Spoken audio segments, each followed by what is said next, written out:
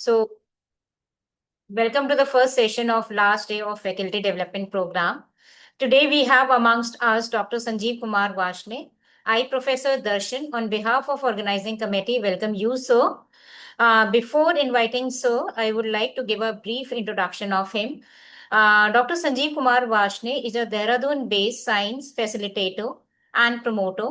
The sir has completed his master in geology in 1984 from Aligarh Muslim University with university medal for obtaining the first position.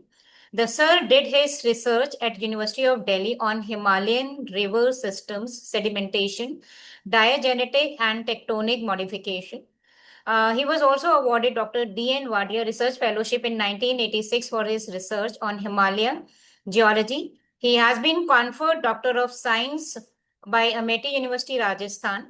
Sir is a Life Fellow of Geological Society of India, Bangalore, Nepal Geological Society, Kathmandu, member of International Association of Sedimentologists, Oxford. He has also numerous certification to has his credit and has several research articles on science policies. The sir has also taught at Kurukshetra University in 1990.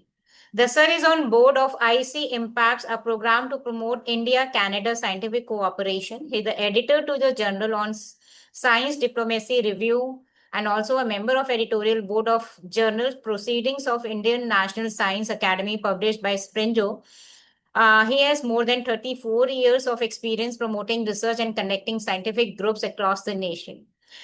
The sir is a member of Academic Council of several universities and a member on board of management of Dev Bhumi Uttarakhand University, Dehradun, and Research Council member for JSS Science and Technology University, Mysore.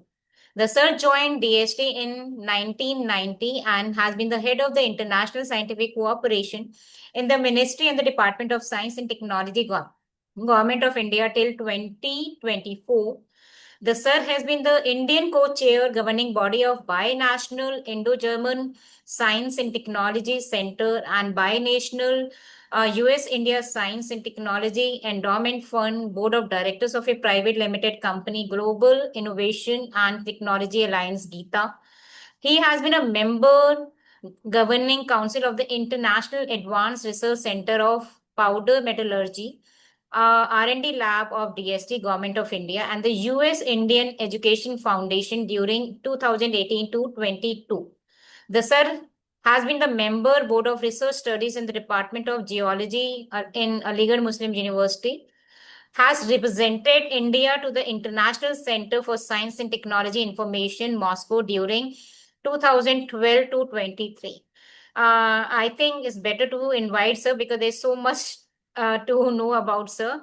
Sir, now I invite you to start the session. Over to you, sir. Thank you and namaskar to everyone. Thank you, Darshan ji and Sonika ji, to invite me over here and share my thought on a subject of project writing. In fact, I must tell you very honestly, in my life, I never wrote a project. Only thing I did was, when I was working for DST, I was reviewing and reading and reviewing projects written by various researchers. So my experience is from the funder's perspective, how funding agencies sees the project. So today I have divided my talk in two parts. One is before writing and one is once you start writing. So friends, I hope all of you can see the second page of my slide. Yes, sir. Very good, very good. You know, when you start any idea, we are asking you to prepare a project proposal, and it looks like a jigsaw puzzle, where to fit what. And a lot of issues comes to your mind, which needs to be addressed from time to time. And only one thing that can take you to write a good proposal is your own courage. If you are determined that we can put together a proposal, you will write it. So it's nothing very great, but at the same time, it requires some consistent effort. It requires a very strong will, and it requires a very good direction where you should write. If we say what is proposal? Proposal is a document which helps you in defining various aspects, like what should be the topic, how you are going to do it, how you are going to design your experiments, what is something you are trying to expert, and why a proposal should be written, because it helps us to plan and review. Plan means when you have idea, how that initial idea needs to be inculcated, how that initial idea needs to be taken to the proposed goal where we are trying to do it, and review, because once you have written the project, then at several steps you can review if you are on time, you are taking longer time, you are taking slower time. So it helps you as a investigator, and also it knows help you in telling both time and budget limitations what you have initially thought. Now, it does not mean, essentially, it does not mean that in case you are overdoing something. For example, for an experiment, you have planned 3 months, but it takes 4 months. It doesn't matter. Or if you have planned 100 rupees and it has taken more than 100 rupees, it is all momentarily, because you need to see in the total flow of the project how things are happening. Now, the most important thing when you are writing a project, that you should communicate your ideas. You know, there are a lot of things in our mind, but we need to express this in a way that other fellow could understand and absorb and appreciate. Because most of the research funding agencies, they are taking help of reviewers. Now, I must tell you that reviewers are people like you and me, who comes from a field in close proximity of yours, and they would be reading your proposal. So they like your idea. If your communication is good, they like your idea, they would like to support it. But in case this communication flow is not good, then there are some problems. Now, there are a lot of agencies. Of course, this is not a complete slide. This is only a suggestive slides that what are the different agencies in India funding science, engineering, and medicine. So, but there are other agencies also, and you have to explore all possible options before you for this purpose.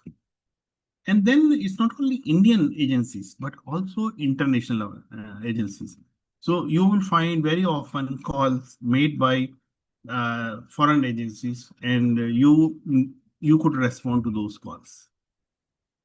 Now, any project would require certain aspects. I think I need not to detail on this, because each one of you understand, all of you who have done PhD, they understand it very well.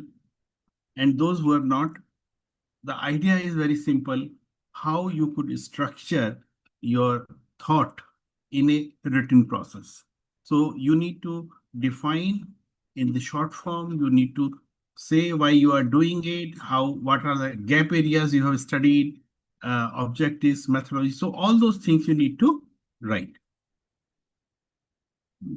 Proposals are written in different forms. So normally, full proposal are asked. Full proposals means that you need to write your ideas, you need to do the administrative processes, you need to attach several documents as required by the funding agencies, and it could be a huge document. But pre-proposal is required for schemes which are very, very popular. And since a large number of full proposals cannot be considered, agencies prefer to invite pre-proposal. Now, you must understand, pre-proposal is more difficult than full proposal. Reason being, pre-proposal becomes the foundation whether you would be invited for full proposal or not. So if you are not invited, so your entire effort may go waste. So pre-proposal should have all the information. Of course, they are not asking any attachment. They are not asking any administrative processes to be done, except maybe in some cases, they may say, get it forwarded by your head of the department or something like that. But beyond that, it is so pre-proposal is a concise form of full proposal, and it needs to be reviewed, and decision has to be taken on the basis of pre-proposal. Concept paper, on the other hand, is a if you feel that there is a research required in a particular area where sufficient programs are not received, so you can make a concept to the funding agencies highlighting why research in that area is important. And now this is a very, very important thing. In each project, we are looking for some certain features. For example, first feature we are looking for is innovation or novelty. What new thing you are planning to do when you are going to implement this project? So that you have to keep in your mind all the time. Language need to be simple, communicative, and you should know how it's. These days, a lot of funding agencies are expecting you to go beyond publication and to say how your research is going to be of importance to the society, to the industries, whether you are going to meet some sustainable development goal, whether you are addressing any particular challenge. So that needs to be mentioned appropriately in the documents. Competence or expertise of the project investigator, that is very important. In absence of you, these proposals would be assessed when you are not there. So in your absence, your application, your project document speaks for you. They are your advocate. So normally reviewers would like to see whether you have sufficient experience in the area where you have proposed a new study. So you must have at least couple of review articles, if not more. If you have more, fantastic. Secondly, they would like to see what is your quality of a researcher. If you are a good researcher, you are publishing in web index journals like Web of Science, Scopus, and those kind of journals. If you are publishing in index journal of low impact factor, then also you are a good researcher. But if you are publishing in journals which are not indexed or which are only webinar, seminar, conferences, proceedings, or which are better not to be named those journal, predatory journal, those are to be avoided. So if you have published there, that is not going to be counted. In projects where we are looking for feasibility, you have to see what are the possibilities and must explain how feasibility is to be implemented.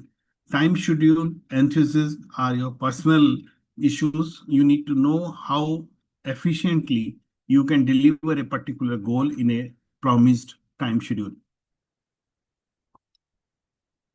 You should have a good idea of the literature. You should establish the gap areas where you are going to work. And then, of course, the outcomes. What are those outcomes and how they are going to be useful? You need to do a lot of prior work, that is research papers. You need to see through prior experience of pilot project to show your capability. That is very important. You should show collection of baseline data, knowledge of required skill set. Normally when you are doing your PhD and going beyond, you are continuously learning how to do various experiments. That needs to be demonstrated in some of your publications. And that is what reviewers would like to see if you have that experience. And then, of course, consent from the head of the institute, because it's not only you who is participating, but also your institute. In case of collaboration, you should see who are the other stakeholders, and you have to see what are the facility you have got in your own institute and what you would like to use elsewhere. And in case some clearance is required from ethical committee, biosafety committee, or preclinical committee, that you need to ensure before Now, when we are writing about projects, we must say two things. One is what we are trying to achieve. And second is how we are going to achieve and can we make sure we have achieved. So we are saying objectives are specific statements that have defined outcomes. So normally we would recommend you to make your project objective SMART. SMART means specific, measurable, attainable, result-oriented, and time-bound. If you can do it, perfect. You are on the right track. And then you have to do a lot of peer review by yourself. You need to check the background. You need to know what is the latest. These days, of course, digital tools are available like ResearchGate, Google Scholars, Scopus. You could see who have published in those areas and how those things are going. What are the known and known responses? What is latest update? Concept has changed in recent times, and finally, you are establishing the gap areas. Now, question is why any funding agency should fund your idea? All of us gets a lot of ideas, and we are expecting that our idea must be supported by some agency. The question is why? What is that agencies are looking for? Why should, so you have to convince funding agency why your idea needs to be supported. So there are several issues through which you can explain. So one is why this project. So when you are saying why, it essentially means you need to establish its importance. If you are going for some novel approaches, then you have to define the novelty after explaining the gap.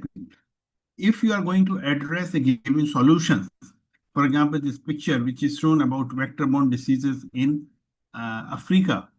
So they have explained this as a particular challenge.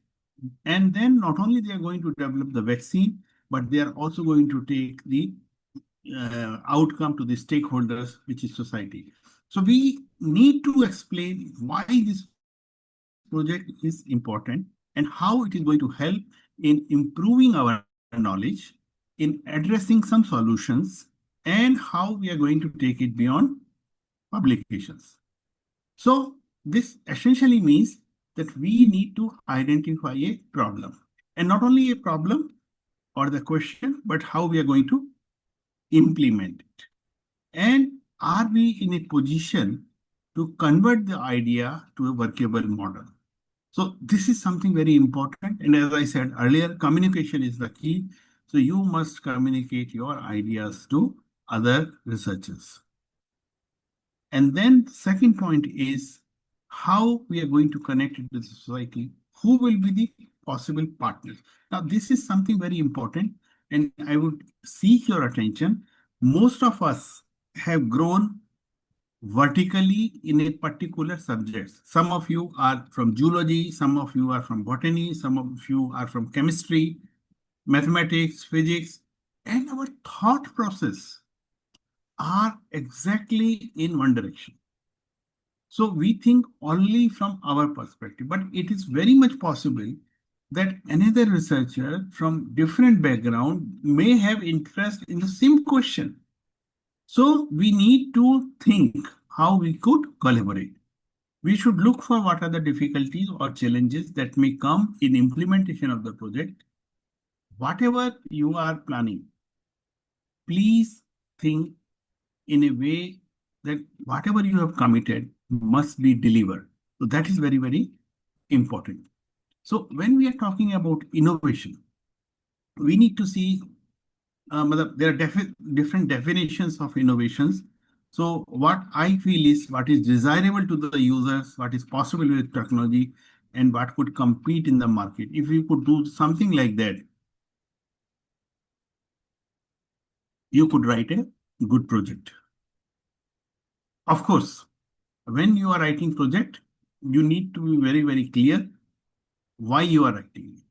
If it is a basic science project, the outcome expected is generation of new knowledge. and publication in high impact factor. If you are implementing science knowledge for improvement of the society, then we are expecting some demonstration in the field level in a given geographic area, how you are going to address it. And if you are going to develop a new product, we would like to see that if you have some user industry participating in your project, and that is how it could go further. Now, once you have established the need of the project, the second biggest question is why you should do it? Why not others? Why you are the best candidate to do that?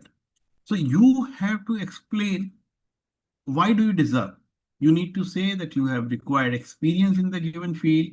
You have required experience in the all the experiments that are designed to be done through this project, and you are well aware about the requirements. So if you could see and reviewers could get convinced that you are the person who could do it in an efficient way, then they could consider the project. Of course, you need to plan actions like who will be, in case you have divided the project into you and your student or some collaborators. So you should know who will be doing what will be the schedule, how they are going to be accomplished, why you are opting for a particular approach road, and you need to define timeline for each activity. And in case one of your approaches, one of your methodology doesn't work, what are going to be your alternate choices? Third thing is, can you do it? Obviously, very often people feel this is my idea, so I should do it. But it is your thought process. The reviewers think that you should have sufficient experience and sufficient resources to do it. Now, very often it so happens that we may have an idea, but the required equipments are not with us, and we need to bank on others. So in such cases, we must have an initial understanding from the host institution housing that particular equipment, if you could do it. It is recommended that you do a lot of things based on the local resources.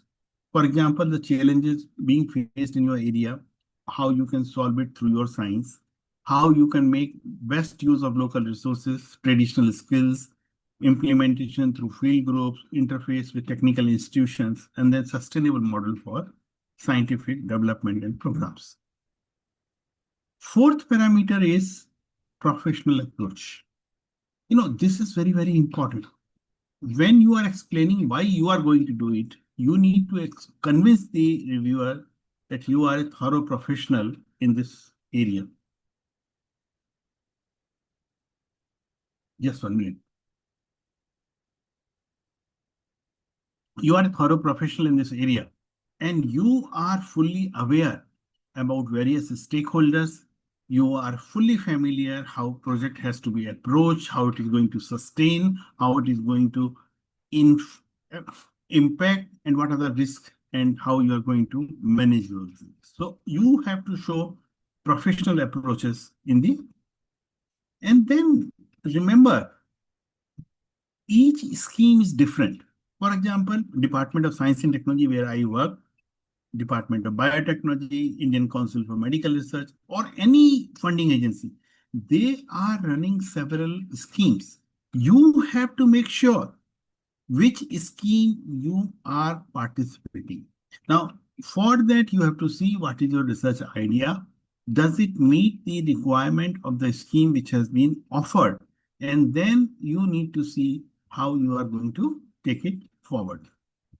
For that, of course, you need to use right form. Very often, people make a mistake that they use common format. Now, there's nothing like common format, like SERV format or ANRF format or DBT format. No. Each scheme, since it has its uniqueness, it has a unique format, and that format needs to be respected. And why it is required? Because reviewers, when they are reading proposals, they would like to compare. And if they are in the same format, it is easier for them. If it is in a different format, they may probably not read it. And then you have to understand who are the different stakeholders for your research preparation, doing research, analysis, presentation, and of course, delivery. And you need to include all their interest in your research documents. So friends, my recommendations are that for a particular scheme, whenever there is a guideline, follow the guidelines, prepare your narrative skeleton. Don't write full proposal initially. Identify who are the possible stakeholders, have a meeting with them. Based on their input, finalize your grant proposal, make your narrative purposeful. This is very important. Prepare key attachments, and then you could submit. So these are my recommendations. And now I'll come to the second part of things, how the project need to be written. So first is that how you should write. You should be concise. You should be precise how you are going to do it. Avoid superfluous words. Several times we have seen people are making use of the word which are in demand. For example, today artificial intelligence in demand. So whatever I'll do, I'll just put AI application. You need to justify why you are doing it. And don't use jargons. Don't assume that referees know everything about you. Don't make them chase for information. This is very important. If you are making any reference to any information written in any different part of the project, indexed it. Put some para number so that it is easier for readers to find out where you are making a cross reference. Don't try to bypass any process, and don't waste your time if it is not to the purpose for which scheme has been introduced. The common pitfalls are that you are too ambitious. Friends, it is important that for a particular project, you should have one goal or at the most two goals. So one objective or two objectives. There could be several sub-objectives, but main objective should remain one or at the max two.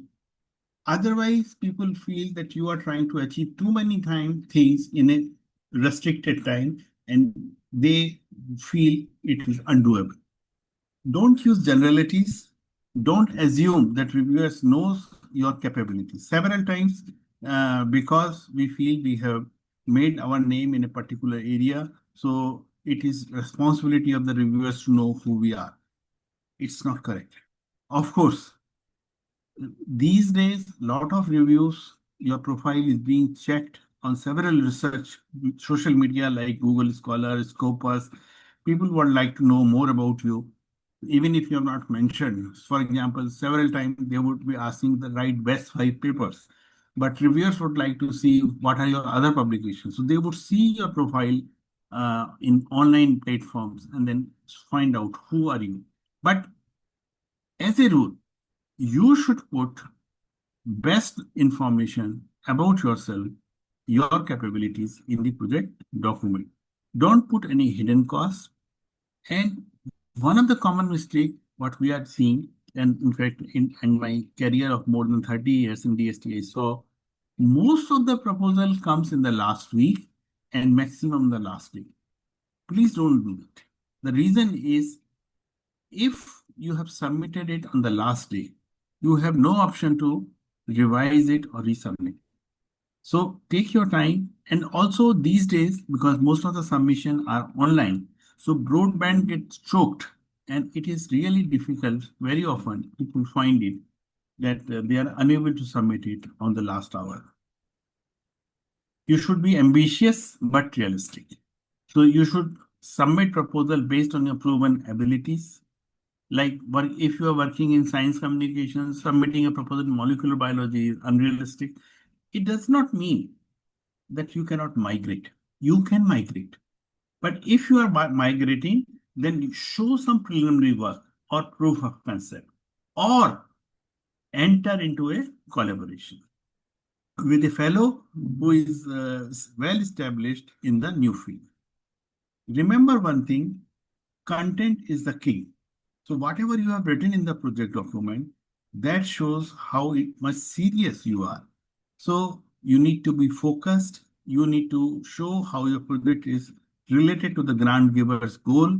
You need to provide details, including justified budget, include everything which is required. Be concise, take time for revision, get feedback from other people. Now, this is something a lot of people miss. If you discuss your project with your colleague, nobody is going to steal your idea. Let me tell you very frankly, it is impossible. If you take same presentation what I'm making today to you, and you have listened to me once, but second time, if you make a presentation, you will make little different. You cannot make a copy. So please take feedback from other people, maintain your individuality. That is very important.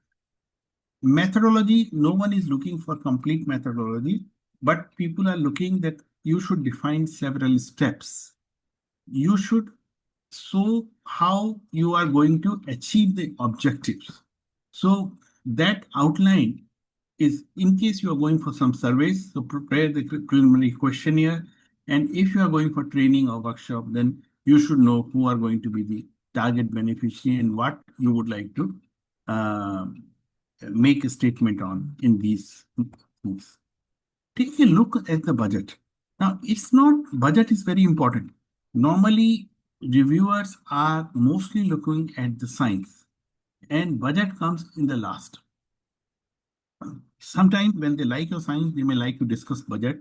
Maybe they ask you to revise it, but it is always good to make a better approach. You should know what you are looking for and what could help you in delivery of those projects. What are the guidelines of the funding agency and your own institutions? And in case you are going for equipment, go for quotation. Remember one thing, funding agency grants you for equipment and not a fixed amount, but that equipment. So in case there is a revision in cost, it could be either by the company or it could be because of exchange rate. Then you could claim the actual value. Of course, we need to make the PERT chart. PERT chart is very important. It helps you in planning how you are going to do various activity in the project and when you are going to do it. Now, coming to professionalism when you are submitting. So everything needs to be indexed. As I said earlier, that it is important that all references are crossed. So in case you are referring to information given elsewhere, you should know which page number, header, footer, photos. Make photo and diagram an essential part of your project document because photos or diagram sketches, they say a lot more than the text could say. And it is easy to understand. And remember, all of you are teachers.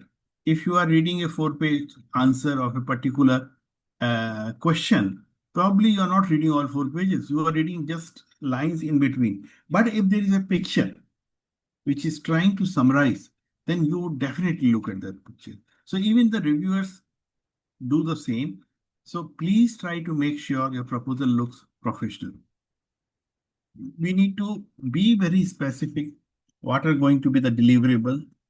What is the possible outcome and how you are going to achieve? Also, you need to take care that in case there are some issues, how you are going to handle it. So normally we would recommend that you should have a co-PI in your project who could help you at a time when you are required somewhere else. Then before you finalize your document, go for proofreading and editing. Of course, proofreading these days, a lot of digital software, like even Microsoft Word can do it.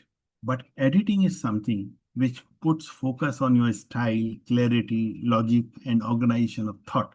This is very important. And you must do it after you have done your first writing.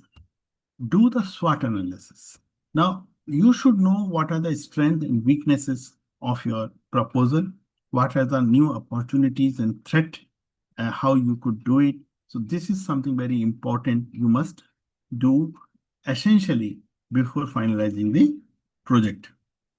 Mentoring makes a difference. Now, in case you are afraid of going to your colleague and discuss with them, go to a mentor. Mentor could be anyone. It could be the fellow with whom you have worked in past. It could be head of your institutions. They have ideas how a project could be implemented.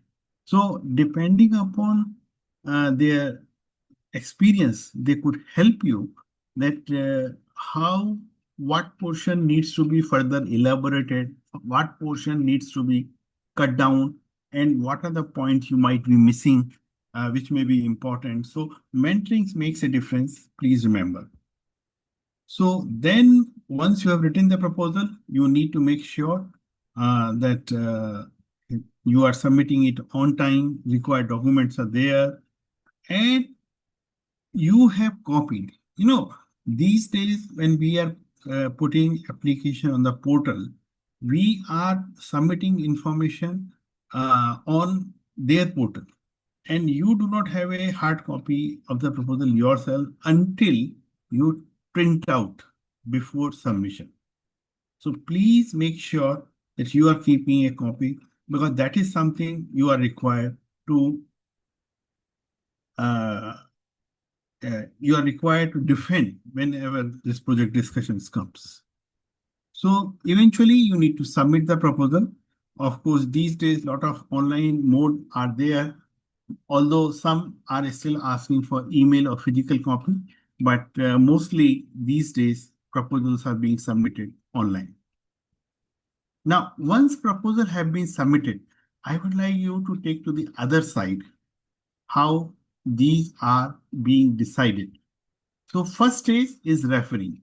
Referring is by a person who works in close proximity to you. And this fellow understand every word what you have written and may have his or her opinion on that. The possible threat is the fellow may be your rival and may have a very critical view of what you have written. Second stage is reviewing. Reviewing is a bit broader term, and we are expecting a group of people to listen to the projects shortlisted by various referees individually. So they may not be from your immediate areas, but they are broadly from your area and they understand what you have written along with what referees have observed, and they would take a view that how it needs to be done.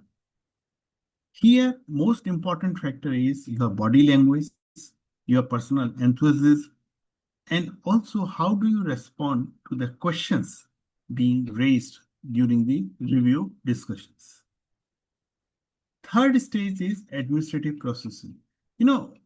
Review committee may make a recommendation, but administrative agency or funding agency may not give or may give you or may not give you the project. The reason being, each agency have got a limited pocket size for a particular scheme, and whatever project they could accommodate in that, they would love to do that. But very often, it is not possible to accommodate everything that has been recommended. And sometimes it is also possible that there is some money left after all the recommendations have been accepted. So it could be a situation. We must understand that these are three different paths where our project need to go. So you should understand how the review is done. Reviewers would be reading several applications. Make sure your application is easy to read and easy to understand. Impact and significance should be clear. Convince them to be your advocate. Why I'm asking you because if they like your idea, they may give you a high numerical score. And because funding agencies have to pick up select number of proposals, they cannot take everything that what is recommended. So if they have given you high numerical score, chances of your success are much better. You should always, as I said in the beginning, explain why you are doing this, how you are going to do it, and why you are going to. Several kind of misconducts we have noticed. Plagiarism, I think all of you might have heard about it. Materials which have been copied from elsewhere. Charges for the work already done. Several people submit number of projects for same work to different agencies. Sometimes even to one agency to different schemes. And they charge twice, which is wrong. Falsification of data and reports have also been reported from India, even fabrication of results. This has led to ill reputation of India, and a lot of paper this year has been retracted. So we caution you not to do any of those things. If your proposal is accepted, fantastic. But if it is not accepted, don't give up. Take view of the agencies, talk to them. Normally, these days, you get a computer generated short and sweet that your proposal has been regretted. But if you are not convinced, you can write to the concerned officer and ask them to give you detailed evaluation. So you can re-evaluate, revise, and resubmit. You can resubmit for the same program, same scheme, or you may look for other potential funding agencies. Just 1 minute. And these are the top 10 reasons for unsuccessful project. One, project doesn't address the scheme's priorities, guidelines not followed, not a compelling idea not clearly presented, methodology appears to be flawed, overuse of jargon, overly ambitious, narrative and budget don't correspond. You might have written a good proposal, but presentation was not that good, or it is repetition of already published work.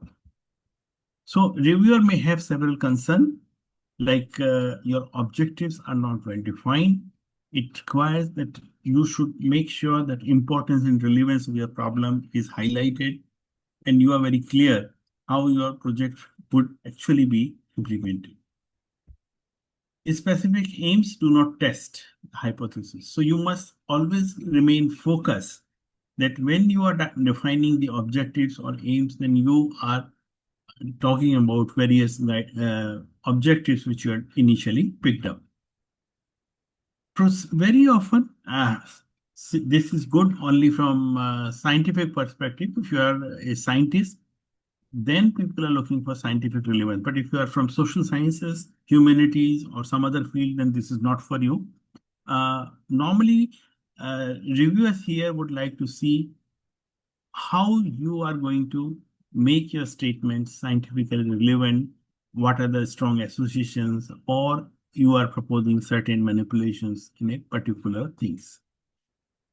Application is not appropriate for the grant agencies. So you have written a good proposal, but it's good for another agency, not for the one you have submitted. Proposal is overly ambitious. If you have put up lot many goals or lot many budget, then you are overly ambitious. If you do not have the basic data or the preliminary data and you don't know how to get it, it just means that you are starting from nowhere. So it needs to be ensured. This is a very, very qualitative statement where reviewers take a decision based on your biodata if you can do it by yourself. So they would look, as I said, in your previous IP, it could be publication, patents, designs, copyrights, and they would see what you have done and what needs to be done.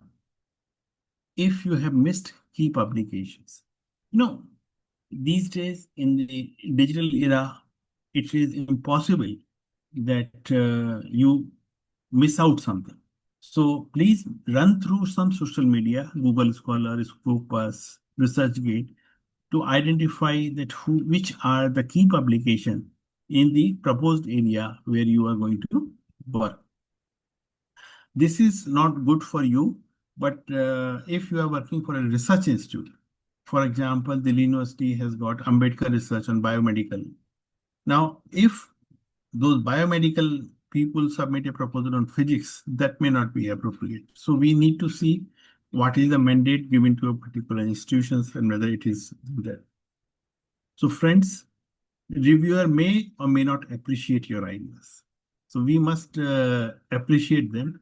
Only thing, various funding agency ensure that they do not have a conflict of interest. So we are trying to make sure, and conflict of interest is primarily we are looking that if you are related by blood or by marriage, if you are teacher and student, or if you are employer and employee.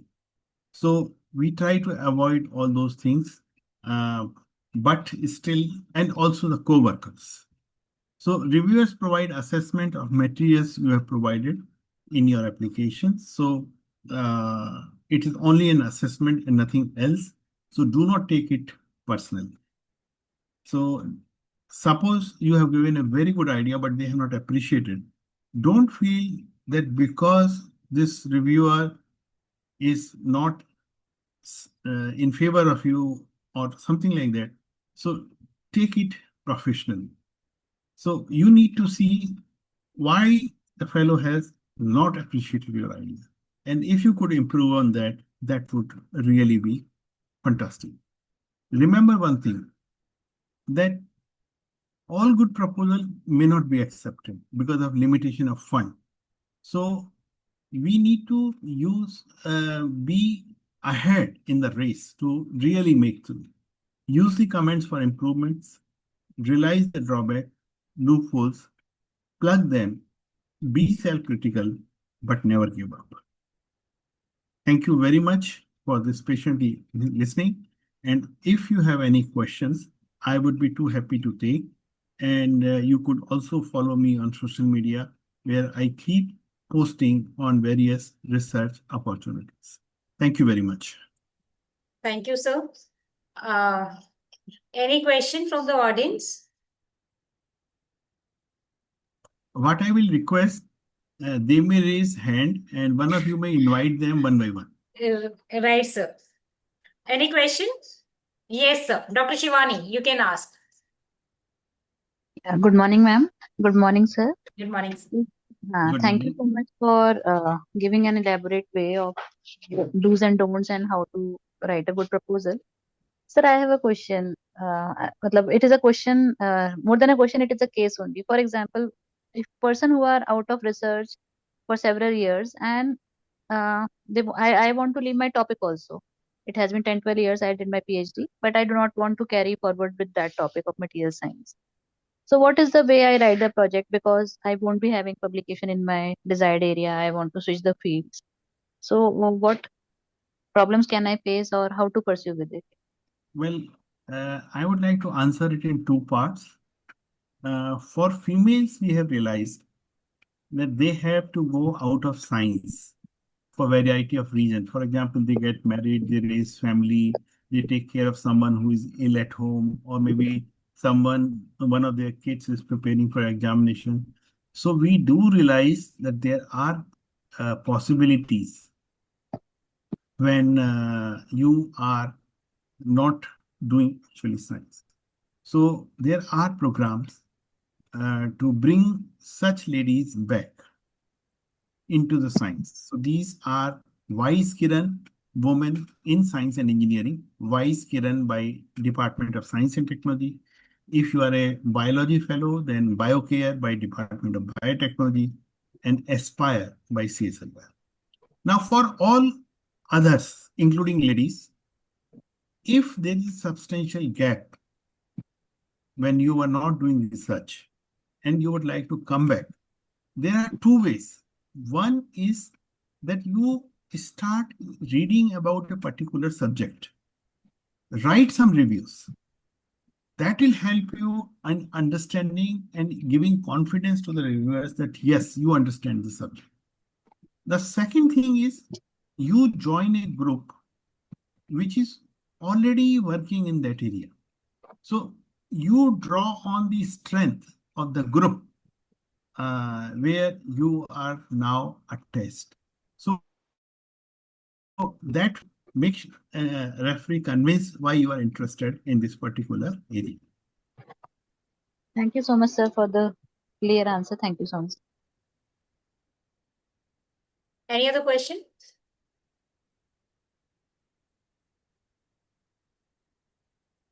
So there is no more question. I think Divya has raised hand. Divya Mathur has a question. She's raised her hand. Divya, you Good can morning, sir. ask. Okay. Good morning. Sir, I just want to ask one question. That do you think that there are less calls these days? Well, I find that there are less calls from DST or DBT for project submission.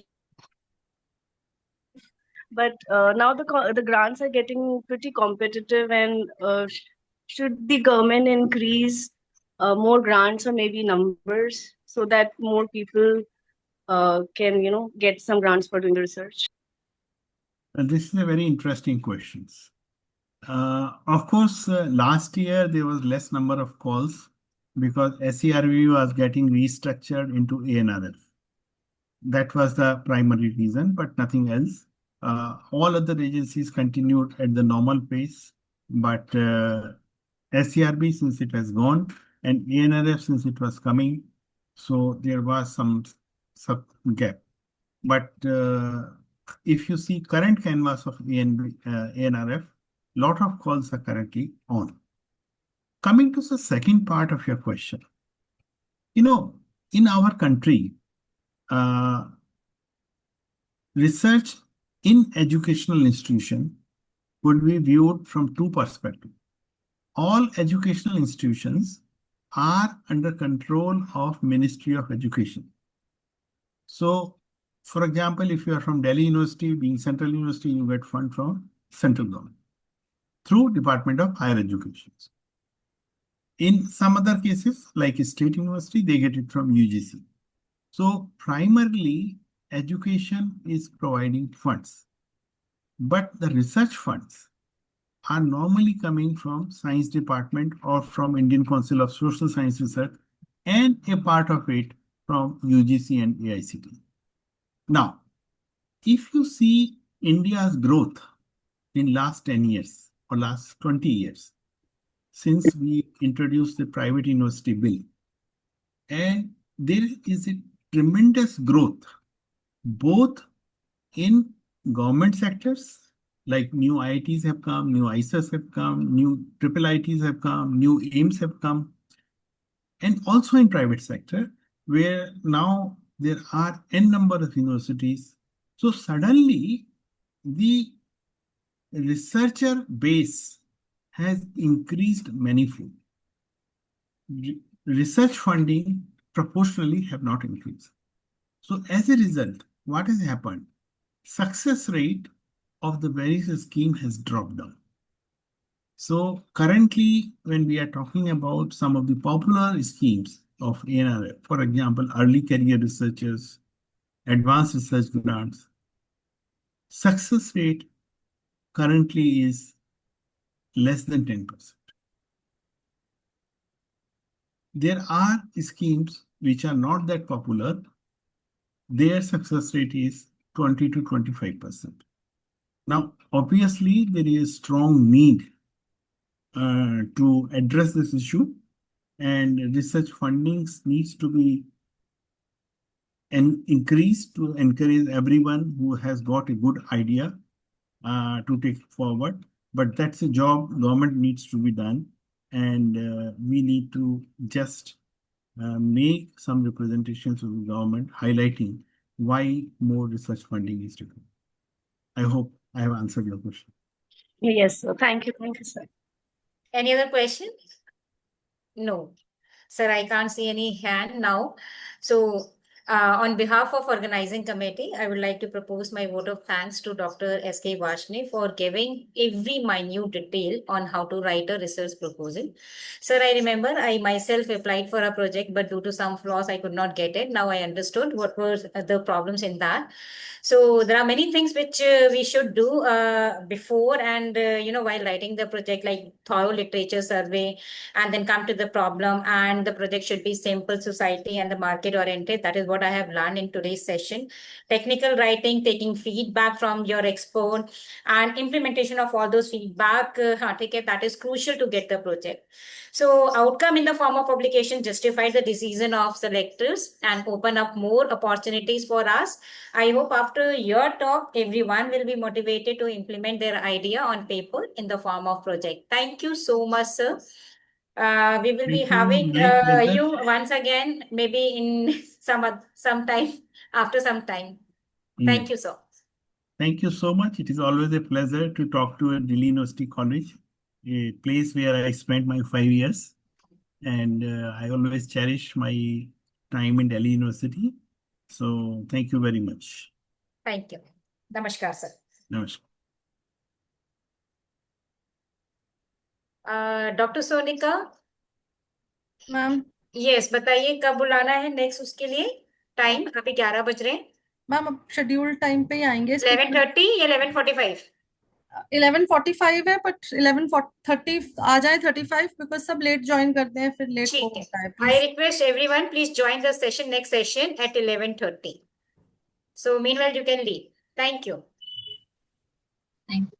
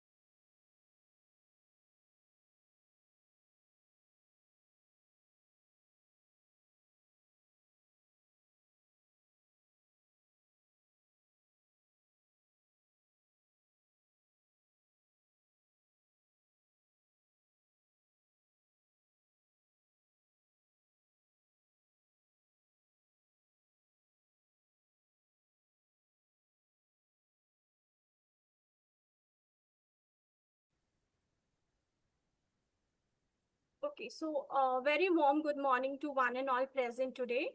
First of all, I would like to take this opportunity to welcome our speaker for the session, Professor Manish Kumar Kashyap.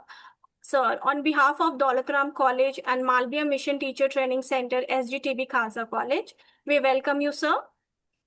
Before we start this session, let me formally introduce you to our second speaker, second session speaker for today, Professor Manish Kumar Kashyap.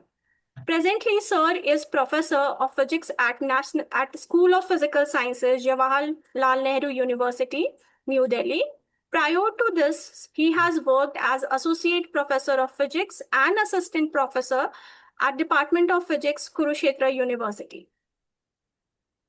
Professor Manish has earned his Master from Kurukshetra University and doctorate from IIT Roorkee under supervision of Professor Sushil Aulak and Professor Tashi Nautiyar. Following his doctorate, Sir has done his postdoctorate from Ames Laboratory, USA, under supervision of Professor Bruce Harmon on UGC-Raman Fellowship. Professor Manish is two-time recipient of gold medal in BSc and MSc Physics degree for securing top rank at Kurukshetra University. Talking about Sir's research journey, he has published over 110 research papers in reputed international journals and in national and international conference proceedings. Sir has also many international research collaborations. His teaching interest area are quantum mechanics, advanced quantum mechanics, classical mechanics, condensed matter physics, and electrodynamics. So broad area of research is theoretical condensed matter physics, material science, plasma physics, and accelerator physics. Professor Manish has guided 9 PhD students and 1 postdoc, and currently 6 PhD students are working under his guidance. He has completed 3 research projects, and currently he has 1 ongoing project from IKS scheme AICTE. Today, Professor Manish is going to talk about ethical conduct of research. We welcome you, sir, once again, and we are eager to hear from you, sir. It's over to you, sir. Thank you so much. Thanks for the introduction. And thanks to the all organizers of both the colleges for inviting me to share some of my words on research ethics. All right, so let me share my screen first and then I will come to you. Just check, can you see my screen? So no? Yes, sir, it's visible. Okay.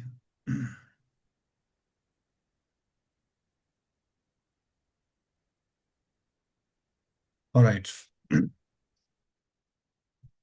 Okay, the topic which I have taken is ethical conduct of research. And so this is a refresher course on embarking in NEP, and it is being organized by UGC-MMTTC from Guru Tegh Bahadur Khalsa College, University of Delhi, and Daulat College in collaboration.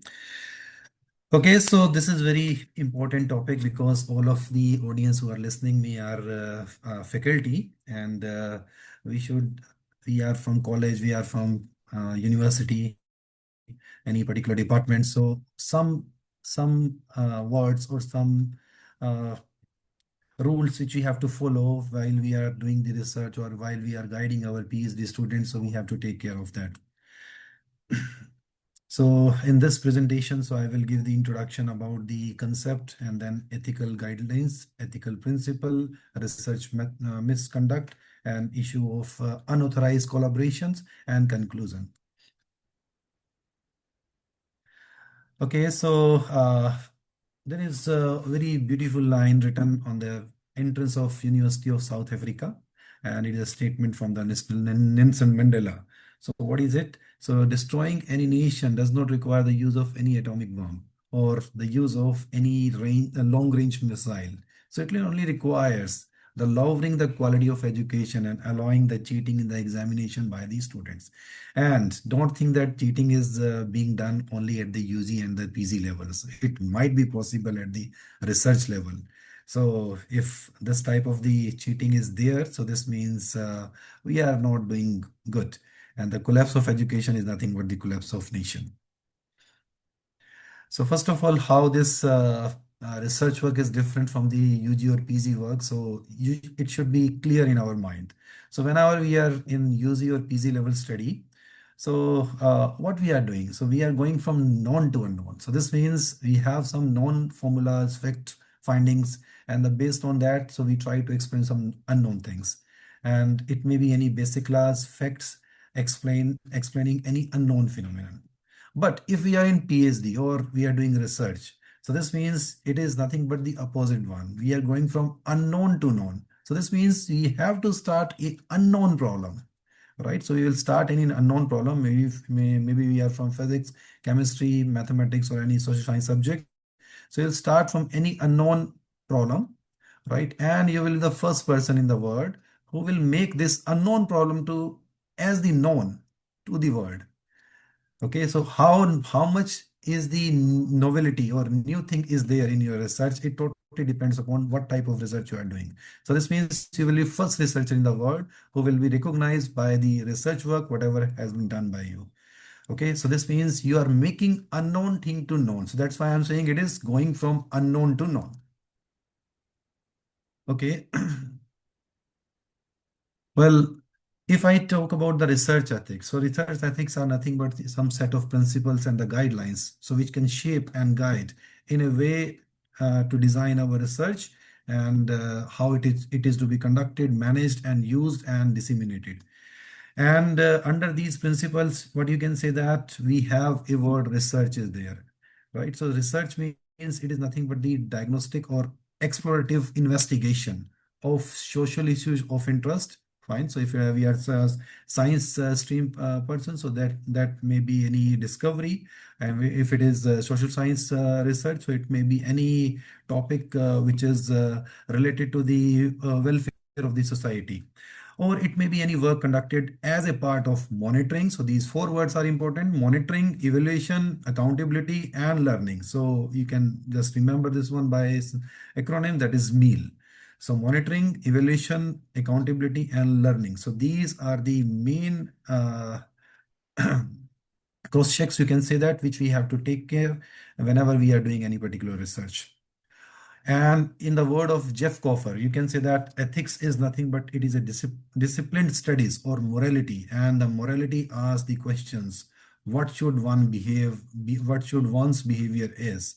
So this means ethics we should take into account very seriously. And what will be the main role of the research ethics? So it will be clear in my further slides. Coming to the C word, so if it is nothing but a systematic study of the value concept, good, better, good, bad, right, wrong, or any general principle that justify the applying the particular concept, whatever you are applying, concept you are applying. And if you talk about the ethics, so you can say that these are the norms for conducting the research that distinguish between acceptable and unacceptable behaviors. Okay, so this means whatever the research you do, so it may have two particular outcome. So that is whether it is acceptable or not acceptable. Fine. So if it is acceptable, so this means it is easily publishable. So if it is not acceptable, so this means you have to go one step back again, and you have to rethink that, you have to replan that how to conduct your research again. Then you can say that research ethics is nothing but of two types. So one is the descriptive research, and second one is prescriptive research. So when we talk about the descriptive research, you can say that it asks a question from us, that what the culture or society believe is morally correct or not. Okay, so this is coming in the descriptive ethics, and if it is prescriptive ethics, so you can just ask a question from yourself, that how should I behave as a researcher? What character traits should I cultivate?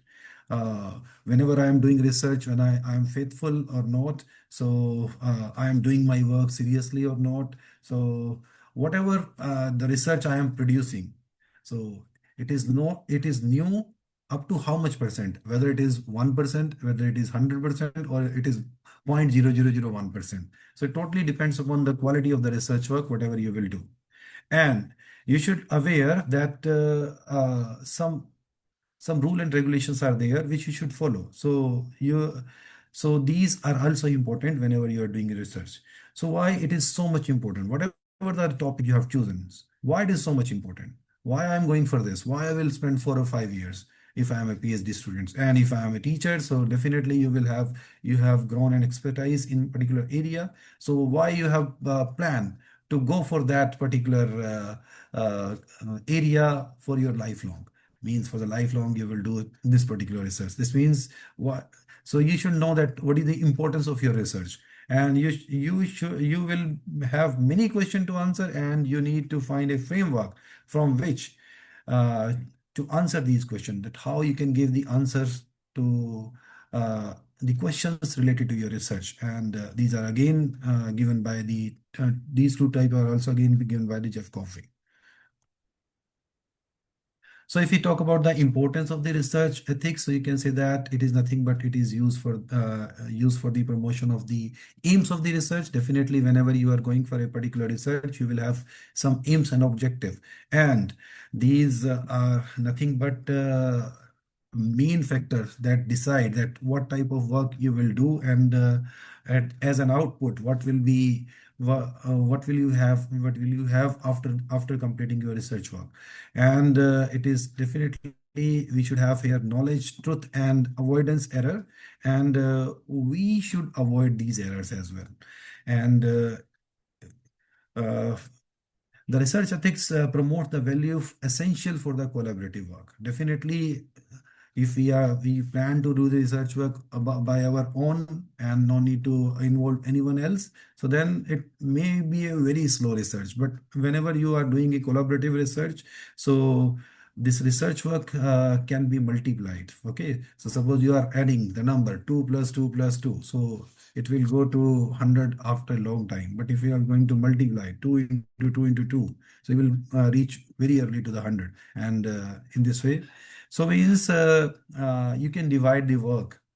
Suppose you have a clear idea what is the research concept, and accordingly on that research concept, you have to work, and you can divide the portions that okay, some part of the work will be done by one, some part of the work will be done by others, some part of the work will be done by the others, third one, and so on.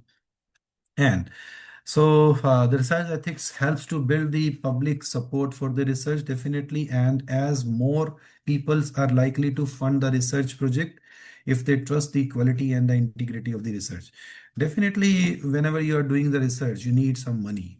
Whether to purchase some equipment or to do any field survey. And if it is so, then you have to seek the financial support. And it may be any government agency which can give you the financial support, or it may be any industry, private industry. Because if you are doing any particular research work which is also of interest of the industrial people, so those industrial people can support your research projects, and if they are funding, so this means you are doing work not only for yourself but for that industry's people as well.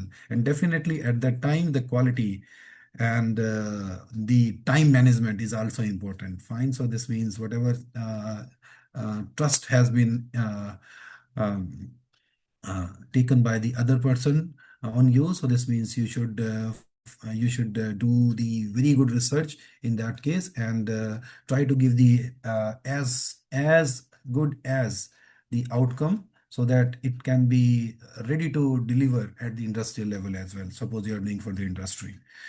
And you can also help if you are a social science student. So definitely you can help some government agency or private agency to make some certain rule for the societies based upon your research.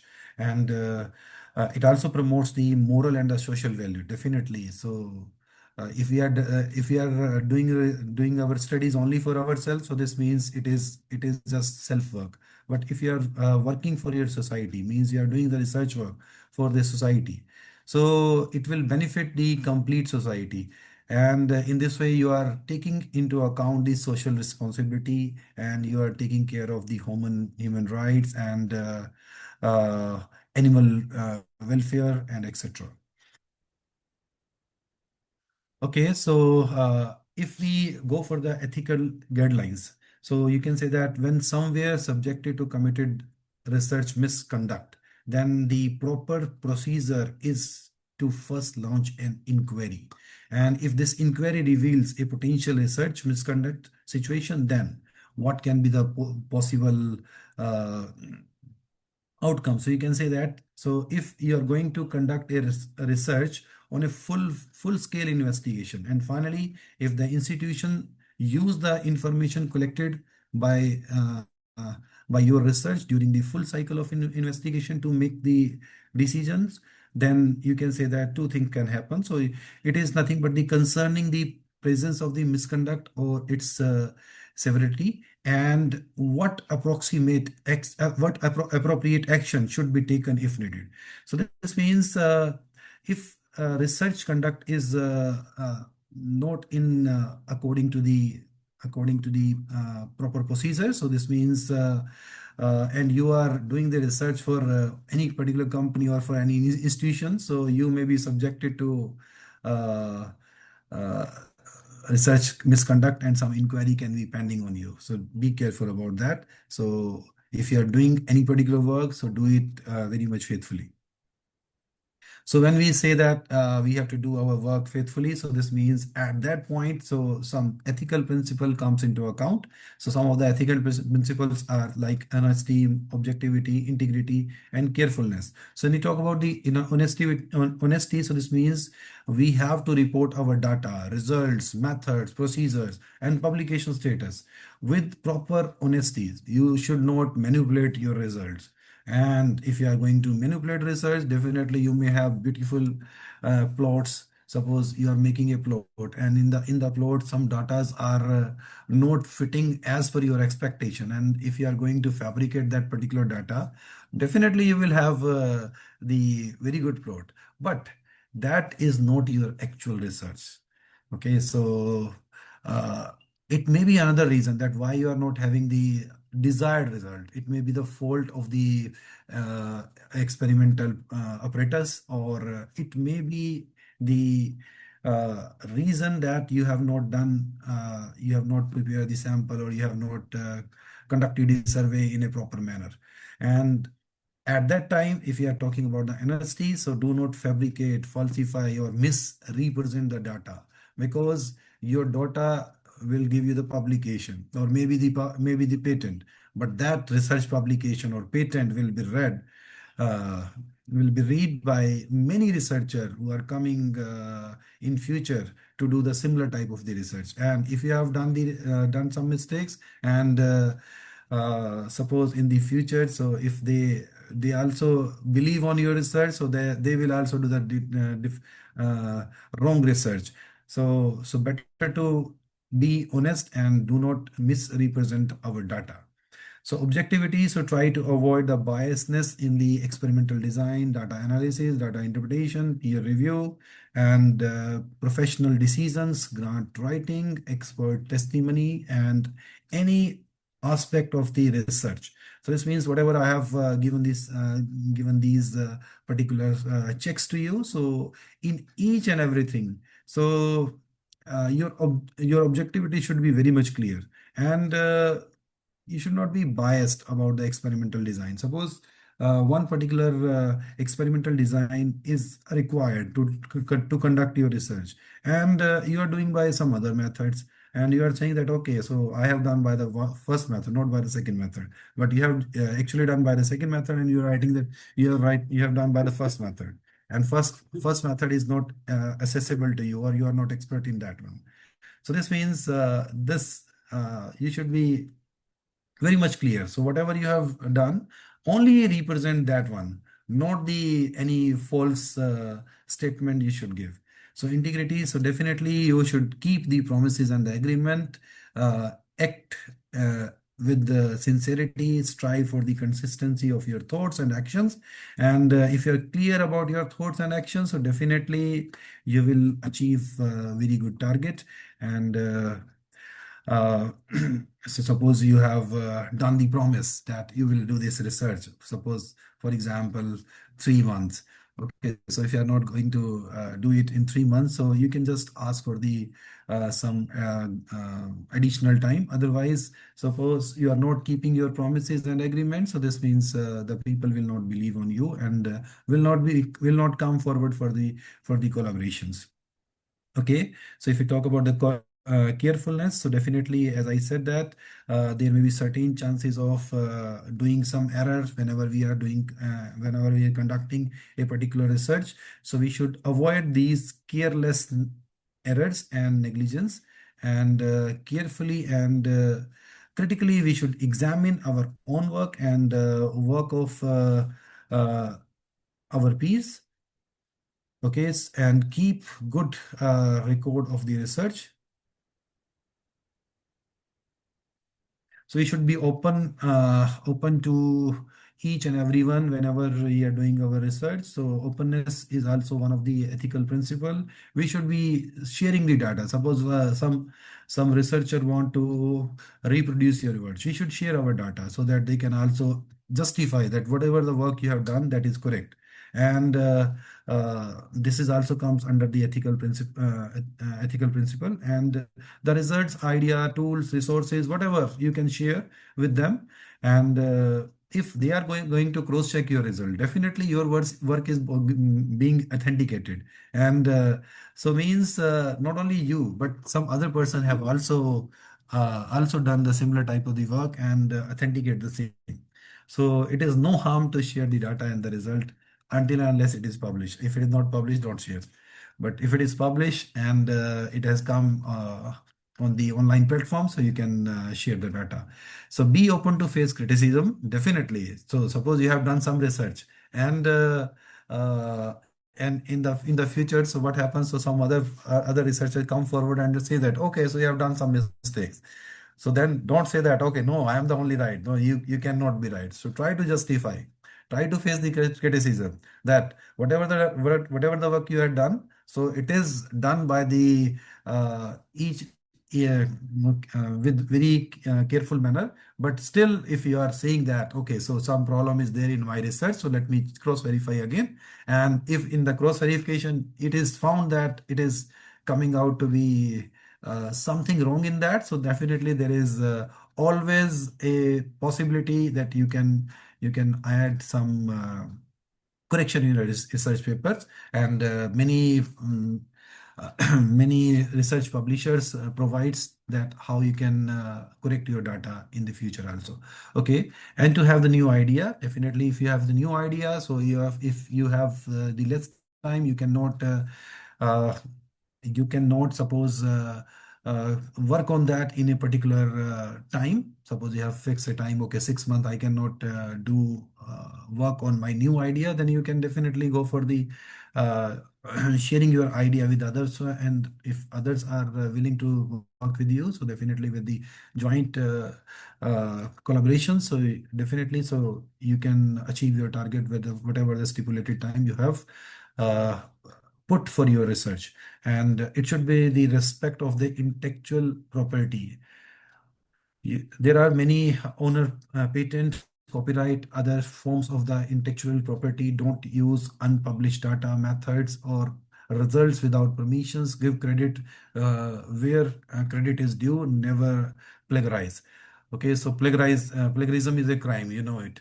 And if we are in IPR, so definitely, so suppose one work has been published and you have to use that particular one particular figure or one particular table in your own research, or it may be a review paper also from your side, and you want to use a particular figure or table published in the previous work.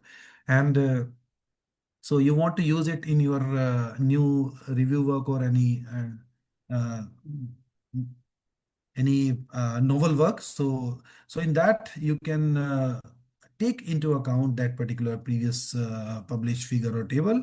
But for that you have to go for the rights and permissions. So you have to seek the permission from the publisher that whether you can use it or not. So if the publisher gives you the permission, so definitely you are free to move, free to take that particular table, figure, or any content into your account, into your new paper, and you can just acknowledge the copyright permission that you have adopted with the permission of any particular publisher, whatever the publisher of that previous research is there. Okay, and so this means give credit where credit is due, and it is the normal policy. So if you are using even if you are using, suppose in a particular table, you are writing a data, and that data is already published, and you are verifying that particular data. So you should write that, okay, previous data was this, and my data is this, and for the previous data, you can just write the reference reference. Okay, what is the reference? And accordingly, you can also put more weight on your content of the table, and in this way, the people will believe, okay, so similar type of the results are coming. And if it is not similar, definitely you have to give some justification that you are true and the previous result was not true. Okay, so you have to believe on the confidentiality. And why confidentiality is required? Because sometimes it is required to protect the confidential communications such as paper, grants submitted for the publication, personal record, at least up to that time, till your research grant or maybe the research publication is not published, or research grant you have not obtained. And definitely trade or military secret or patent record. So if it is not published, have not come into the open domain, so you have to maintain the confidentiality.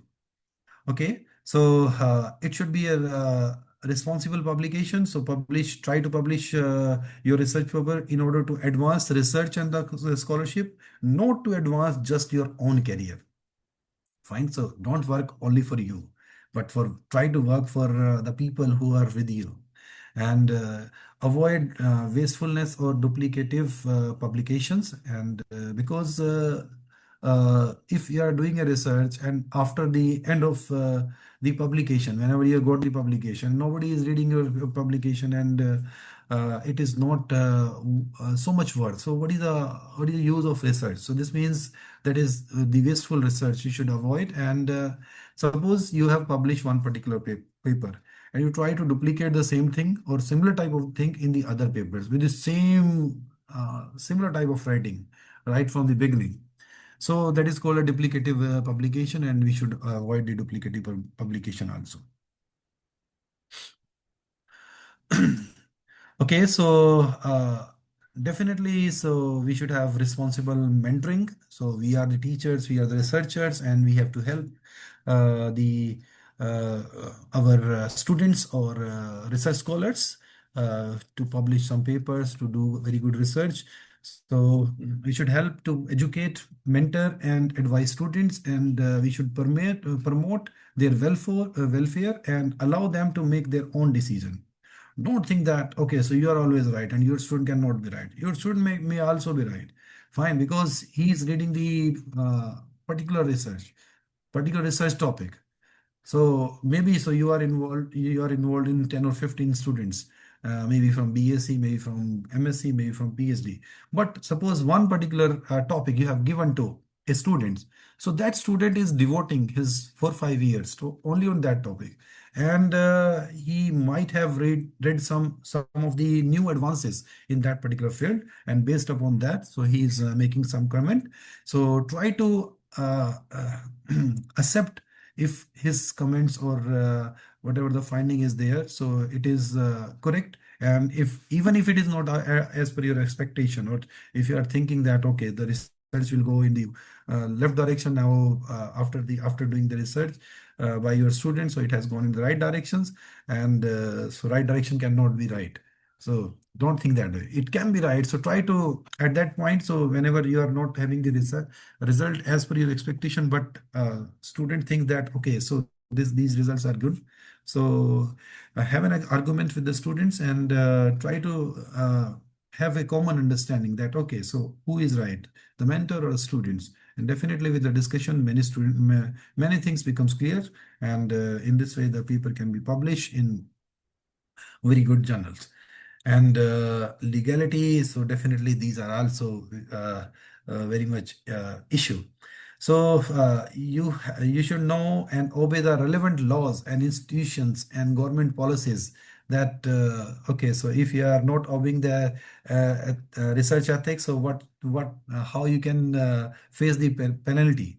Okay, so definitely, so if you are stealing someone's work, and one day you will be caught, and some penalty may be imposed on you. So this means legal issues are there. So we should avoid these type of these stuff of stealing the things from others without properly acknowledging them. For example, if I take the animal care, show proper respect and care of the animal whenever these are being used in any particular research. Don't conduct unnecessary or poorly designed animal experiment. So because life is important, and whether it is from any element, so if it is done for the research, any particular research study, so be careful that you are not making any harm uh, until and unless it is required in your research. Okay, so human subject protection. So if it is there, so when conducting research on the human subjects, so minimum harm and risk and maximum benefit should be there, and you should respect the human dignity, privacy, and autonomy. For example, so you are doing some survey and you are asking some personal questions. So even if you are doing the research and you are making some personal questions, and so those personal questions should not be come into the public. So that should be a journal study. So okay, so if it is coming as a journal study, so definitely we should have a solution of any particular problem related to human beings. And so that's why it is said that okay, so we should provide the minimum harm and risk to the human beings, and try to maximize the benefit to the society. If we go for the research misconducts, so definitely there are three types of the things. So fabrication, falsification, and plagiarism. So if we talk about the although so it seems that words are similar, but all are having different meanings. So for example, the fabrication, so it is nothing but the making of the data or the result and the recording or the reporting them. Okay, so we are trying to make data by our own. So even if these have not come in as our result of outcome of any particular experiment, and but we are just making by our own. Okay, so that is called a fabrication. So means uh, actual data is not there, but you have for the plotting a particular data. So you have just written some data, and accordingly you have designed a particular plot. So that is not a correct sign of the research ethics. And if it is falsification, definitely it is nothing but the manipulating research material or changing or omitting the data and or results such that the research is not accurately presented in the research record. Okay, so this means now, this time we are manipulating the research materials. For example, you have done the research on the X material and you're saying that you have done on the Y material. So that is also falsification. And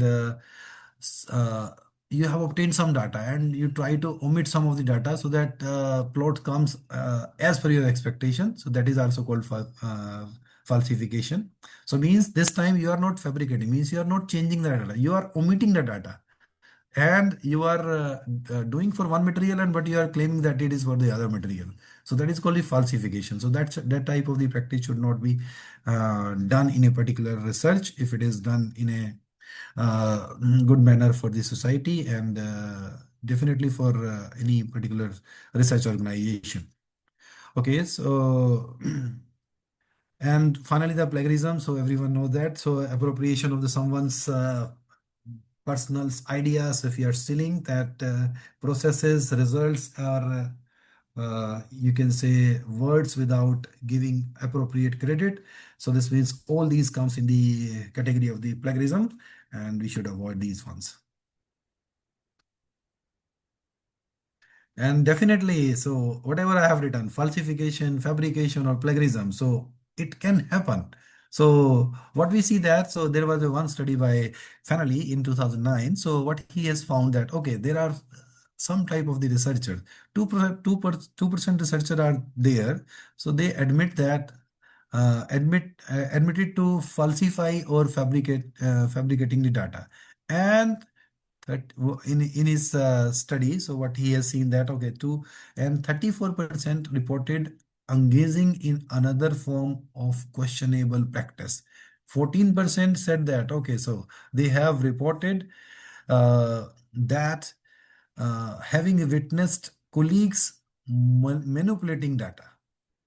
So this was the studies done by the finalists. So what was the aim of the study? That how, whether suppose we are doing some research misconduct, whether we are accepting this one or not. So only 2% accepted that, okay, they have fabricated data. 34% accepted that, okay, so they have uh, done it in another form from the questionable practice. And 14% that, okay, so not us, but some colleagues have manipulated the data. So you have seen some research ethics rules, and there are the violation of the publication ethics. So what can be it? It can be the data manipulation, simultaneous submissions, plagiarism, uh, Islamic slicing. So this gifting authorship, duplicate publication. So I have explained each and everything only as Islamic slicing. So in Islamic slicing, what is that? So suppose you have done a large part of the research and what do you say that, okay, so I will use my big research I will publish this big research in 5 different parts. Okay, so this means you are slicing your research and you're trying to uh, take the benefit of one research into the 5 research. So if you are dividing into 5 parts, so that is called Islamic slicing, and that should not be done, because definitely if you are going to publish 5 different paper, so it will be in some other research publishers and not at one particular place. So if it is at the one particular place, definitely a reader will get more information from the bigger article as compared to the smaller 5 article. So let us take some example of the research misconduct. So it can be the image manipulations, it can be data fabrication or falsification, data omission, and plagiarism from the work of the others. Could also be ideas gleaned from the peer reviewed and used as one's own work. Don't think that. So if you are a reviewer, suppose you are reviewing a particular manuscript, and that particular manuscript has come to you for review. So what do you see? Okay, so you are so much smart, and you try to take the idea of that particular authors whose publication has come to you for the reviewing. So you take that particular idea or data, and you, before his paper is being published, so you are going to publish it as your own work. So that is also coming in the category of the plagiarism, and sabotage is also there. So we should avoid all these research misconduct. And if you want to check some retracted articles, so you can search on this website, retractionwatch.com. I will give you some example of retractions as well. So retraction means suppose you have published one particular paper, and after at a later stage, the research publisher try to retract your paper. So they cancel out your paper and give the statement, okay, this has been retracted because of a particular reason. That particular reason he will mention, whether you have stolen the data, whether you have taken the picture without any permission, or you have manipulated in particular graph. So whatever it is. So if you're working in science discipline, so ethical principle in science are nothing but the respect to autonomy, uh, beneficence or non-maleficence, and research integrity and objectivity in research. So all we have explained all these things already. And don't do's to ensure ethics in this science. So what it can be? So it is nothing but maintaining the transparencies, whatever you have done. So give all these in your research publication or patent. Fine. So don't say that, okay, so you have done in a X way, and you are saying that, okay, and you are publishing it as a Y way. Fine. So if you have followed the X way, means one particular way you have followed for conducting your research, you should give only that one in your publication, not the other one. So that is nothing but the maintaining transparencies and highlight the collaboration. Okay, so what happens? So suppose there are 5 friends and they all have contributed in the research, and after some time, suppose one is not in the good relation with the other 4, and so what the other 4 try to do? So they try to publish the research papers without acknowledging or without highlighting the collaboration from the 5th one. So that is also not a good sign of the research ethics. Okay, so so if one person has done the work in a group task, so definitely the due credit should be given to him or her, and in this way, each and every collaboration should be highlighted. Disclose conflict of interest, definitely. So if you are doing the research, right, so you might have some conflict of interest, and suppose and in this way you may have, suppose, any particular person to whom you want that, okay, so your paper should not be reviewed by that particular person who is not in a good relation with you. So you can disclose the conflict of interest. Okay, so my paper should not be sent to that particular fellow or that particular group, or it may be a number of groups. Okay, and if you will disclose the conflict of interest, and in this way, right, so then definitely the editor will take into account the same thing, and he will have a transparent review for your article. So you should follow the policy and the guidelines set for the research ethics.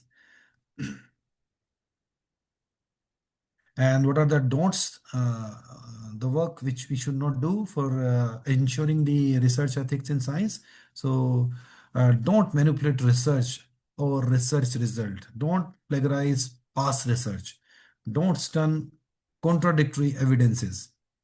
Don't artificially inflate research records. So all these should be taken into account so that you are having a research which is which can be proved easily in the future also, which can be relooked or researched again by the future scientists or future students, and they can also obtain the similar type of the research whatever you are publishing in your research papers. Okay, and then now many things comes whenever we are working in a group. So let us see what is this group research. So definitely, so if you are conducting a particular research in a group, and that group is having a number of people, so it should be published by the name of all of them. Like I have given in the previous slide also the example of 5 persons, and at the time of the publication, so what happens? So you should not try to omit some of the names and who have conducted the research, and try to produce the better result for your research. And at that time, that is one more thing is important. You should not add the name of some new persons who was not the part of that research right from the beginning, ab initio. And if you are adding those names, so it is also unethical. So means we should publish with those persons only, so who have actually contributed in your research papers. Not we should give the false credit to the other students just for thinking that, okay, this person is close to me, or I should make some favor for that student, or maybe any of your colleague. And this kind of practice, so it may take you to the legal dispute also, and you should try to avoid such type of all possibility that you should not omit the name of the researchers who have contributed in your research. And commercial sponsor, so definitely suppose some commercial sponsors are there and who have funded your research, and whenever you are publishing your research and you are not acknowledging their commercial sponsorship. Okay, so these are the guys who have given some funding to you, and based upon that, so you have made a base to do your research, and suppose that sponsor were not there, so you won't be able to start your particular research. So definitely, so whenever the research work is completed, you are going for patent or the publication. So you should give the due credit to the commercial sponsor also, and commercial sponsor should be acknowledged as the professional writers writing uh, for them or doing research for them. Well, if it is a group research, definitely the very first things which comes in our mind is nothing but the group of teacher and the students. So publication with teacher and the students. It may be a number of students, it may be a single student also with single supervisor. So suppose it is a single student with single supervisor, so both of them together should have a preconceived plan and they should go for the joint publication. However, sometime what happens? So definitely students remains under the teachers or researchers. So it is not ethical that suppose a particular student or scholars is there and who does the actual research, and the teachers after finishing the research work, so allow his name to be added as a co-author without any allow a particular another students as the co-author without any contributions. That is not a correct sign. And the same way, so most unfortunate part is that in most of the cases, out of the respect, the scholar puts teachers' names on the top.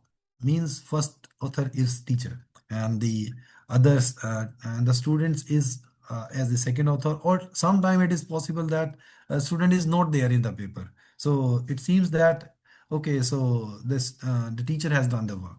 So it is a responsibility of teacher that the true credit should be given to the students if he has contributed in the research. So definitely, whenever we are students, so we need the first author papers, and we should give the first author to our students so that they can have some base, some papers whenever they are going for the higher studies or maybe for some jobs, and get due credits as well. So this act is highly unethical, and if all these things are happening, suppose whatever I'm saying, that teacher is not giving the due credit to a student, teacher is giving the credit to some other students who have even not aware of the projects. So all these are unethical research ethics, and this is highly unethical and amount to misappropriation of the students' work by the teachers. So we should not do this one. So we should not go for the misappropriation of the students' work. And if we will give the respect to the students, definitely student will also give the respect to the teachers. One more problem is there that we may have the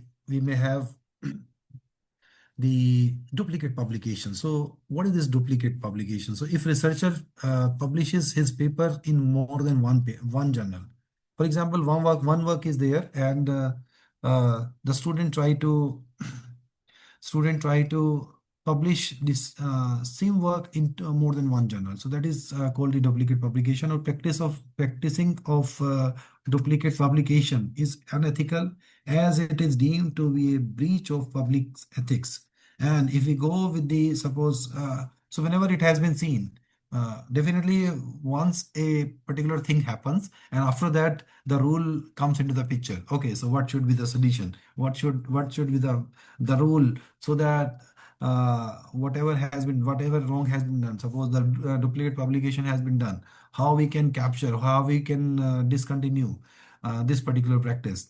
So at that time, the rules comes into the picture. So definitely each and every publisher is having some rules. So, and these rules are common in practice. And if we go with the International Committee of the Medical Journal Editors, so those who have made the rules for the research in the medical sectors.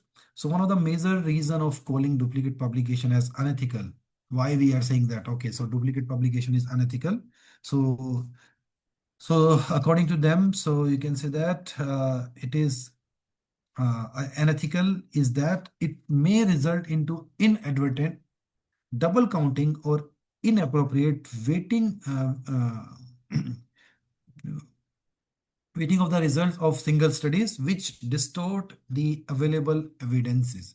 Definitely, so if double counting is there, so it will seems that okay, so suppose 10 paper were there, but now all the 10 papers have been published in the second journal also. So it seems that okay, so 20 paper has been published in a particular area, and so this means these has been counted twice, or we have increased the weight of the result of our studies, and we try to believe that okay, so in this way we can get more reputation. Definitely it will not happen. So suppose it will come in the mind of the researcher. So so on the basis of the complaint, so the research paper may be retracted also.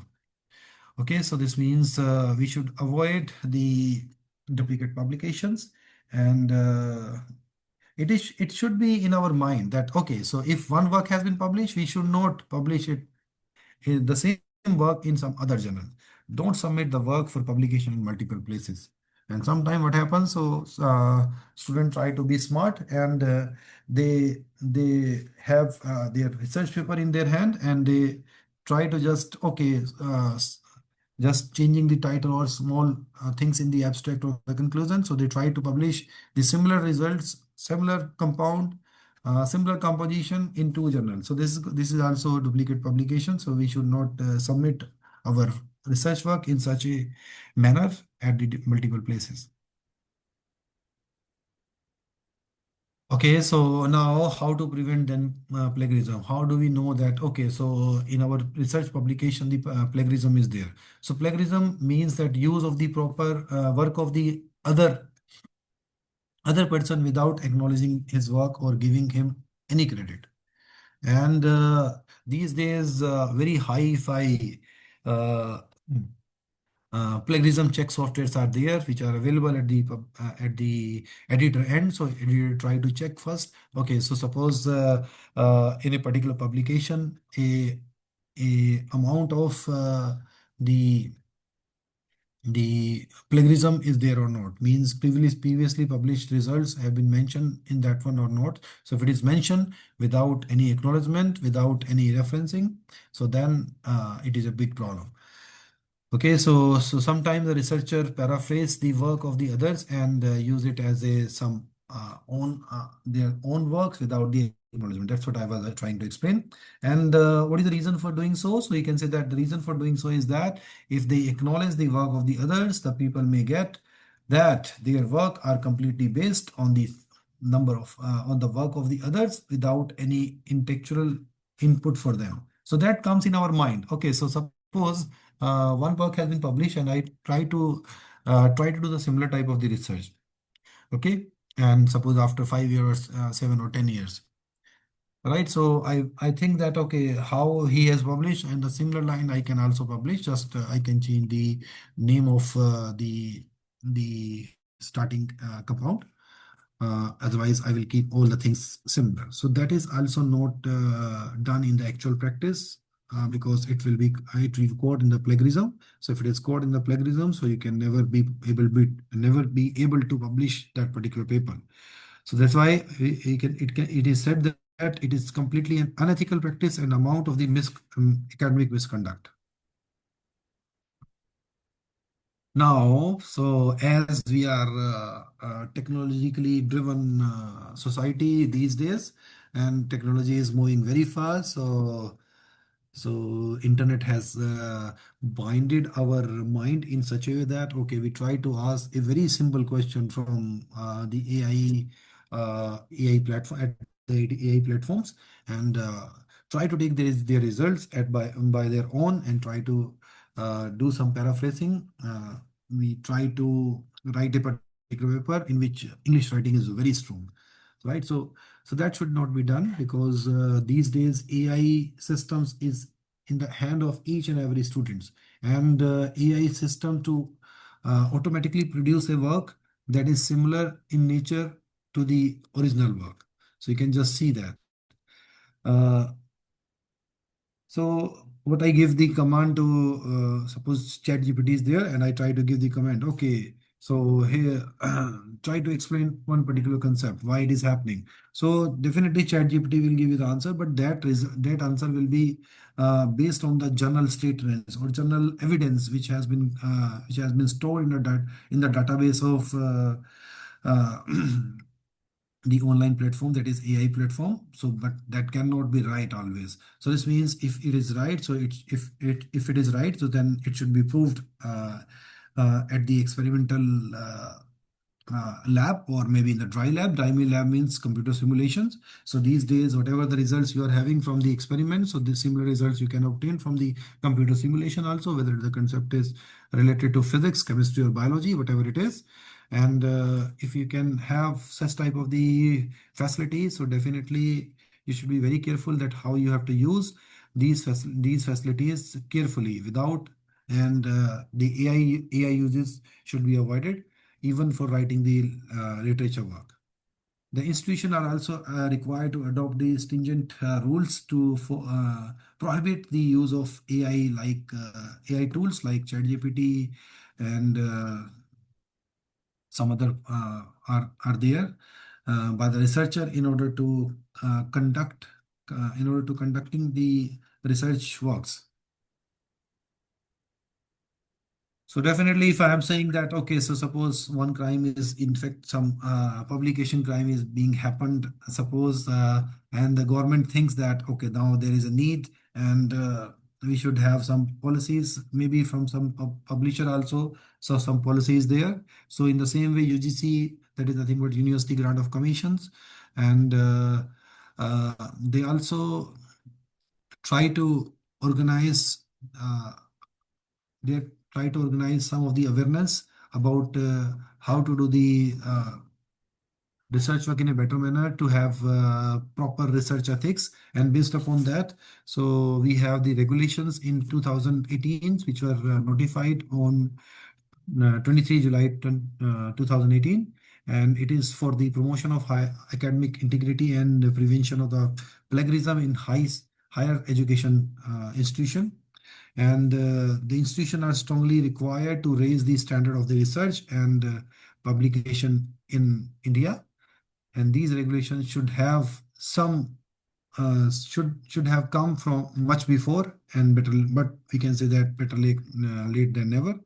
So the question comes in our mind. So okay, so why it is happening in these days? What the crime I have done that I have to face these regulations, and my ancestor, or maybe my father, or maybe grandfather, they have not faced such type of the regulation, right, before 2018. But whatever is the case, definitely for the technological driven society, we should be very careful that whatever the data we are presenting, whatever the work we are doing, that is authentic or real or novel, and it should not be challenged in the future. So for that's why these regulations are so much important.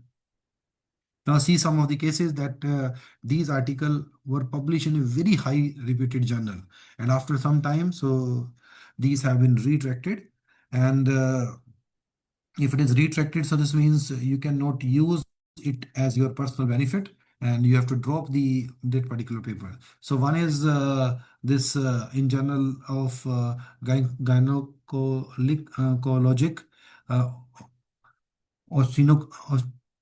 Oncology, sorry, and it is a paper written on the microRNA signature of tumor derived exomes as a diagnostic biomarker of ovarian cancers, and it is retracted, definitely written by the Taylors and Garcial Taylors. So what is the reason? So I have highlighted these reasons. So this article has been retracted, and it is not a it is retracted following an internal investigation by the University of Louisville,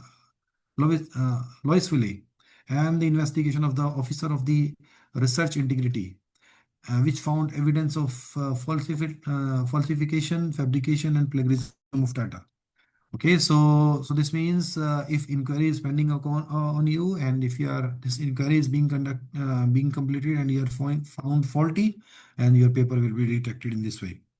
Okay, so all the author have been notified for this restriction. So that's what the message goes to the authors. Okay, so they might be surprised that why their paper is being retracted. So proper reason is given that, okay, so it is done the falsification, fabrication, and plagiarisms. And as such article represent the several abuse of scientific publishing system. So that's why this has been retracted. In the same way, suppose we take the example of microbiology or biology or chemistry, you can say biochemistry, microbiology, biochemistry, biotech, whatever you'd say. So you can say that again, it is a retraction note from Nature Scientific publisher. A specific method is there. A specific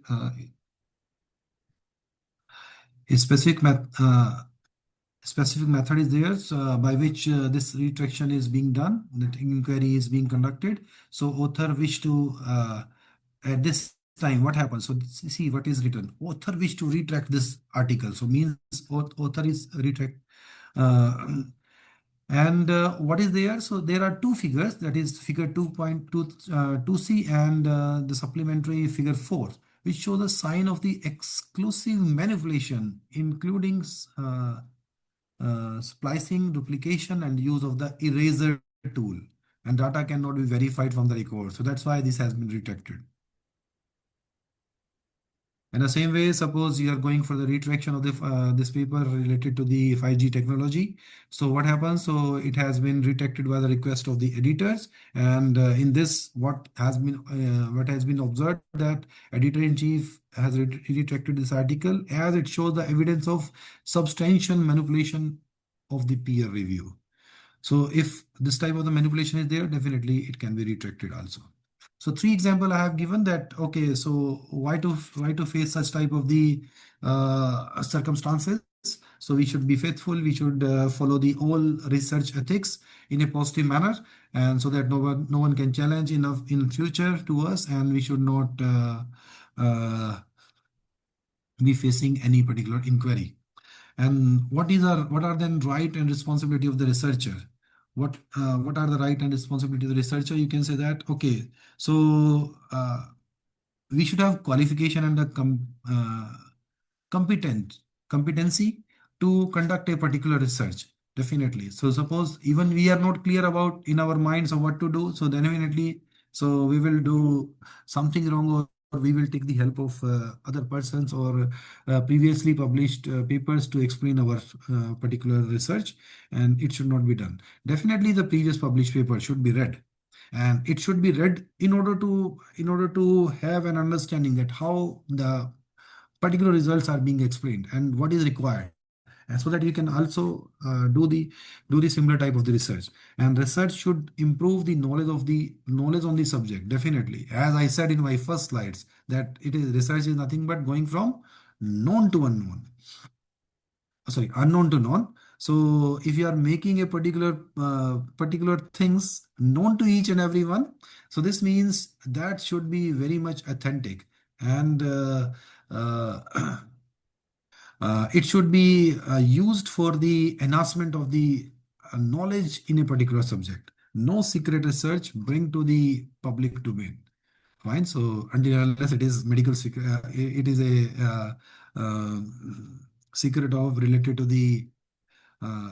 military or army, you can say that. So definitely, so secret research should not be there, and it should be done if it is an academic research. Definitely, if I am giving my talk, so I am talking about the academic research only. So no secret research should be done. So it should be bring to the public domain, and should follow the ethical guidelines. Honesty and transparency should be maintained. Respect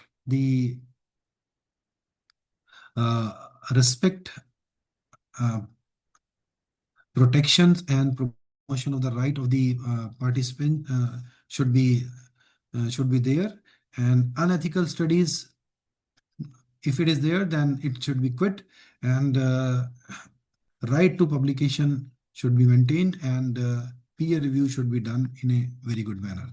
Even if you are getting the peer review, you should be giving very good review of the article. Otherwise, no need to accept that one. Okay, so relationship among the researcher. What can be the principal researcher responsible for?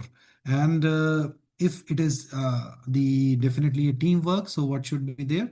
So ethical conduct is there, but the junior assistant, students, and trainee should have an equal responsibility of each and every research, whatever is being done, if it is done by them.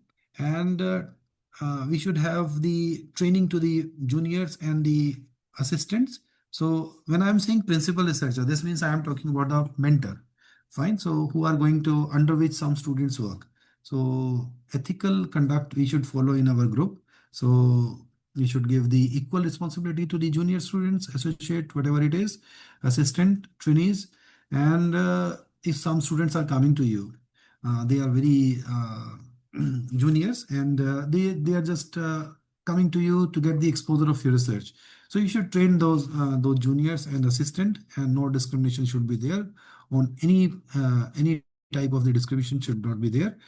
And researchers should not mislead or force other researcher. Okay, so means if work is done, so this means that particular work in a group should be done by following all the research ethics. Otherwise, it should not be a very good practice.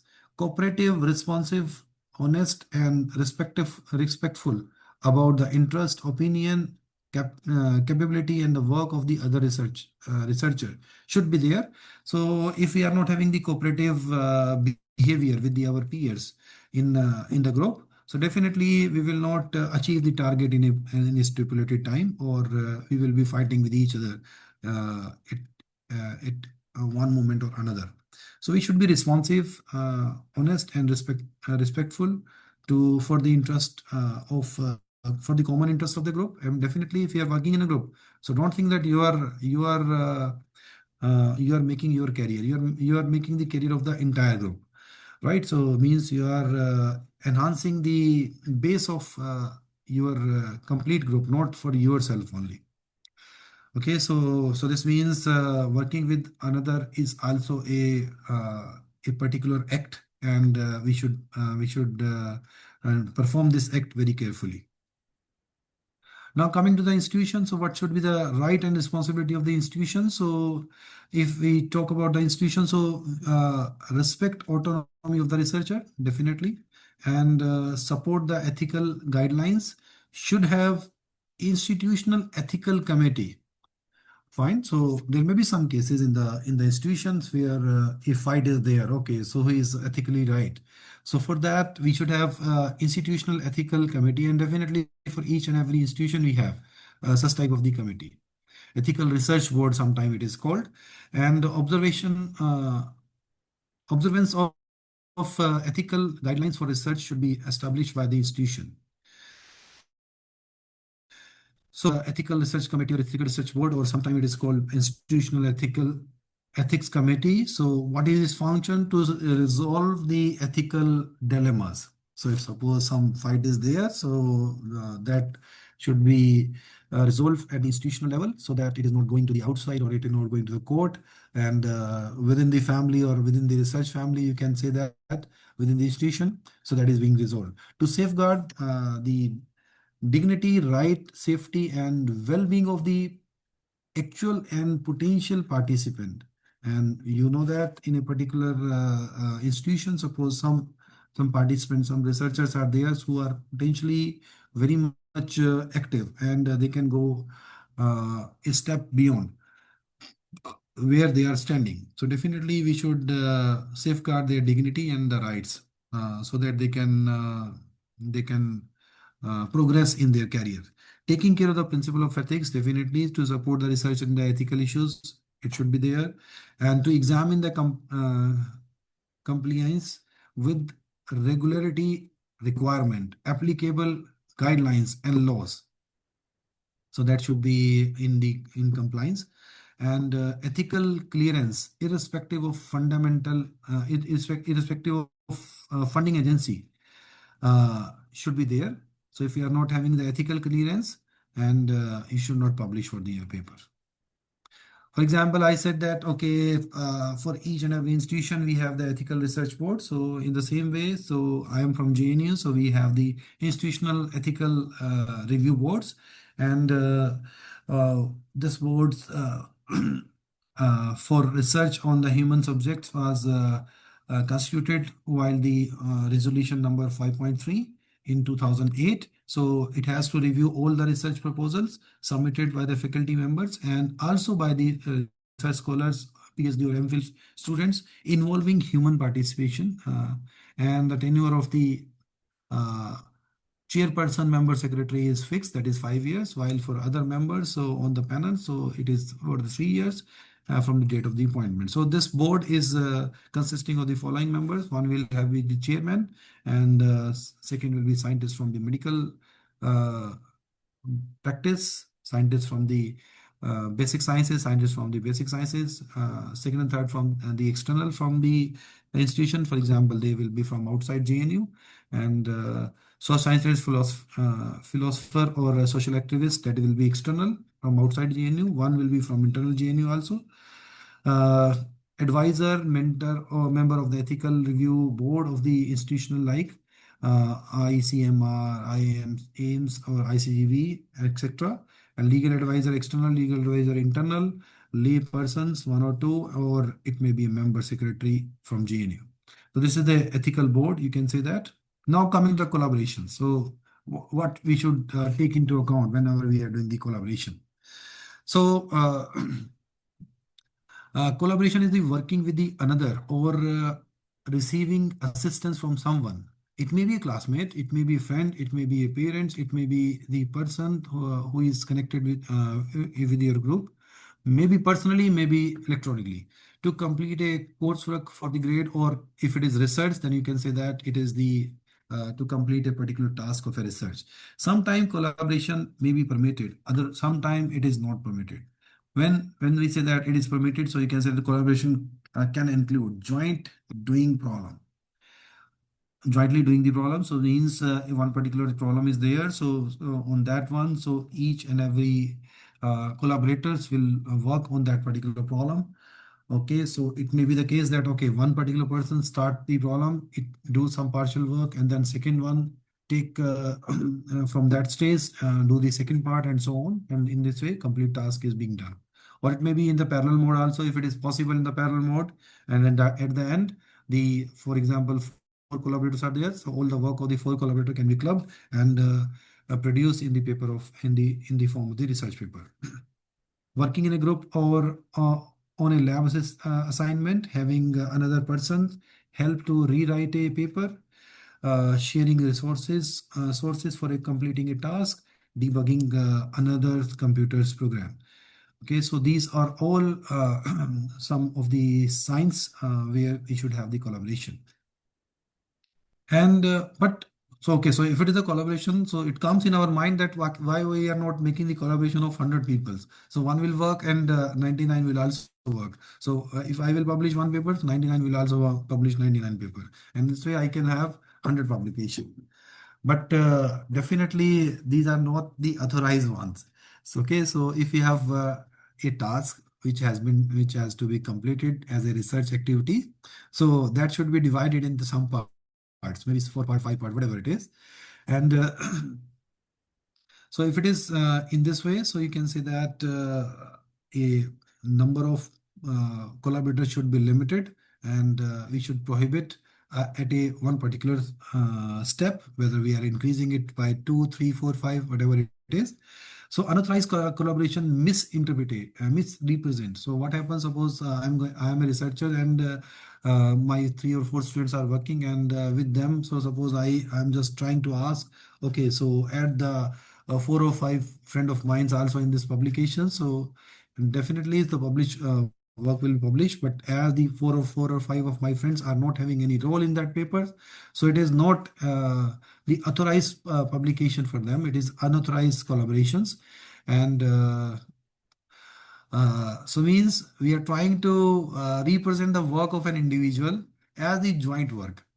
Fine. So even if I'm saying individual, so this means one particular student was involved, and I'm trying to give, suppose person is trying to give the weightage to not only to one student, but to the 5 or 6 students. And those who always work with others are unaware of the gaps in their own knowledge and skill. And they are not aware that, okay, so what are the gaps? Okay, so I'm making a collaborators, even that collaborator is not having some the expertise, right? And he's not having the knowledge and the skill. So what is the benefit of that particular collaborator? So we should avoid such type of the collaboration. And students should be held accountable for understanding and following the rules, and they must ask the question if they are unsure. So whenever we are going for the joint publication, definitely some of the students are not aware that how we should go for the joint publication or the research collaboration with others. Okay, so it should be done with the help of the in the consultation of the mentor.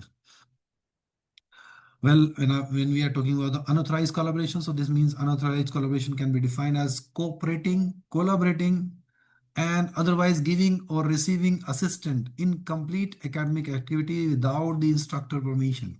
Means your head of the group is not aware that, okay, so one particular student has uh, taken the help of others or not for a joint publication, but suppose the other one is being added in the paper by the students.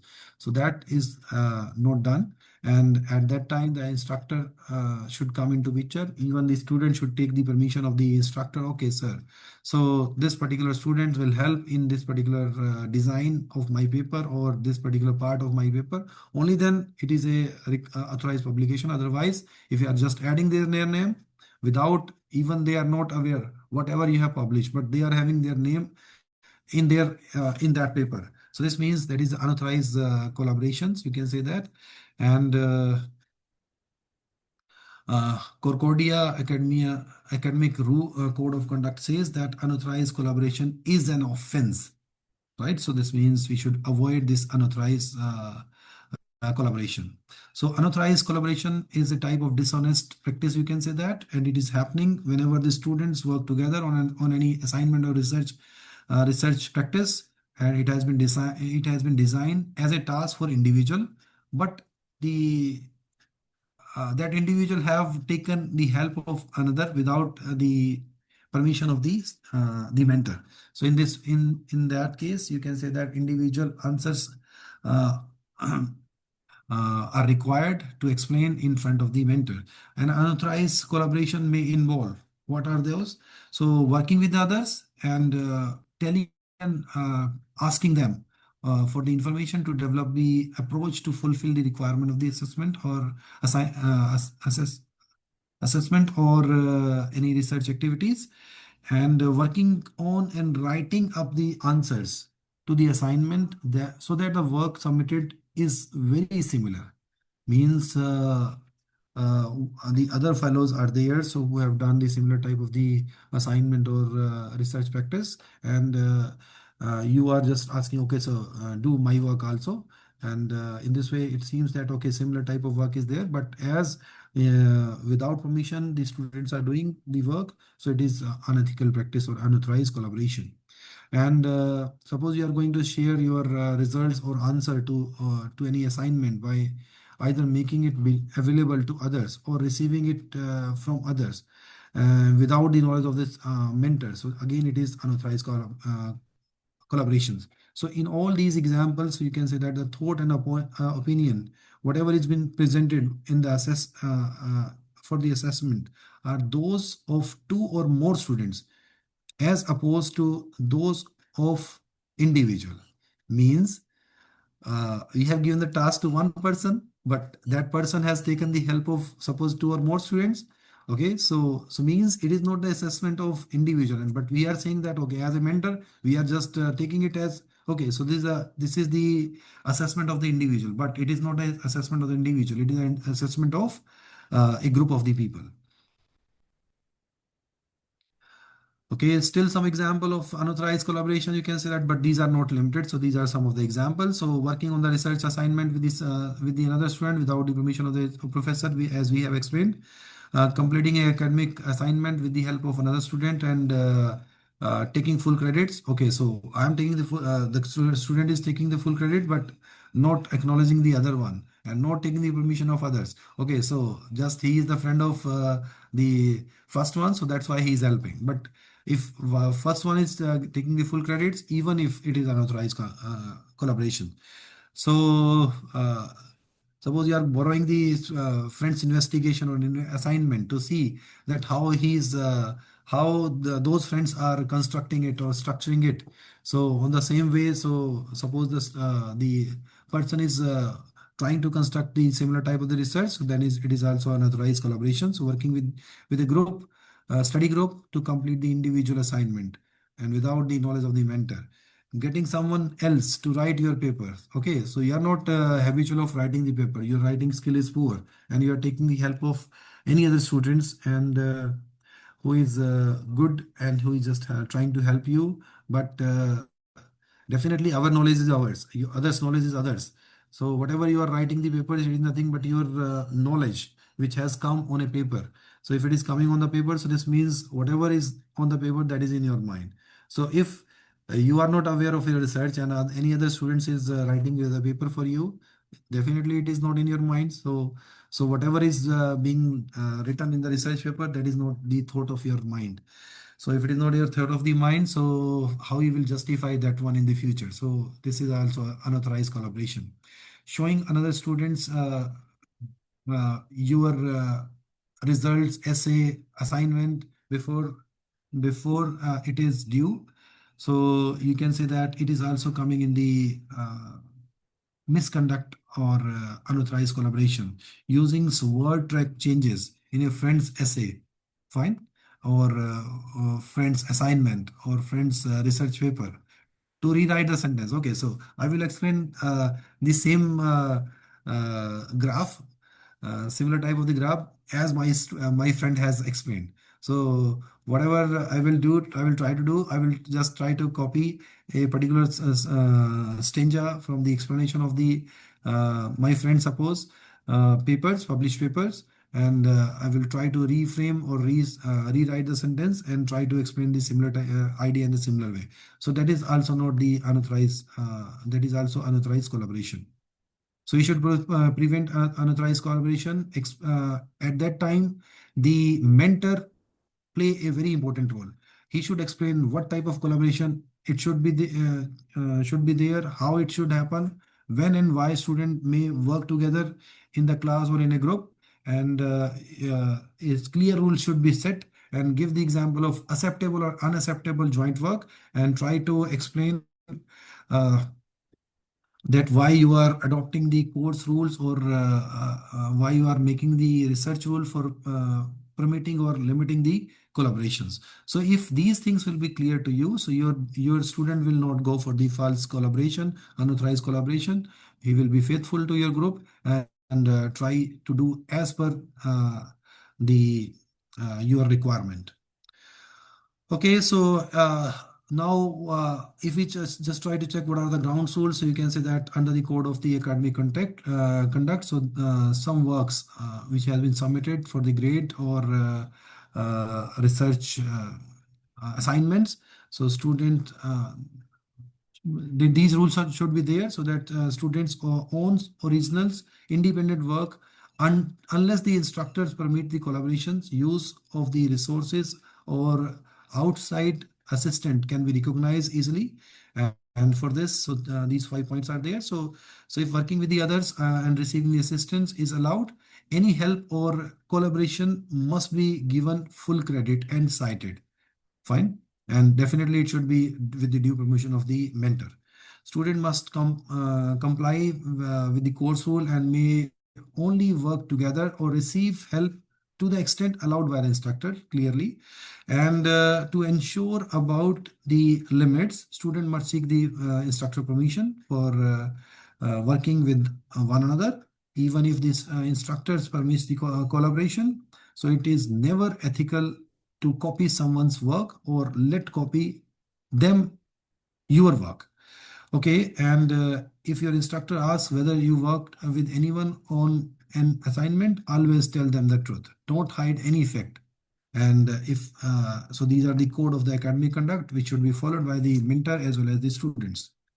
So with this, I come to the conclusion, and hopefully I am at the right. So you can say that research ethics are not just the guidelines, but these are the foundation which set the base for our neat and clean research work, and which is responsible for any scientific understanding.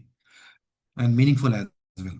The ethical research practices ensure the protection of the participant and the validity of the result and the trust of the wider community. Whatever you are publishing, so that should be acceptable by the research community. So if it is there, so only then you have done some worthy work. Otherwise, it is nothing for society.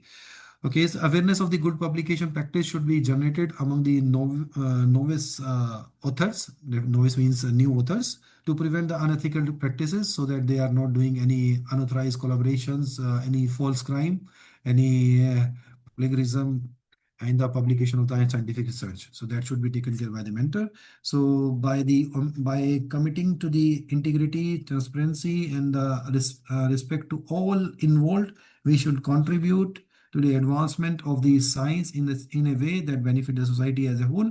So means each and every contribution or collaboration should be acknowledged completely. Let us continue to the mindful of these concepts as we shape the future of the research. So we all are responsible, and being the teacher, being the mentor, so our duty is double as compared to students. So with this, I end my talk and I give the mic to the organizers. Thanks for your kind attention. So if you have any questions, so I will be ready to give the answers. Thank you so much, sir. Participants, you can raise your concern if you have any. Hopefully I am on time. Yes, sir.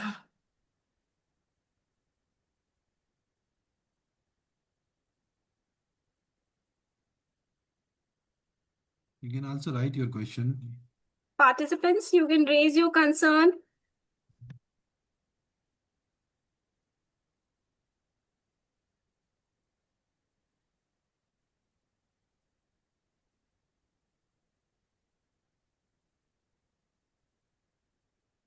You can write on the chat box also.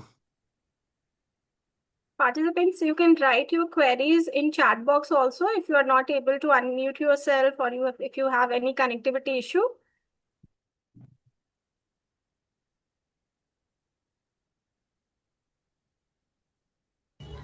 Sir, I just have one question. Let us say if 4 students comes and work with me, how I will decide later on that which student will give the first authorship or the second or co-author? If I have understood your question, that you want to say that in a research publications, so that has been written by the 4 persons, right? And how to check that, okay, who will be first author, who will be second, and who will be third, who will be fourth? Am I right? Yes, sir. Yes, sir. Yes, sir. In a college, let us see, I have some projects. 4 students come to me and they work differently. Some is doing something and some is doing something. And later on, we have only single publication with all these. Then how will decide which student will get the first authorship or then co-authorship, etc.? Definitely, first author is very much clear. If you give the work, definitely you select one student to do that work. Other students are just for helping that students, and it is with your permission also. Okay, so first you decide that who will be the first author, and the majority of the work of any research problem will be done by him only, and he will be starting the writing, and other may help, but the concept should be given to the first author, and accordingly then he should write and others should review and you should also review. Now coming to second, third, and fourth. So definitely if we are going, suppose we are playing a particular cricket match, suppose, and everyone know that, okay, who will be the man of the match, and we also know that, okay, so suppose he is the man of the match, who is the second contributor, who is the third contributor in that particular match. In the same way, we know that, okay, so that particular work is done, and who should be given the second credit? Who is, suppose first student has done 70% of the work and other has done 20% of the work. So you can give to the second author as second student as the second author, second position. Now coming to you, because you are the mentor, fine. So you can be at the end. You can be a corresponding author, and a first author and the corresponding author all are having the similar type of the points. So don't think that we as a mentor should be kept as the first author, right? So until unless if we are not initiating a particular problem to work on, right? So first, second, and the last matters a lot, and other in betweens. So you can decide as per the percentage contribution in your work. Otherwise, first, second, and the last is very much important, right? So that should be taken into account because suppose some paid publication is there.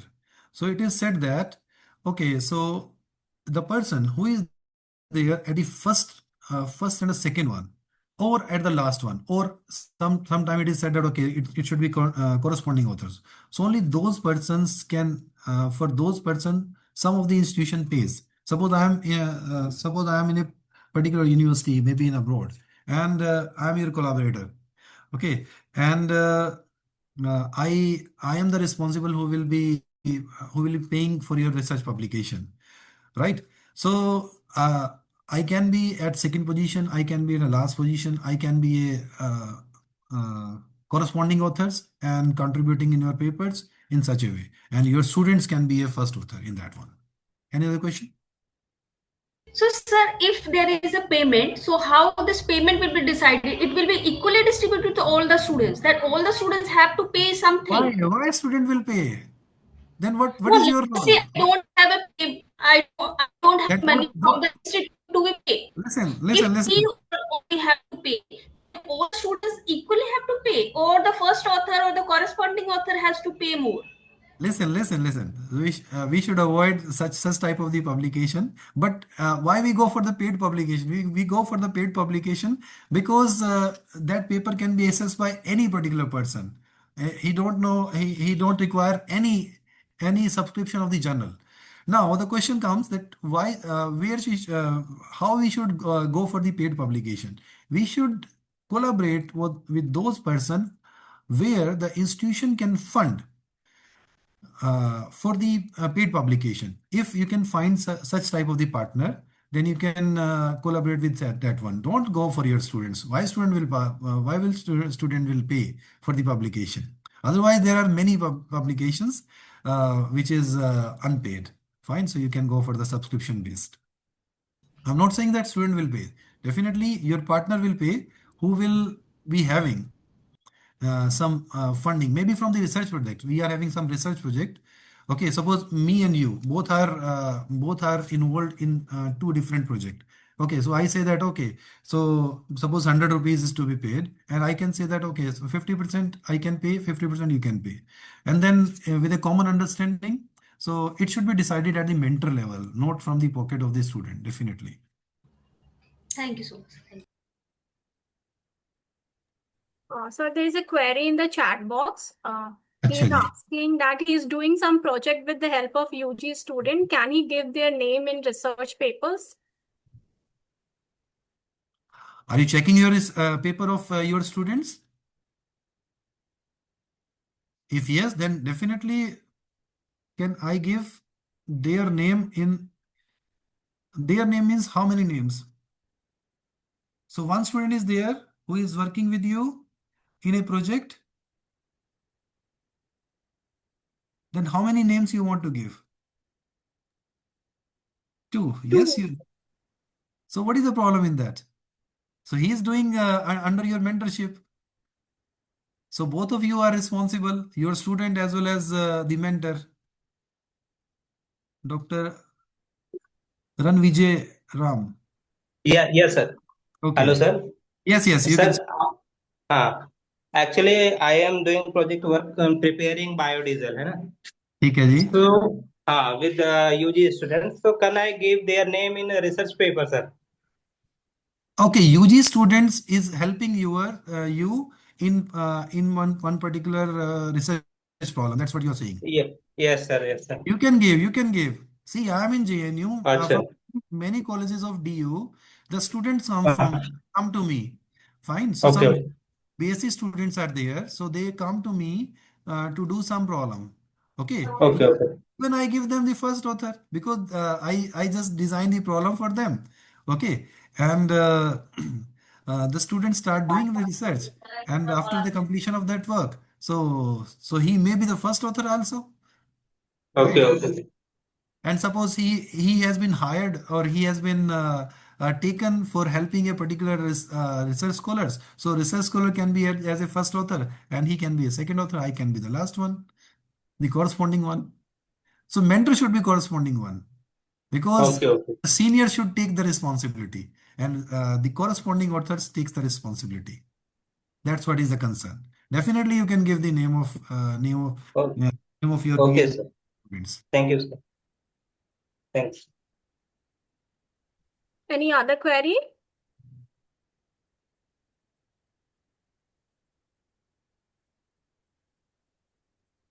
Sir, if there are not any more query, I think we should end this session.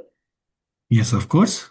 Okay, so I would like to end this session with a formal vote of thanks. So on behalf of organizing team, I would like to extend our sincere gratitude to Professor Manish Kumar Kashyap for this incredible, insightful and thought-provoking presentation on ethical conduct of research.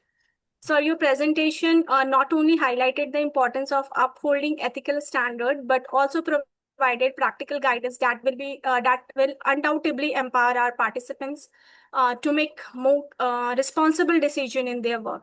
Thank you once again, sir, for dedicating your valuable time and sharing your profound wisdom with us. We are truly grateful to you, sir. Thank you so much. Thanks. Thank you, sir. Thanks for your time. Okay. So I am leaving the meeting. Okay, sir. Thank you so much.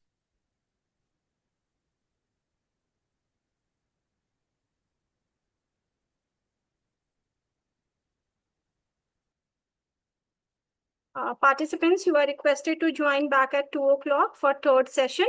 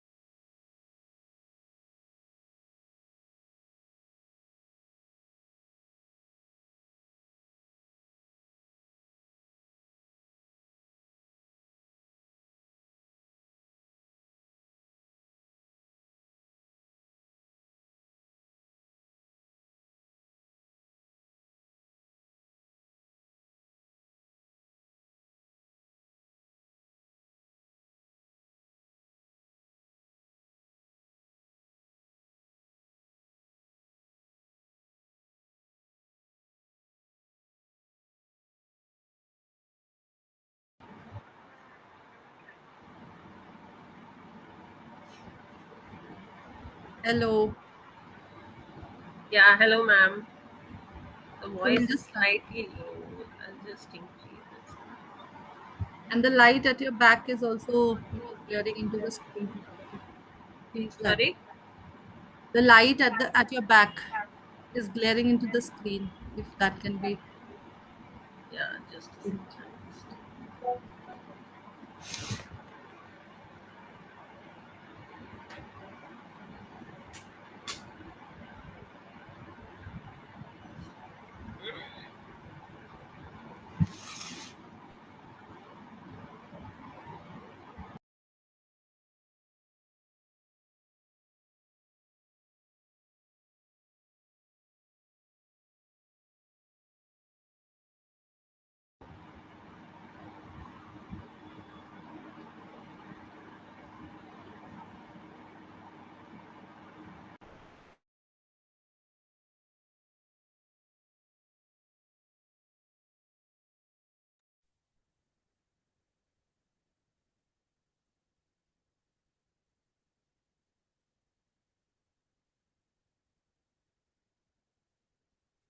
A very good afternoon and warm welcome to all present here. Today, our speaker is Dr. Rishu Chaujar, and she is presently working as a professor in the Department of Applied Physics, Delhi Technological University, and is involved in teaching BTech, MSc, and MTech courses.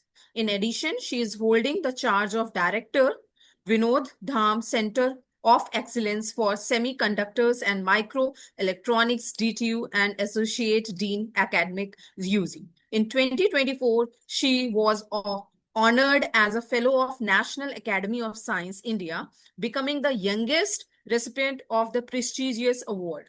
Her name also appeared in the Stanford University list of top 2% scientists worldwide. She has published more than 370 papers in various reputed journals, national and internationals. She supervised around 22 MTech, MSc students and 13 PhD scholars. She has been awarded the Premier Research Award in 2018 and 2024 and Commendable Research Award for Excellence in Research DTU for 6 consecutive years. In addition, she has been awarded the Cumulative Citation Award Silver. She has been awarded with prestigious Sub-Par Fellowship in 2022. She is a committed member of professional societies such as IEEE, NASI, IETE, and Optical Society of India. And today, for the topic for her presentation is Understanding Impact Factor. Ma'am, please.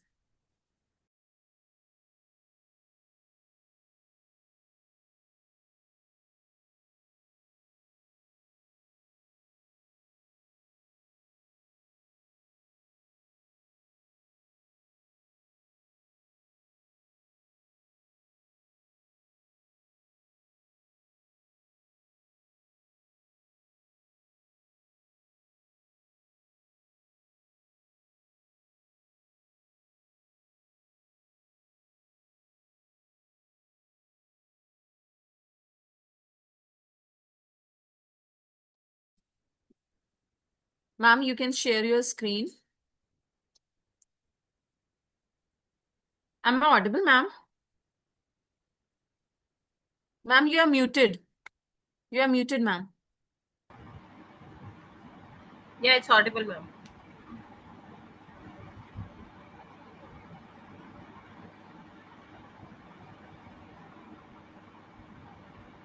Ma'am, you can share your screen. You can share your slides. We've made you the co-host. Okay, the voice is actually slightly less from that side.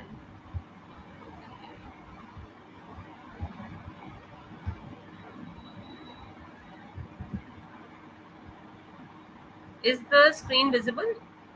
Yes, ma'am, it is visible. Sorry? It is visible, ma'am. It is visible. Okay. So, a very good afternoon to all. First of all, I would like to thank the organizers for such a warm introduction and giving an opportunity to be a part of this refresher course, a 2 weeks refresher course. So I'll be discussing about the impact factor and other research matrices.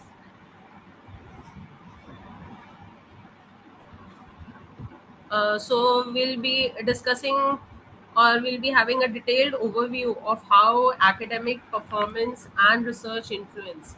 They are measured through various research metrics such as the impact factor, the H index, citations, item index, how these tools help the scholars, institutions, and even the funding agencies to assess how impactful and relevant a researcher's contribution have been over time. I hope I'm audible enough. Yes, you're audible. Yes, ma'am. Okay.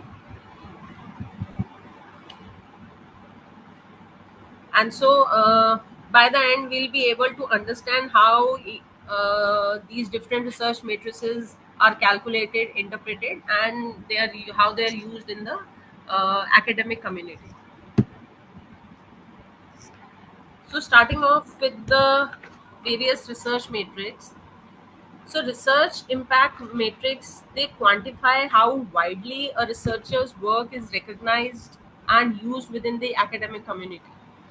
These metrics are vital in measuring not just how much a person publishes, but how influential, how impactful those publications are. These metrics are even integral to making decisions about academic promotions, where exactly the research work that has been done by a particular faculty has been published, then funding agencies, then hiring, and even determining university rankings on a global scale.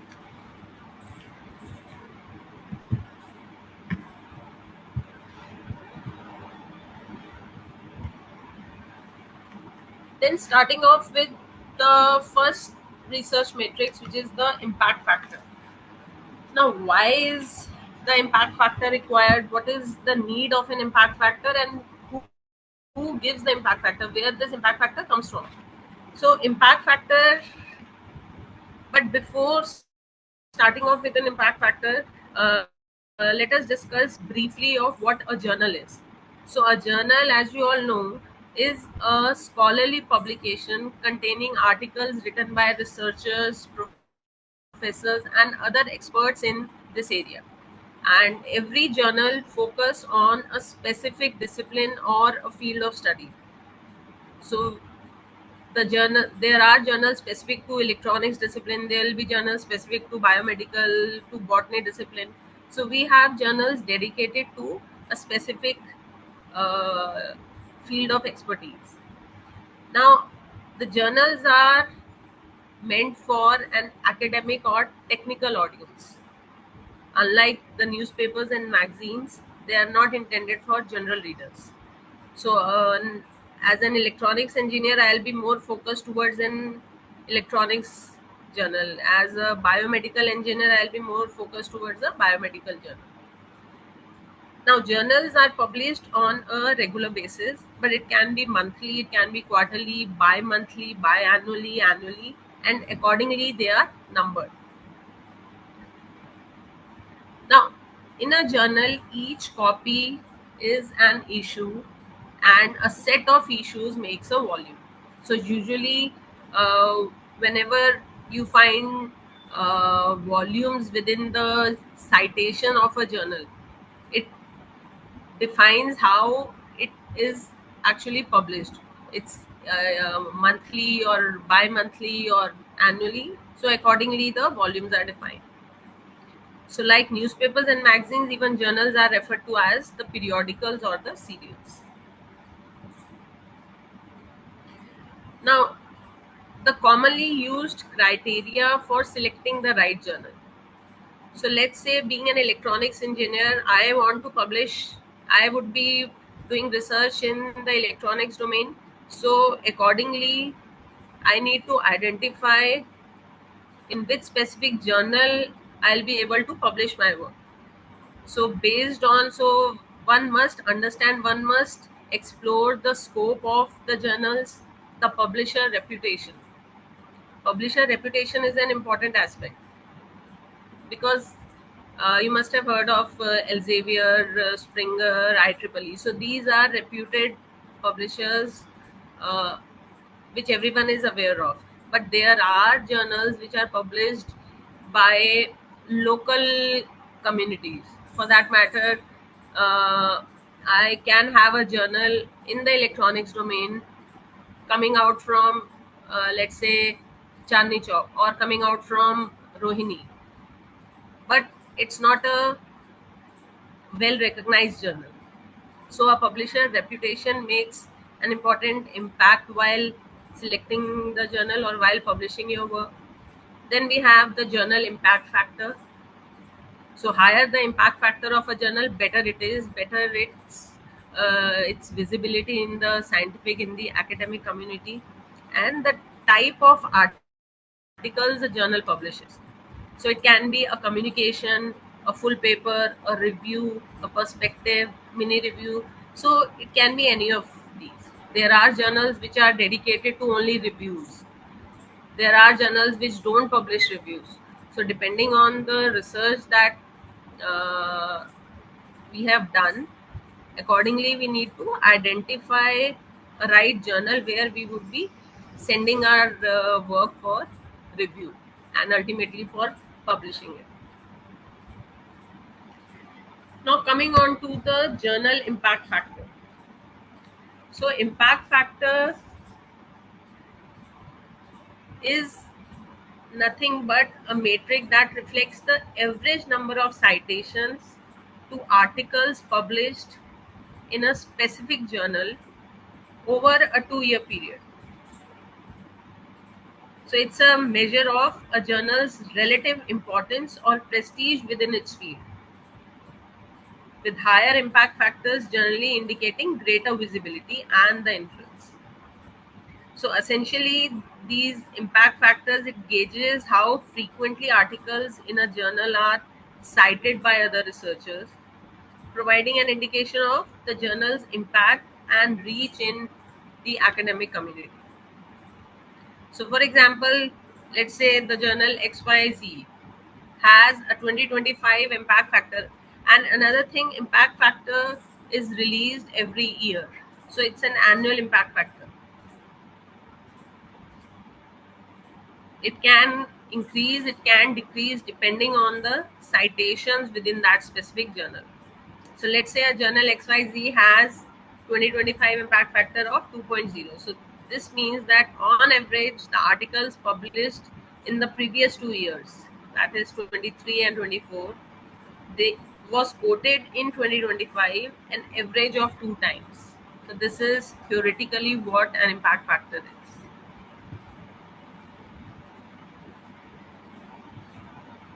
So the impact factor is as such calculated by Clarivate Analytics. So Clarivate Analytics is a part of Thomson Reuters. You must have heard of Thomson Reuters. So Clarivate Analytics is a part of Thomson Reuters, and this impact factor is calculated yearly by the Clarivate Analytics, and then it is published in a report which is referred to as the Journal Citation Report, JCR. So JCR is nothing but a big Excel sheet kind of a document which gives the impact factor and other important matrices as well, the H index, the immediacy index, and many other factors. Now a slide coming on to the history and origin of impact factor. This concept was introduced by Eugene Garfield in 1960s, and it was originally created to help libraries decide which journals to purchase and place in the library for a bigger audience, and then later it became a tool for the ranking journals.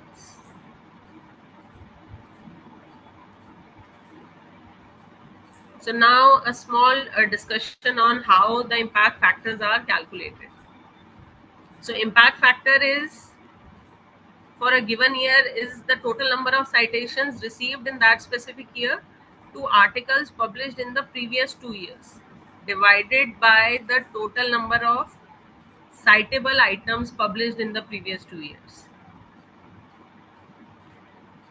So let us take an example for the same. Now we can have, you must have noticed when you go to a journal homepage, you have a 2-year impact factor, a 5-year impact factor. So 2-year impact factor is where, or a 2-year impact factor is also referred to just as an impact factor. So a 2-year impact factor is, which is calculated over the last 2 years, and a 5-year impact factor is, which takes into account the citations made in the previous 5 years. So in order to calculate a journal impact factor, what we do is we basically divide the sum of the items which are referred to in this year with the items which were published in the previous 2 years. So let's say we are talking about the current year in this specific example for 2010.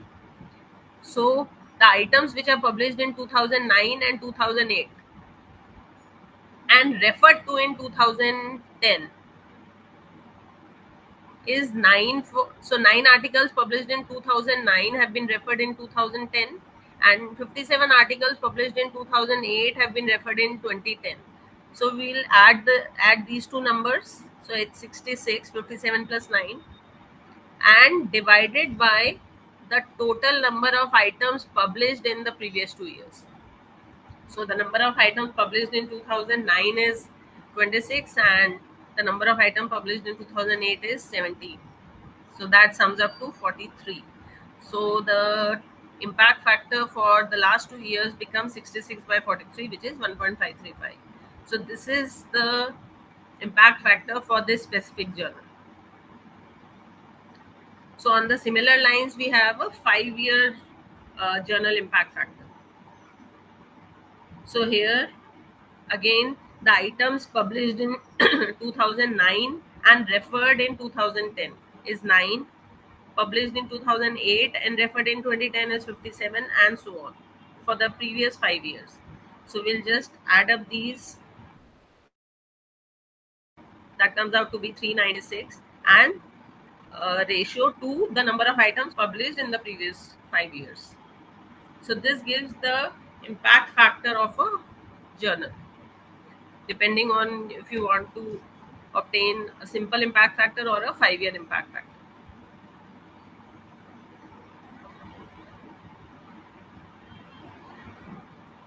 Then journal impact factor also depends on a subject. So randomly we cannot say, or at a standard pace we cannot say that an impact factor of 3 is good enough, or an impact factor of 7 is good enough, or an impact factor of 5 is good enough. There are disciplines where an impact factor of 3 is very good, and there are disciplines where the same impact factor is very poor. So a good impact factor depends on the discipline of the study. In life sciences or medicines, impact factor greater than 10 is considered to be very high, is considered to be good enough. But in engineering or social sciences, an impact factor of somewhere between 2 to 5 may be excellent. So we cannot give a standardized statement that a journal with an impact factor of 2 is good or bad. So it significantly depends on the discipline of that subject. So highly cited journals like the Nature, the Science, the Lancet, the HBR, Harvard Business Review, they have impact factors of 30 or 40. So they are actually considered to be the topmost journals.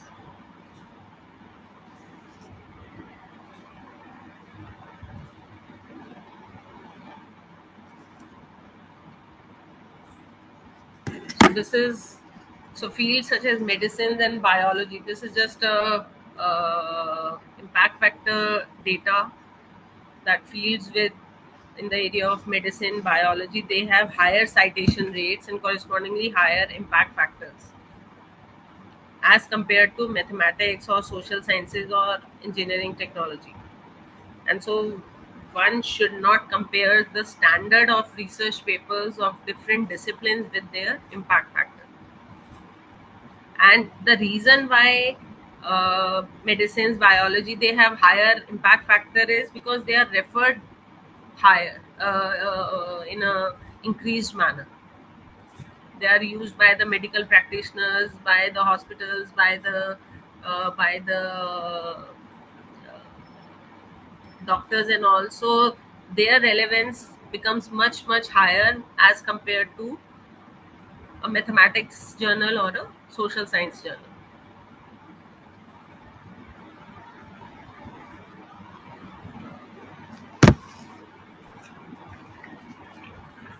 Now, what is the use of a journal impact factor? We have the impact factors, but what exactly is the why do you need these impact factors? Now, there are different people who need the impact factors for different purpose.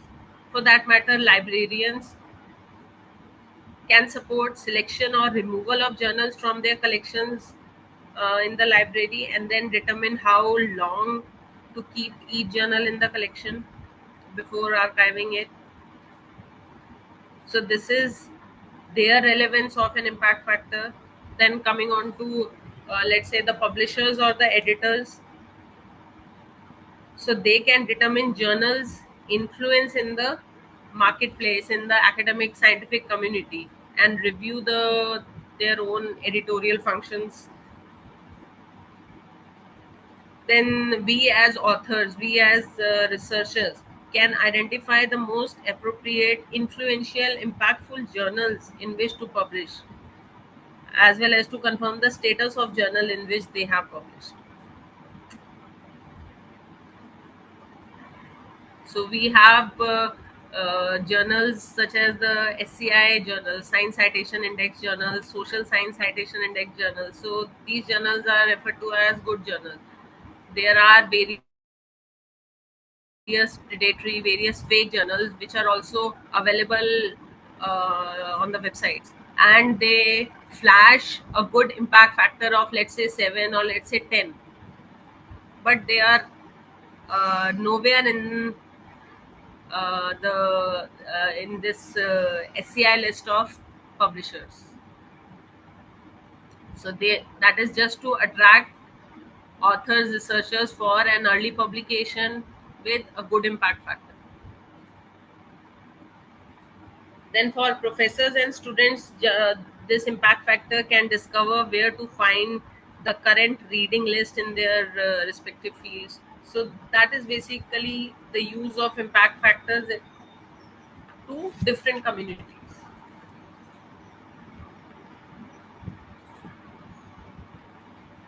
Then journal impact factor quartiles.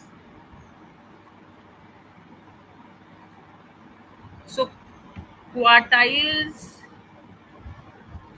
so basically we have even for whenever you explore the homepage of a journal, quartiles are also specified. So Q1 is top 25% of, so before that, this is what a quartile is. Quartile is, we have 4 quartiles, Q1, Q2, Q3, Q4. If in a particular discipline, if in a particular category, the journal is in the top 25%, that is, it is in quartile 1. So that means it's a highly impactful journal in that specific field. It's again discipline specific. These are not generalized. Similarly, quartile 2, Q2 is the position of the journal in a dedicated category between 25 to 50%. That is above average impact. Quartile 3 is between 50 to 75%, a below average impact, and quartile 4 is bottom 25%, which is the lowest ranked journals in that specific category. So just by looking at the quartiles, one can identify the impact of that journal. How much is it referred to? How impactful is that journal? What is the citations? What is the citation rate of that journal? So this is how the different quartiles are ranked from maximum to minimum. Q1 being the topmost as far as the impact factor is concerned, and Q4 is the bottom, but again within the specified category.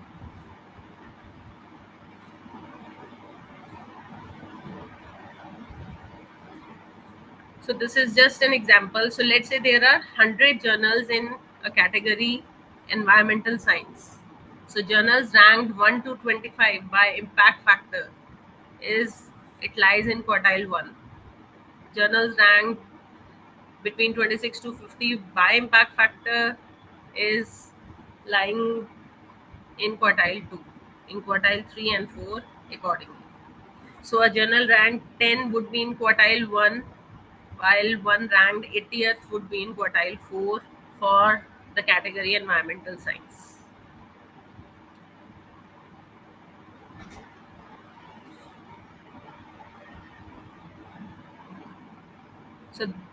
So now why quartiles matter?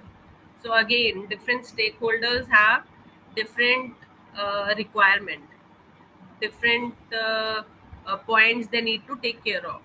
As a researcher, as a PhD scholar, we often aim to publish in high impact journals, Q1, Q2, for prestige and career advancement. Even in CAS promotions, there are clauses that some X paper would be considered if the impact factor is greater than 1, or it's different in different university. So it's depending on the stakeholders, the definition or the significance of quartiles varies. As far as the institutions are concerned, they evaluate or they use quartiles to evaluate research output and quality. That is, if most of the journals are available or are published in Q1, Q2 journals, the university, the college is publishing a good quality research, or the research output is good. Then as far as the funding agencies is concerned, they, while giving projects, while giving funds to the university, they put a clause that you need to publish in some X journals or Q1, Q2 journals. They may not consider publications in the lower quartile journals. And then for the publishers, they use quartile status to promote their journals and attract submissions.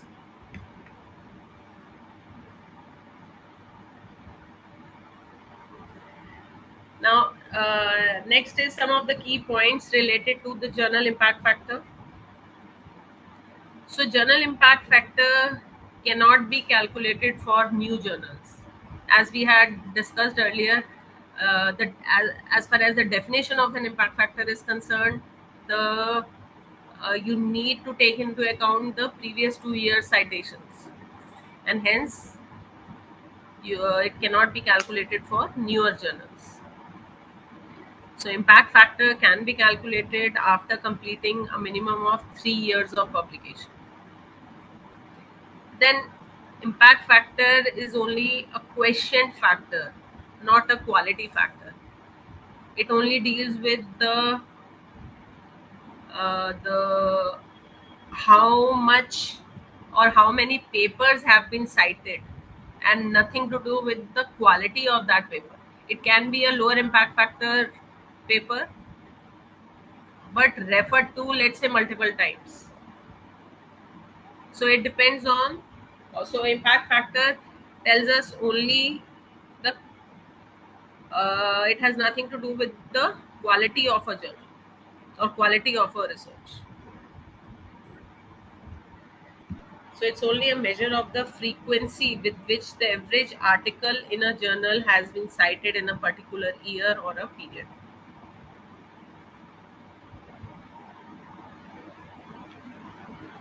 Now, what influences the impact factor? How can you increase or decrease the impact factor? Review articles are cited more often, because review article is what? It's just a summary of the research articles available on that specific topic. So even the new researchers, the early career researchers, they refer to review articles more than the research articles. And so review articles are cited more often, which will increase the impact factor.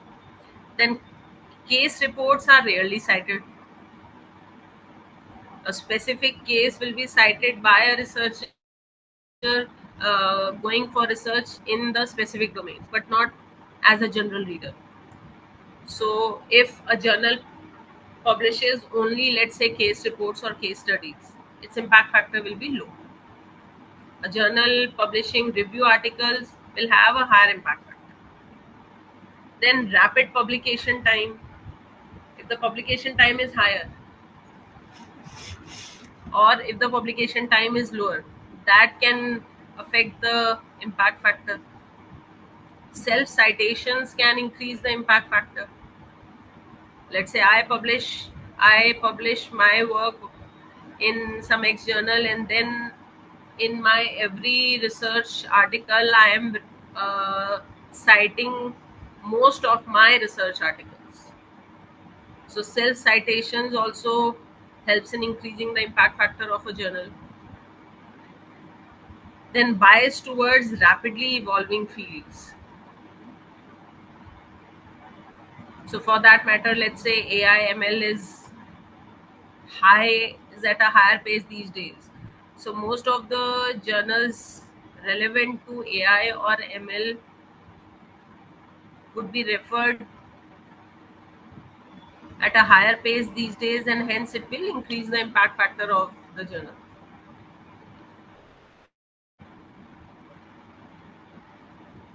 So specialty journals have less impact factor, again similar to the case study concept.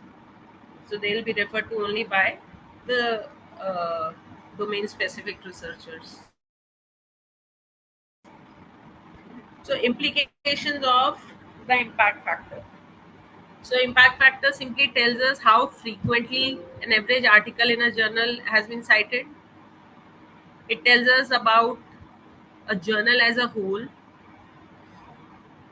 Higher citation rate means your article has a higher chance of getting cited, and it tells us as such nothing about particular paper or an author. It only, as we had discussed earlier, it's only a quantitative number and not associated with the quality of either the research or the researcher. So these are some of the limitations of impact factor.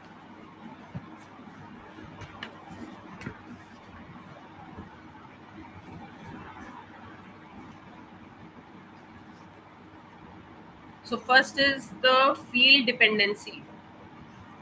So field dependency, with the word field dependency, we again refers to its variation across disciplines. So journals in life sciences, they have higher impact factors than those in mathematics or humanities. Then a short citation window. So short citation window is nothing but a standard 2-year window which is used for calculating an impact factor. It may not capture the long-term impact of a research, especially in, let's say, slower moving fields. Then impact factors are susceptible to manipulation. As we had discussed, self-citations can improve the impact factor of a journal. So impact factor and in fact the review articles also can affect the impact factor of a journal. So it can be manipulated as well. Then it's not a measure of individual quality, it's just a quantitative number. It applies to only the journals and not to any specific articles or the researchers.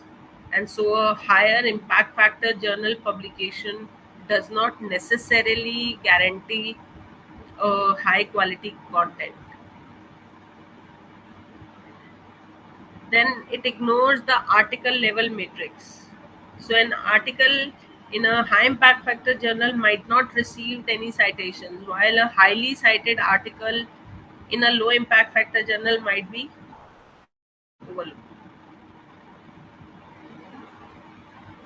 And then another limitation is it's skewed by the outliers. So that means a few highly cited papers can disproportionately raise a journal's impact factor, masking the average performance of most of the articles.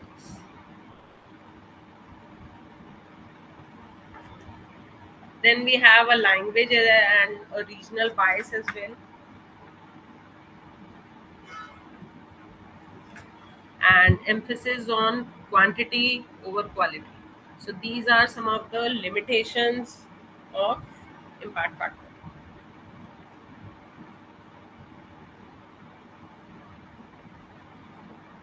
So impact factor is only a quantitative indicator. From a reader's perspective, it tells us papers from which journal should be read, and from an author's perspective, it tells us in which journal should we submit our research work. So it only serves as a metric to assess journals' visibility and influence, nothing to do with the research. It affects where authors publish, rankings, decisions in promotions, in hiring by the funding agencies. So there where is the impact factor is, it plays a role. Then we have journal manipulation tactics to manipulate the H index. Excessive self-citation. So journals at times, not meant to good quality journals, the SCI journals, but there are many journals which encourage authors to cite articles from the same journal to inflate the citation counts. Because impact factor depends on citation of the previous 2 years from that journal itself. Then citation cartels. So citation cartels are informal agreements between journals to cite each other's articles to boost the mutual impact factors. So these are some of the manipulation tactics which journals use to enhance their impact factors. Then publishing more review articles. Again, review articles will definitely have a higher citation and hence the impact factor will rise. Then many editors also request authors to add unnecessary citations to the journal during the review process. Many of you might have noticed that once the paper comes from the reviewer with a set of comments, even the editor adds some X list of references to be added into the reference list. So then just to get your paper accepted, the author even, or any of the authors, they add those references in their research paper. So that is an editorial pressure. Then manipulation of citable items. So journals may publish many editorials or maybe commentaries which don't occur in the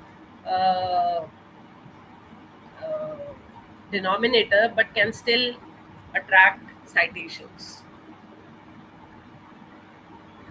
Because while evaluating the impact factor, your denominator is the total number of articles published in this. So a commentary is not an article published, but again, the citation counts. So, and the last one is the strategic publication timing. Again, holding back high impact articles for early year release to maximize citation, and that is the reason there are cases where the article takes 1 year to publish, or it's accepted last year but it will be published this year. So many journals, they hold back the high impact articles for an early year release.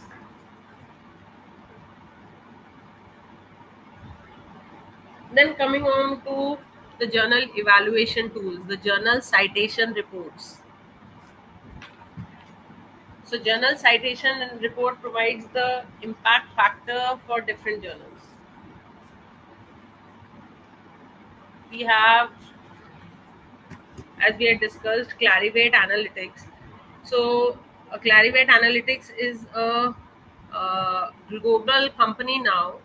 It earlier was a part of Thomson Reuters, but now it's a global company that provides trusted data and analytics for research and innovation.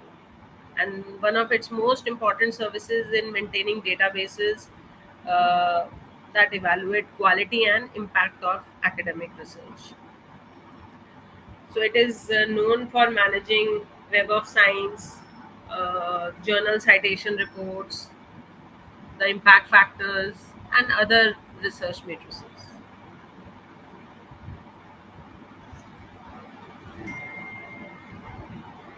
So JCR helps answer significant key questions, as in which journals have the highest impact in a subject area, or maybe are the journals where I am publishing recognized and credible enough, or where should a researcher publish to reach the widest academic audience. So in this Excel report, we have a number of matrices which can be used to identify where exactly an author should publish his or her work, and why we as the faculty, we as teachers should care about the JCR. First is promotion. So journals indexed in JCR are often required for promotions and the funding agencies as well. Then even for guiding students, it helps recommend high quality journals for their thesis publications.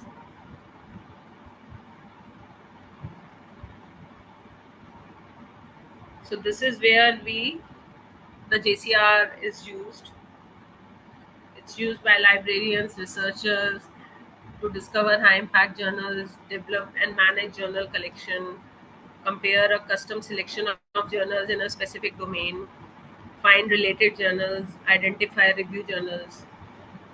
Even journals are specific to review and research, or there are journals which are specific to rapid publications. Significant work, a short significant work that needs a rapid publication. So that is referred to as communication. So even we have journals for that category. So this is a simple journal research screen where we have multiple options. Whether it's a science journal, you want a JCR for a science edition or a social science edition. So we have independent JCRs.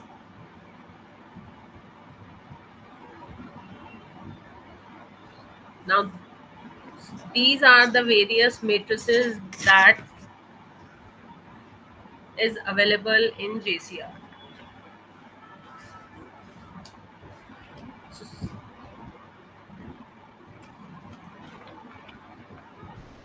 So we have impact factor here, which is again a 2-year impact factor. Then we have a 5-year impact factor. which takes into account the previous 5 years. Then we have immediacy index here. So immediacy index tells us how quickly articles in a journal are cited.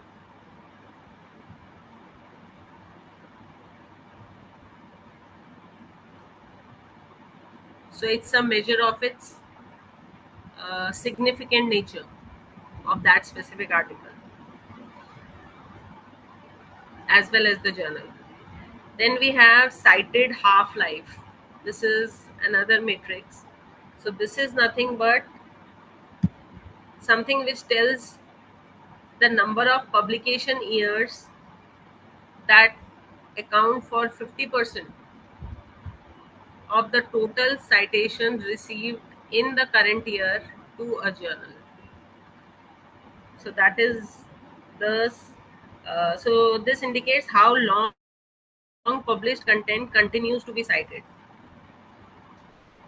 So it's kind of a median age of articles cited in a journal during a year, which is referred to as cited half-life.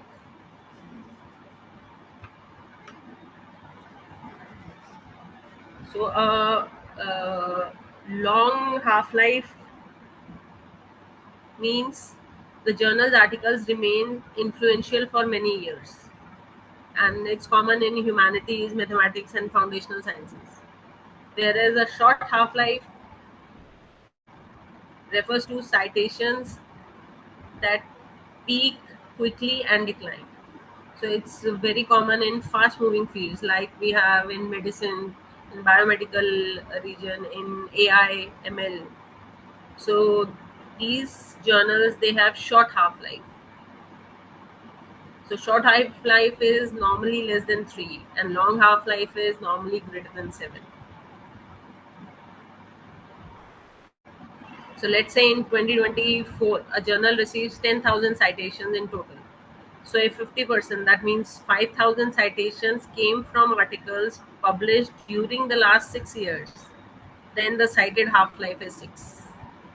So that is how we interpret cited half-life. Then we have another factor, which is the eigenfactor score. You must have read all these terminologies while going through the journal home pages. So eigenfactor score is how influential is the journal. More higher impact journals cite its article, more is the eigenfactor. So eigenfactor score, it simply measures the overall importance of a journal in the scientific community. It weighs citations based on the source, giving more weight to citations from influential journals. And this factor is free from self-citation manipulation.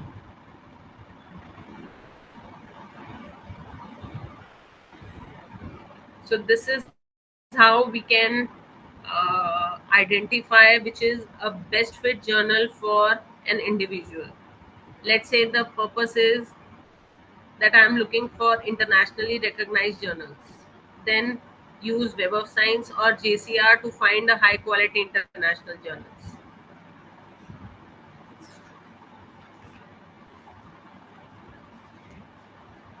Now, similarly, let's say I want to publish in journals with high rank and prestige. Then one should explore the journal ranking quartiles in the JCR. Then let's say I aim for journals that get cited very quickly. Then we may use immediacy index in JCR. Or I want to publish in journals that get cited for a long time. So I can use the factor cited half-life. And how can I find the related list of journals? So we can check for citing or cited journals. Who all journals are citing some X journal, or it's being cited by which all journals. So JCR basically manages the Web of Science collection. So Web of Science is a big collection of journals with more than 21,000 journals in the core collection, and in fact more than 76 million source items available, more than 2 lakh conference proceedings available, with the cited references increasing above 1.6 billion, and so on. So this Web of Science collection, it has SCI journals, Science Citation Index journals for the engineering and technology domain. Then it has Social Science Citation Index journal, SSCI, for the social science, arts, humanities domain. Then it has Emerging Sources Citation Index, the upcoming journals, then the conference proceedings and other citation indices. Then coming on to best practices for researchers. So as a researcher, we must focus on research quality. High quality, innovative and ethical research should be our top priority. Citations will automatically follow.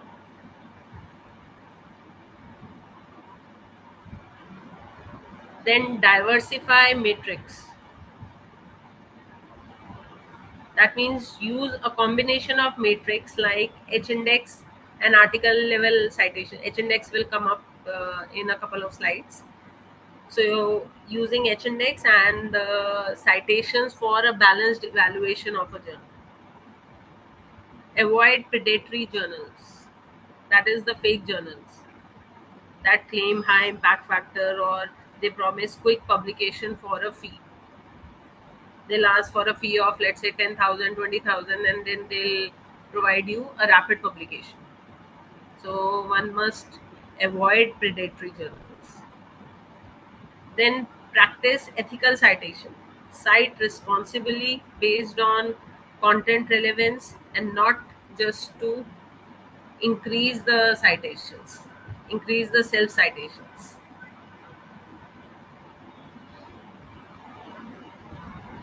Prioritize relevance over impact factor. So we should choose journals that align with research scope and audience and not just based on a high impact factor. Ultimately, it comes back from that journal also. So these are some of the best practices we as a good researcher should follow.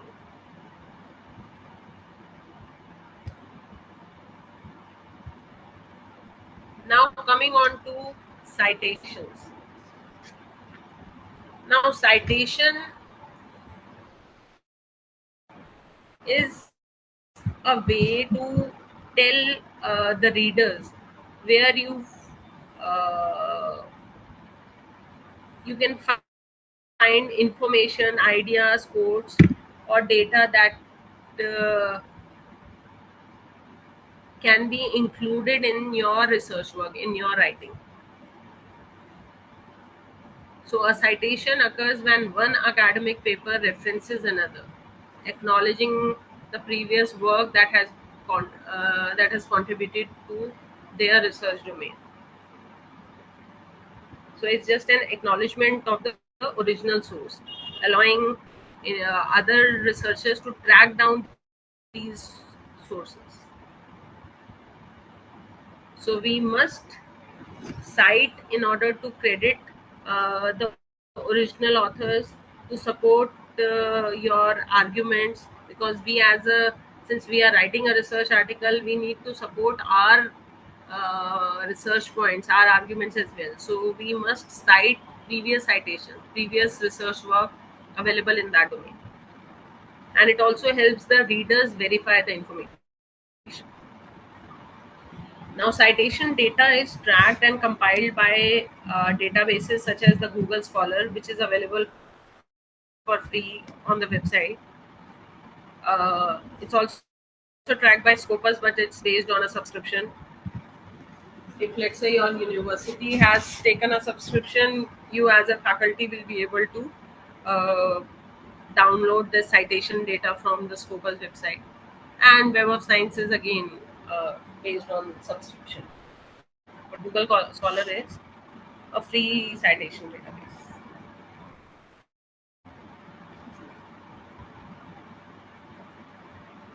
Now these are the various types of citations available. We have self-citations, peer citations, positive citation, negative citations, in-text citation, bibliographic citations. So self-citation is when authors cite their own previously published work. That's a self-citation. Peer citation is another researcher cites your work. Positive citation is when you are citing to support or agree with the previously published work. And the example for this, for positive citation is, let's say our findings are consistent with the results of XYZ et al. So in order to support your work in line with the previously published work. Then we have negative citation, that is to criticize the work done before. That earlier this was the result, but now you are getting this result. So the observations are different. So that is negative citation. Then we have in-text citation. So in-text citation is where directly we pick up a sentence or a paragraph from previous published work. And if you have noticed in the plagiarism tools, it asks for how many number of words you are calculating this plagiarism index. So it asks for if it's 8 words or 10 words. So 8 words or 10 words means that you can use 8 words or 10 words as it is from another journal, but not beyond that. Otherwise, it will increase the plagiarism count. And then we have bibliographic citation. That is a full reference listed at the end of a document. The complete references in the research paper. So that is referred to as a bibliographic citation.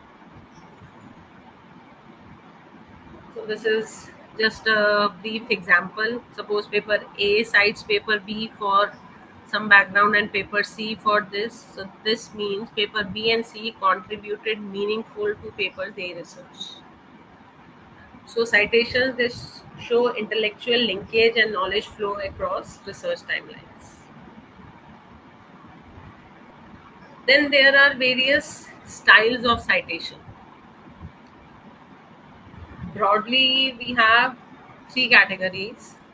We have a couple of citations more, a couple of styles more, but these are the broadly used styles of citation. One is APA, MLA, and IEEE.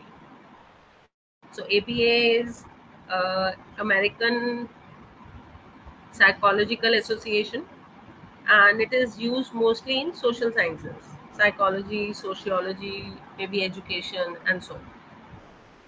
So in articles related to these domains, we'll use the citation style as APA. Then we have MLA, which is Modern Language Association. So Modern Language Association, this style is used in humanities, literature, arts, philosophy, and all. And IEEE is used for engineering and technology, computer science, electronics, electrical. So then the second row is the in-text citation style.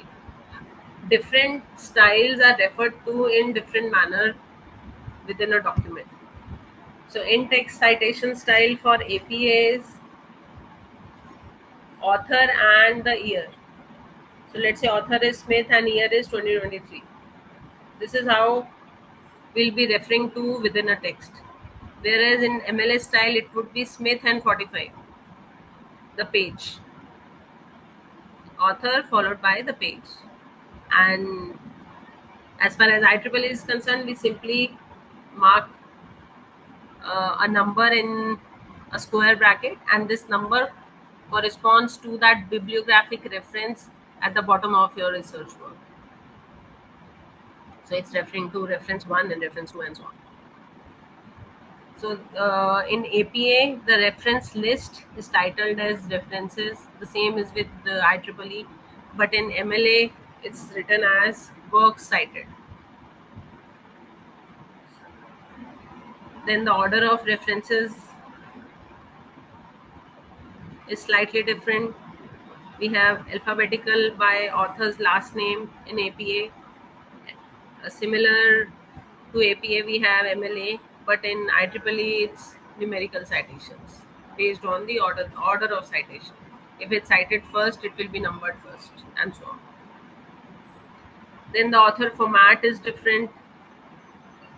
The way you write a reference in a journal, in your research, that is different. So author format is surname followed by the first name initial.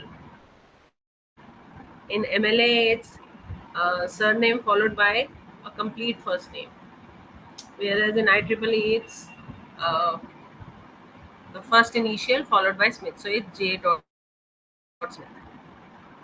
Then date placement, page numbers is required for direct quotation. Page numbers are not mentioned in the IEEE style of reference. And then it's common in research papers, journals, theses, the APA style. In essays, literary analysis, we follow the MLS style of citation. And for any technical scientific publication, we go for IEEE.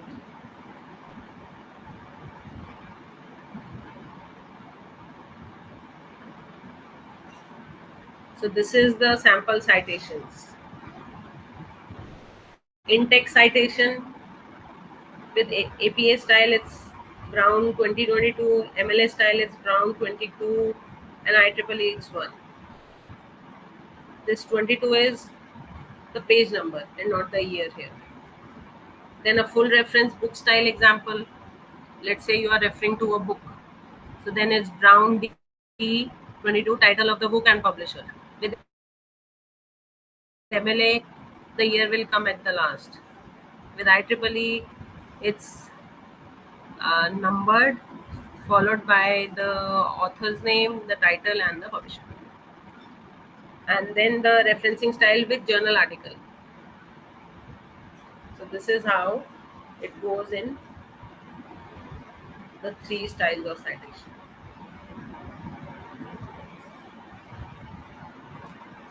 So a high number of citations does not necessarily mean a paper is high quality. Review articles summarize many studies and hence often accumulate more citations than original research paper. And citation practices vary across fields. In medical sciences, it gets cited far more frequently than in mathematics. So the counts are not comparable across disciplines. So this was all about the citations. Now coming on to H-index and the I-10 index. Now metrics like H-index and I-10 index, they are often referenced in job applications, grant reviews, and promotion. Institutions, they use these indices to gauge departmental or institutional performance and the research quality.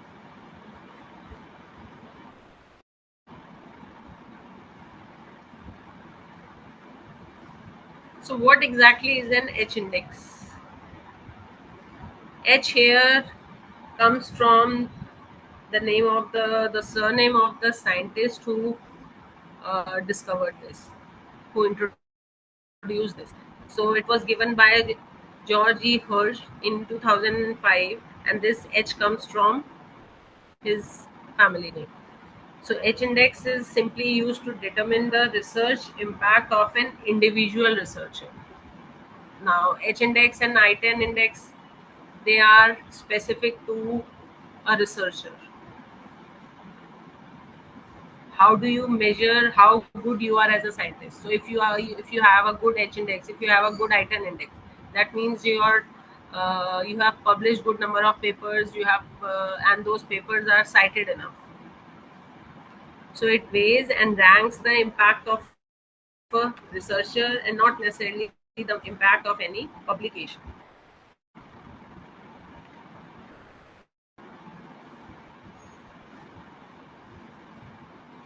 Also, it avoids being skewed by a few highly cited papers, and it's a more balanced measure of consistent impact. So in H index, if a researcher has an H index of 10, that means he has published 10 papers, each of which has been cited at least 10 times. So if there are 10 papers and it has been published or cited 10 times, that means the impact factor, the H index is 10. So this is just an example of visualizing the H index. So we have 5 papers here, 1, 2, 3, 4, 5, with the given set of citations. Now here, first 4 papers have at least 4 citations. And so the H index of this researcher will be 4. The 5th paper has only 3 citations, and so it does not meet the criteria. So N papers should have N citations. Then this N is the H index.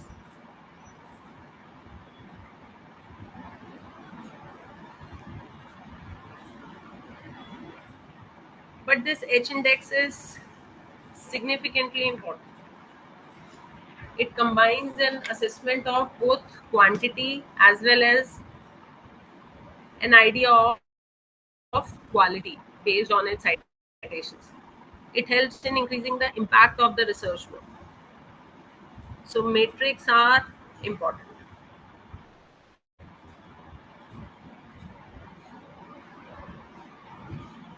It measures the productivity, both the productivity and citation impact of the publications, initially used for an individual scientist or a scholar. So it combines an assessment of both quantity and quality, and another way to gauge the productivity of a scholar.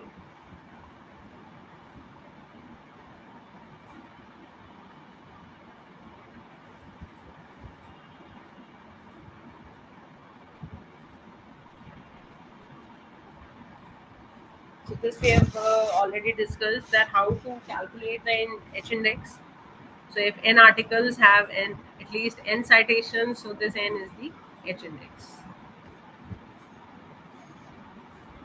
So H index basically helps in identifying influential researchers, not just those with many publications or a few highly cited papers, but a balanced researcher, a balanced good researcher.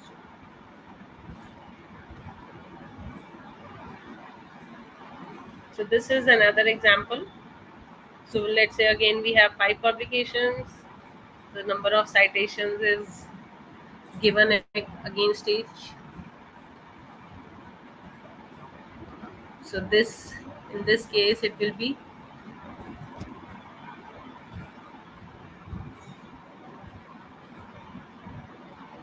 if we are considering the first 2 publications, it could be 5. So it's 582. So if 3 publications have 3 citations, the H index will be 3. Then how is the H index score obtained? It's available free of cost in your Google Scholar, and it's also available in Web of Science and Scopus, but again those are subscription based. Google Scholar calculates the H index based on a free database.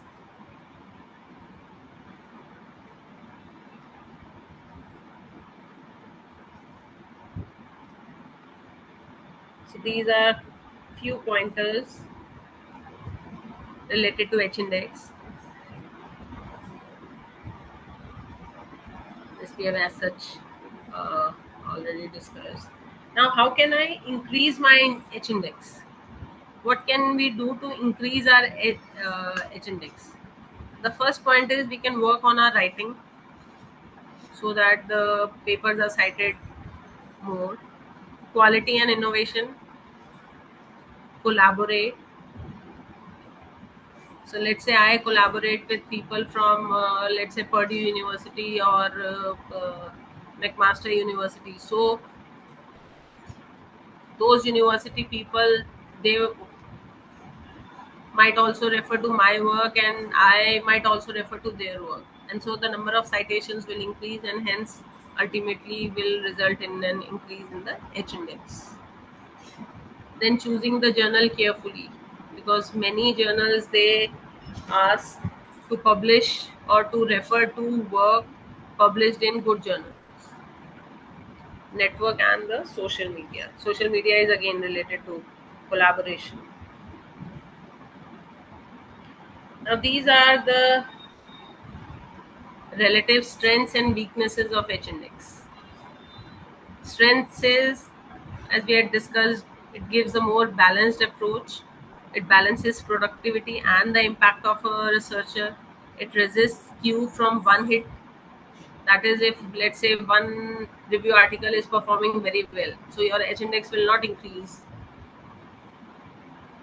So it's based on average good performance of your research work, and it's simple to compute and interpret.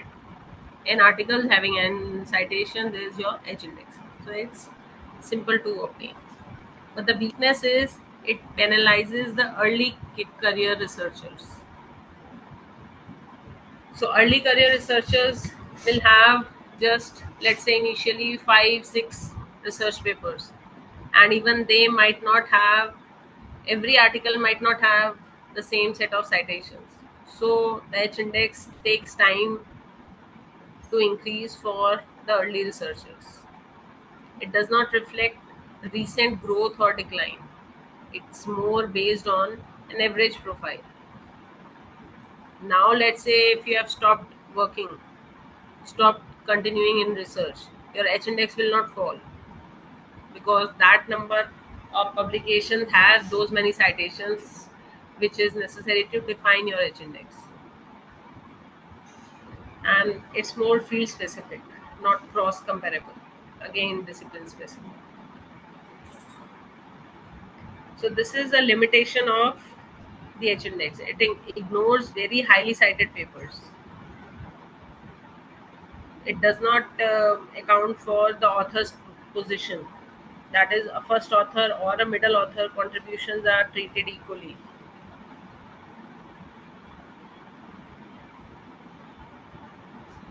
It also does not consider the career length. So early career researchers, they have lower H-index. And moreover, it can be manipulated based on the self-citation or citation articles. It can artificially inflate the H-index.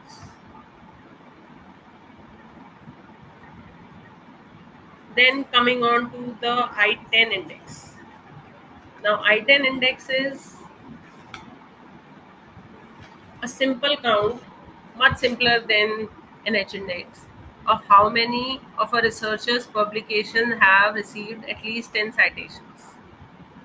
So if there are 5 publications with 10 citations, your I-10 index is 5. If you have 10 articles with 10 citations, so the number of articles having 10 citations gives you the I-10 index. And this I-10 index is created by Google Scholar.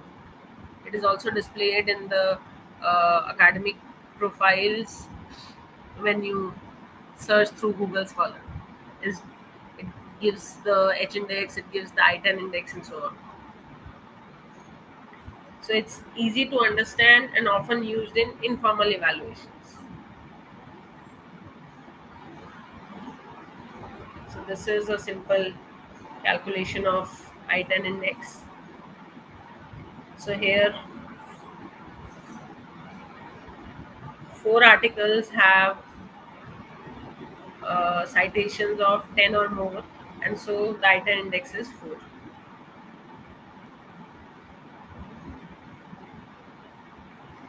Now just a brief comparison of I-10 index versus the H index. So now it was the H index was introduced by Hirsch, whereas I-10 index was defined by Google Scholar. Definition is clear. Interpretation is more, H index is more balanced approach, considering both the quality as well as the quantity, whereas I-10 index is a simple count based impact measure, number of citations of those many articles, that's it. So the advantage of your H index is it reflects a sustained influence. There is no sudden increase or fall. Whereas I-10 index, the advantage is it's easy to calculate and interpret.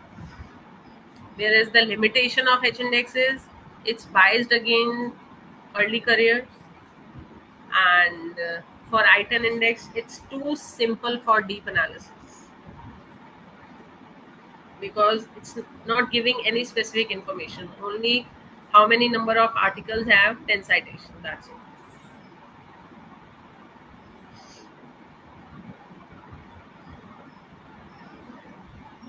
So now considering a high profile scientist, let's say a Nobel laureate with 200 publications. So if 180 of these have at least 10 citations, his I-10 index will be 180. And if 75 papers have more than 75 citations, their H index is 75. So this kind of profile reflects decades of influential and impactful work across the domain.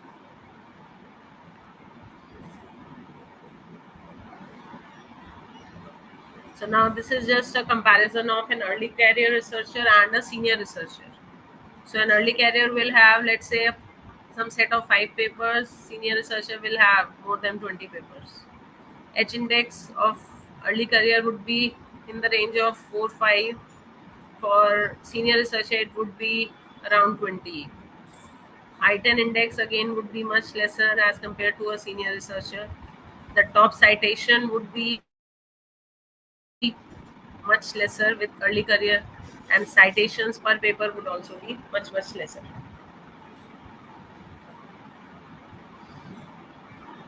So this is just a comparative analysis of early career researcher and the senior researcher, giving information of how these indices reflect experience and volume over time. Now this is just Google Scholar image profile of my research profile, which this is how it's defined. It tells the citations here, H index is defined here, I-10 index is defined here. So this is the citations for every year. So it tells citations year wise here. So this was all about the overview of various research matrices. Thank you.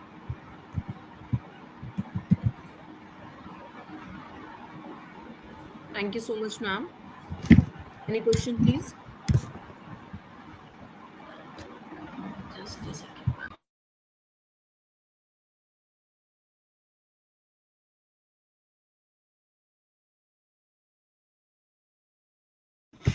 No questions, but yes, the information was very nice.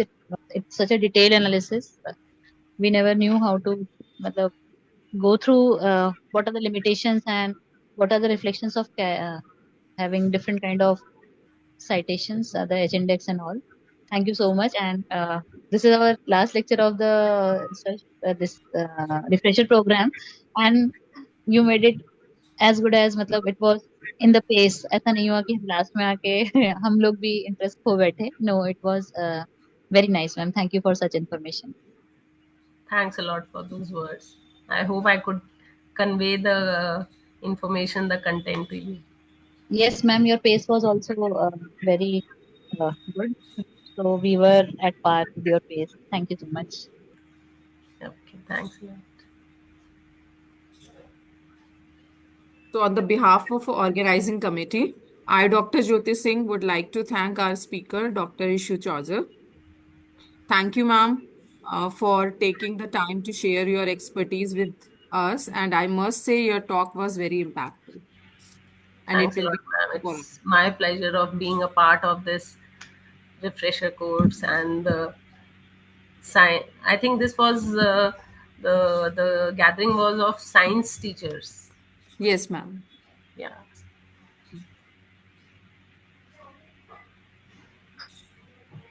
Thank you so much, ma'am. Thanks a lot, ma'am.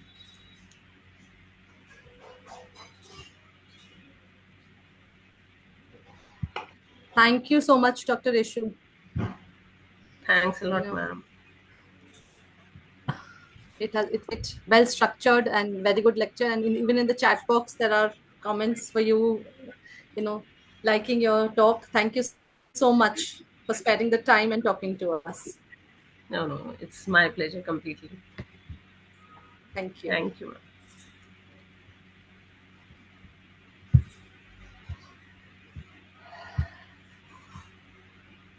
Participants, you can take a short break, but please be on time for the valedictory session. It starts at 3:45. It is going to be a short session, after which we are going to post the quizzes for the assessment. The quizzes will be posted on your My Class, so please make sure that you're able to access the LMS, and they will be available until 5 p.m. tomorrow. So you have enough time to, do the two quizzes from almost 5 p.m. today to 5 p.m. tomorrow. So please join back, preferably at 3:40 itself. Thank you. Okay. Thank you.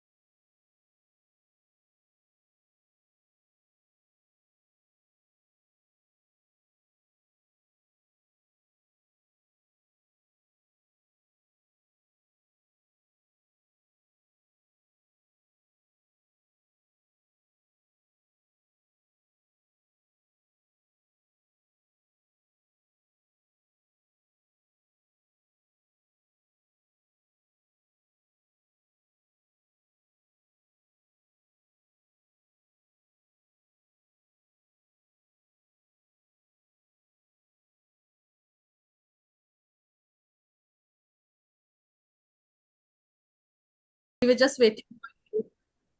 Principal ma'am has already joined. Good afternoon, ma'am. Can we start now, ma'am? Yeah, sure. Sunita ma'am good afternoon Vimal ji, कैसे हो? बस बिल्कुल ठीक है ma'am, आप बताइए। हाँ, पास में हो फिर भी आते नहीं हो। आपका programme, you are the one who is host. नहीं नहीं मैम, इट्स जॉइंट रिजल्ट। और बस उस दिन भी यही रहा, I was in flight, I could not join, but मैंने कहा आज तो जरूर at least virtually I will join. Actually उस दिन मैंने फोन किया, you were in the flight, मैंने कहा कि अरे भाई फिर बोर्ड हाँ, कर वो 9:40 में थी मेरी फ्लाइट और 10 बजे स्टार्ट हुआ था, तो हाँ, तभी मैंने प्रिंसिपल सर को रिक्वेस्ट किया, मैं कहा सर आप तो आओ। हाँ, so we had yeah. Okay, so ma'am, can we start now? Yeah, sure. All of them have joined, I think. Yes, ma'am. Okay. So a very good afternoon to all present here. Today marks the culmination of an incredibly enriching 2-week journey of our refresher course, Embarking on NEP, Research Methodology for Scientific Excellence. I, Dr. Sonika Sharma, on behalf of Daulat College and Guru Angad Dev Malviya Mission Teacher Training Center, SGTB Khalsa College, welcome you all to the valedictory session of this course organized under the aegis of IQAC DRC. It feels just like yesterday when we gathered for an impactful inaugural session on June 24th, 2025. I welcome our esteemed guests and participants to the valedictory session. Present amongst us today are Professor Savita Roy, Principal, Daulat College, Professor Vimal Rar, Director, UGC-MMTTC, SGTB Khalsa College, Professor Preeti Malhotra, Vice Principal, Daulat College, and Professor Padmashri Mudgil, IQAC Convener, Daulat College. I welcome and request Vice Principal Ma'am to address the gathering. Preeti Ma'am, please. Thank you, Sonika. Thanks a lot. Respected Principal Ma'am, Professor Vimal, Professor Mudgal, resource persons, if any are there, and dear dedicated faculty participants and colleagues. A very warm and hearty welcome to this valedictory session of the refresher course on research methodology for scientific excellence. This course lasted for 2 weeks, and it is with profound sense of accomplishment and immense pleasure that I mark the successful conclusion of this refresher course.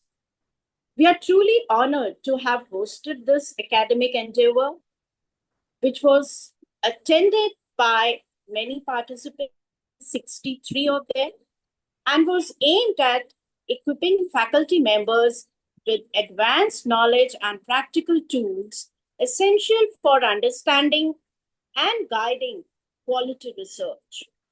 As we stand at a time when academia is undergoing a rapid transformation under the influence of National Education Policy 2020, the importance of methodologically sound, ethically rooted, and socially relevant research is highly significant and imperative. We embark on this journey with a clear objective to refresh, enhance, and deepen our understanding of the fundamental principles and advanced techniques that underpin robust scientific research. Over the past 2 weeks, our virtual spaces have buzzed with intellectual curiosity, insightful discussions, and a shared commitment to the excellence in scientific inquiry. Looking back, I'm truly inspired by the dedication and enthusiasm demonstrated by each and every one of you, our participants, and our colleagues. We all came with diverse backgrounds, varying levels of experience, but a common thirst for knowledge. You actively engaged in every session, asked pertinent questions, and shared perspectives, and in doing so, enriched the learning experience for everyone. This collaborative spirit is itself a testament to the power of collective learning and the vibrant academic community we foster. This refresher course was thoughtfully designed to cover a wide spectrum of themes, from formulating research problems, reviewing literature, designing research tools, and applying statistical methods to ensuring ethical compliance and publishing in a high quality journal. Our aim was not just to provide theoretical input, but also to foster a hands-on, interactive learning experience. The insights gained, I'm confident, will serve us as invaluable tools to continue to navigate the exciting yet often challenging landscape of scientific discovery. We delivered into crucial aspects of research methodology, from formulating impactful research to from formulating impactful research questions and designing rigorous experiments to mastering data collection and analysis and effectively communicating our findings. The insights gained, I'm confident, will serve as invaluable tools as you continue to navigate the exciting yet often challenging landscape of scientific discovery. I would like to extend my heartfelt gratitude to our distinguished resource persons and trainers. Their expertise, passion for their respective fields, and their engaging delivery made complex concepts accessible and truly inspiring. I once again thank them for generously sharing their knowledge and dedicating their time to nurturing the research acumen of our faculty. Their expertise and insights has surely added immense value to this course and to all our learning journeys. As participants, as you return to your respective institutions and research endeavors, I urge you to carry forward the knowledge and skills you have acquired. Let this course be not just a certificate on your wall, but a catalyst for impactful research. Embrace the challenges, celebrate the breakthroughs, and always uphold the highest standards of integrity and ethics in your work. Remember, scientific research is a continuous journey of learning, unlearning, and relearning. Stay curious, stay persistent, and continue to push the boundaries of knowledge. It will be great pleasure to see how the insights from this refresher course will translate into new research projects, improved methodologies, and ultimately significant contributions to your fields and to society at large. The triple effect of this collective learning will undoubtedly be far-reaching. I once again congratulate each and every participant on successfully completing this refresher course and wish you all very best in your future research pursuits. May your scientific journeys be filled with discovery, innovation, and profound impact. I also take this opportunity to thank our Honorable Principal Ma'am for her unflinching support and encouragement. I wish to extend my sincere thanks to Professor Vimal and her team for their contribution, as it was the cornerstone of the course success. I would also like to thank the administrative staff for their relentless cooperation and assistance. A special mention must be made about the organizing committee, whose tireless efforts have made this event conclude successfully with a great impact. Thank you. Thank you so much, ma'am, for your inspiring words. Now I would request Professor Vimal Rar, Director, UGC-MMTTC, to address the gathering. Yeah, good afternoon, everyone. Sonika, can I request this poster can be, Yes, ma'am. Stopped on share? Yeah, sure, ma'am. Yeah, it's better to see all of you. So good afternoon, everyone. Very respected Professor Sarita Roy, Principal of Daulat College, an esteemed institution in University of Delhi. Professor Preeti Malhotra, Vice Principal of Daulat College. Professor Padma Shri Mudgal ma'am, Dr. Sonika, Dr. Kamna Vimal, and all other members of the organizing committee. And most importantly, all my colleagues who have joined as participants in this 2-week virtual journey, which is themed on embarking on NEP, Research Methodology for Scientific Excellence. First of all, congratulations to all the participants for taking this journey, but with a condition, please, you will have to fulfill all the requirements. The quizzes and all are still pending. Only then it will lead to your successful completion. But more than the completion and getting a certificate, I think we should be all looking at this as a lifelong learning practice, because so much change is happening right now. Starting from NEP 2020 and before that, the corona itself was a lesson to all of us when there was no other option, but when we learned these technology tools. If you look at our teachers' role, we have actually two major roles. One is the dissemination of knowledge, which we do through the process of teaching, learning, and assessment. And the other is creation of knowledge, where we are looking from the research perspective. But in the light of NEP, now these are getting merged.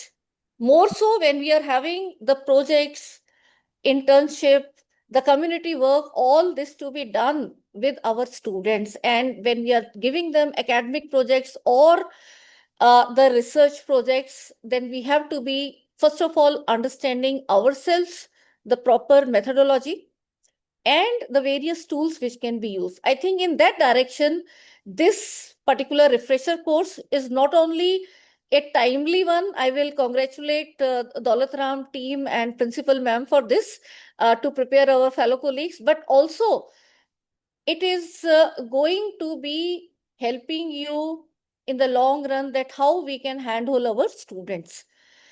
I'm thankful to all the resource persons who gave their contribution into understanding how the various methodologies can be used, the tools can be used, the hands-on exercises. But most importantly, I will like to again reflect upon now, Dr. Preeti ma'am also told that we have to be looking at the needs of society and be ethical in the research practices. If you look at the number, we have been publishing now a good number of patents. We are 6th in the world with around 64,000 patents filed every year. But then if you look at the conversion rate, only 3% of these patents are converted into the real products. And also, if you look at the application part, it is very less.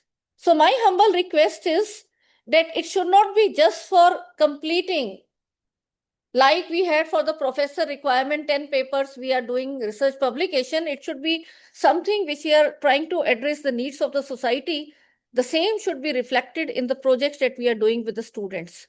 Again, it should not be just a number being added that yes, we are having now 10 groups per teacher and the dissertations are filed, the project reports are filed, and doing that as a paperwork of completion.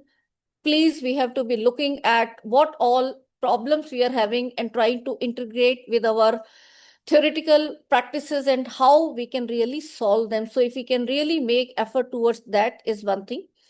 Another thing I will like to say that this is the golden opportunity when we are having now the projects in small groups to be done with us as mentors.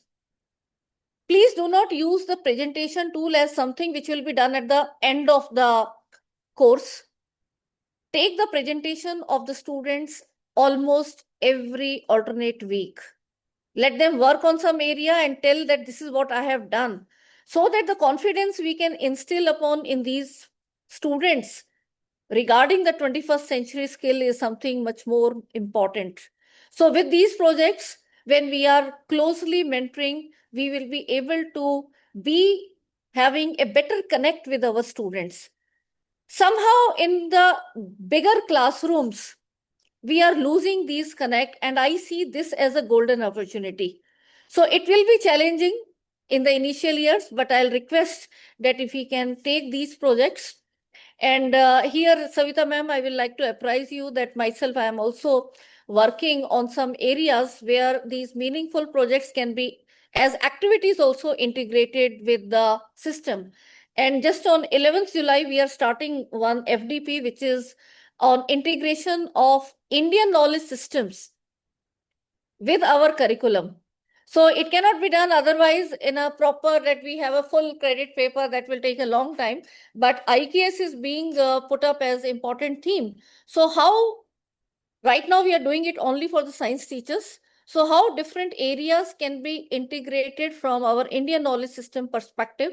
So they are also now the upcoming research areas where we like to be more knowledgeable ourselves. So it's a continuous journey that I think we all have to be undertaking as the policies are getting formulated, as the new guidelines, whether it is the NCRF or the NHEFQF.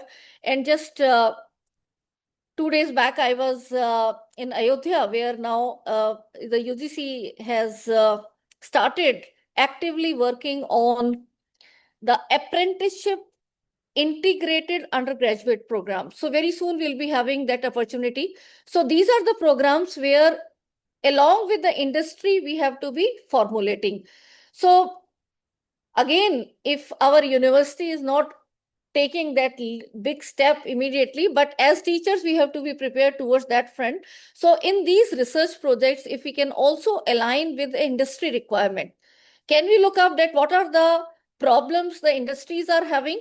And if these are given to the solution formulation in our students group project, I think that will be again a one step further.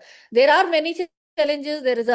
We say that there is a crunch of infrastructural resources, but there is also opportunities in changing time that as teachers, we have to be now innovative.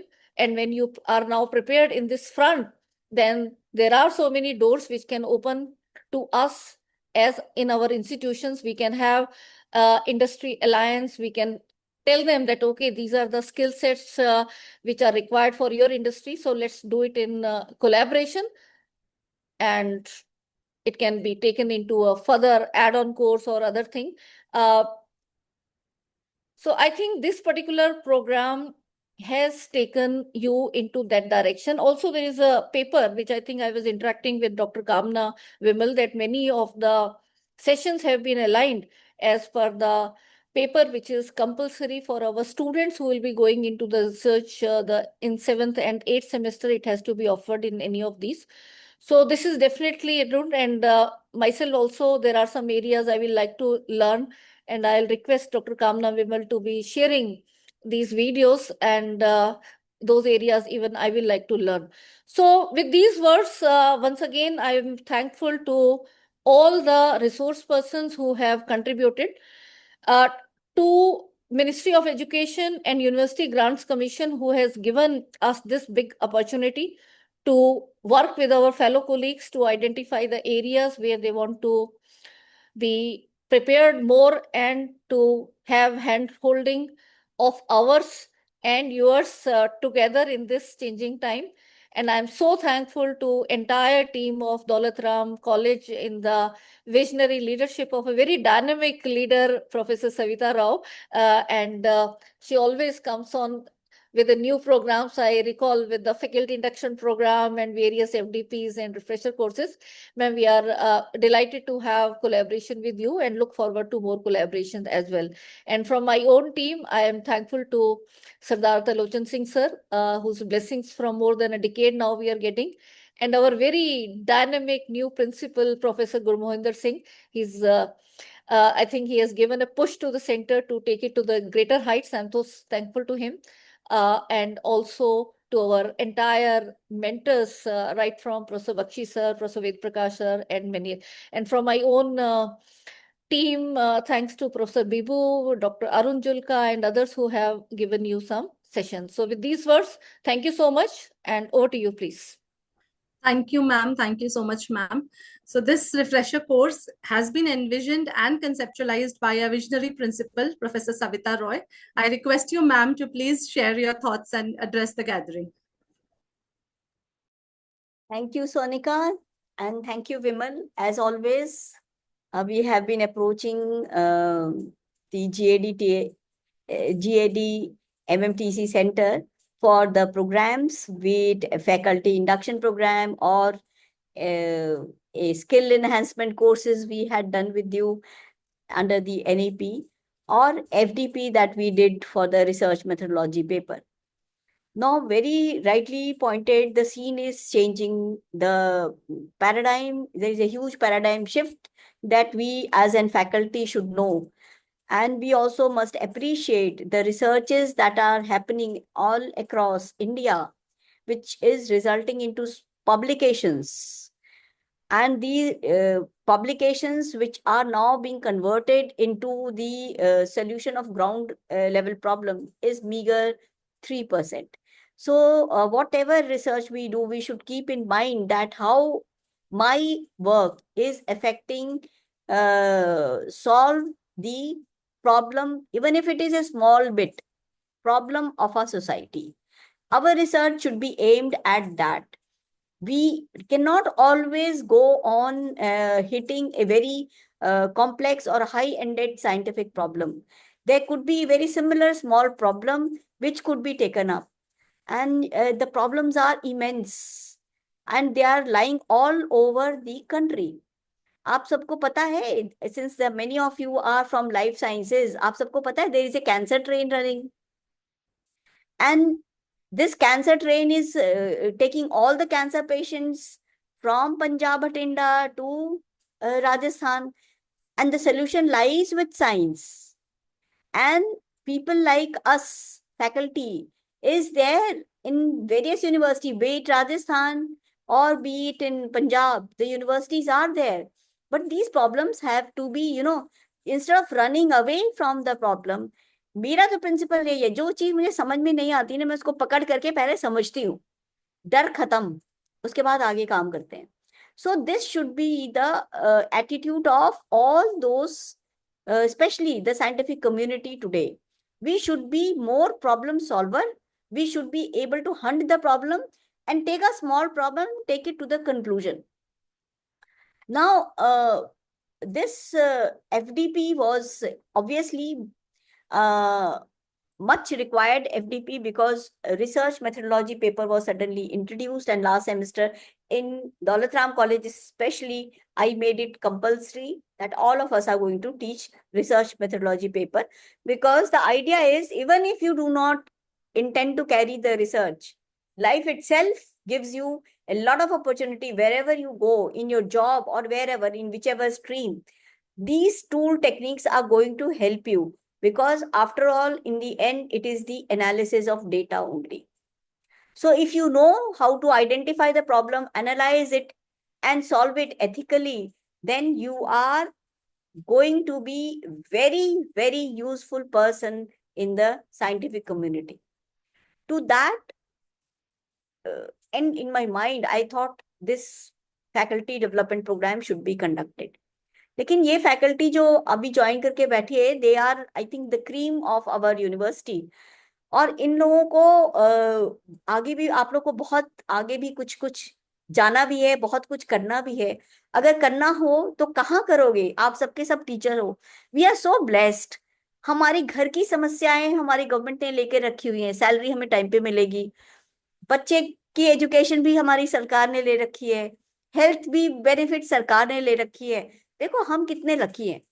और फिर हमारे को कुछ भी आती है, कोई भी प्रॉब्लम होती है, तो गवर्नमेंट से बोलते हैं, एजिटेशन भी करते हैं, रिक्वेस्ट भी करते हैं और ले भी लेते हैं. अब इतनी सिक्योरिटी, सोशल सिक्योरिटी होने के बाद हमारी ड्यूटी भी बहुत जबरदस्त है. अगर हम अपनी ड्यूटी में पूरा नहीं उतरेंगे तो कल को पूरी जो आपकी कम्युनिटी है outside the education system, they will say that these gurus have failed us. So ये गुरु अगर फेल कर दिया तो बहुत बड़ी बात हो जाएगी. अब मैं आज ही किसी से बात कर रही थी और यही बात डिस्कशन में आई कि सोचो अगर आज हमने इन बच्चों को नहीं पढ़ाया, अगले 2-3 डिकेड्स में जो बच्चे हमारे पास आ रहे हैं उनको हमने vocational skills, training, academic orientation proper नहीं की, तो ये जो पॉपुलेशन, जब हम सबसे ज्यादा पॉपुलेटेड कंट्री होंगे, जो हमारा वर्कफोर्स सबसे ज्यादा होगा, और उसमें ये बच्चे, जॉब्स खाली हैं, chairs are empty, but there are no persons who can go and sit over there, तो क्या होगा? देन आई रिमेम्बर, मुझे कभी कभी आजकल के जमाने में जो पाकिस्तान की हालत है ना, वो याद आ जाती है. And it is quite scary,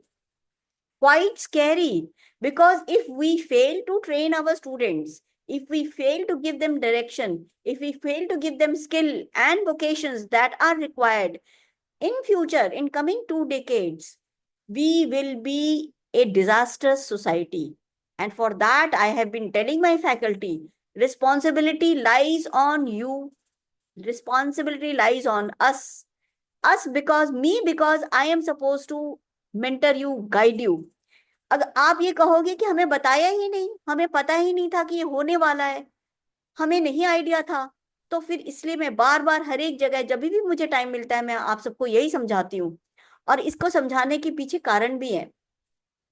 कारण ये है कि हम लोग जो इंडिया में जो हमारा एजुकेशन इकोसिस्टम है ना, वो ऐसा है कि इस वक्त हमारी ग्रॉस एनरोलमेंट रेशियो अराउंड 27% है, 27% है सिर्फ। अभी अभी हमें इसको 50% तक ले जाना है। अगर 50% तक ले जाना है तो जितने बच्चे अभी हमारे पास पढ़ रहे हैं ना, उसे डबल पढ़ने चाहिए या उससे डबल ऑर्गेनाइजेशंस खुलने चाहिए। अब ऑर्गेनाइजेशंस का अगर if you permit Sonika, if you want, I can I share you something.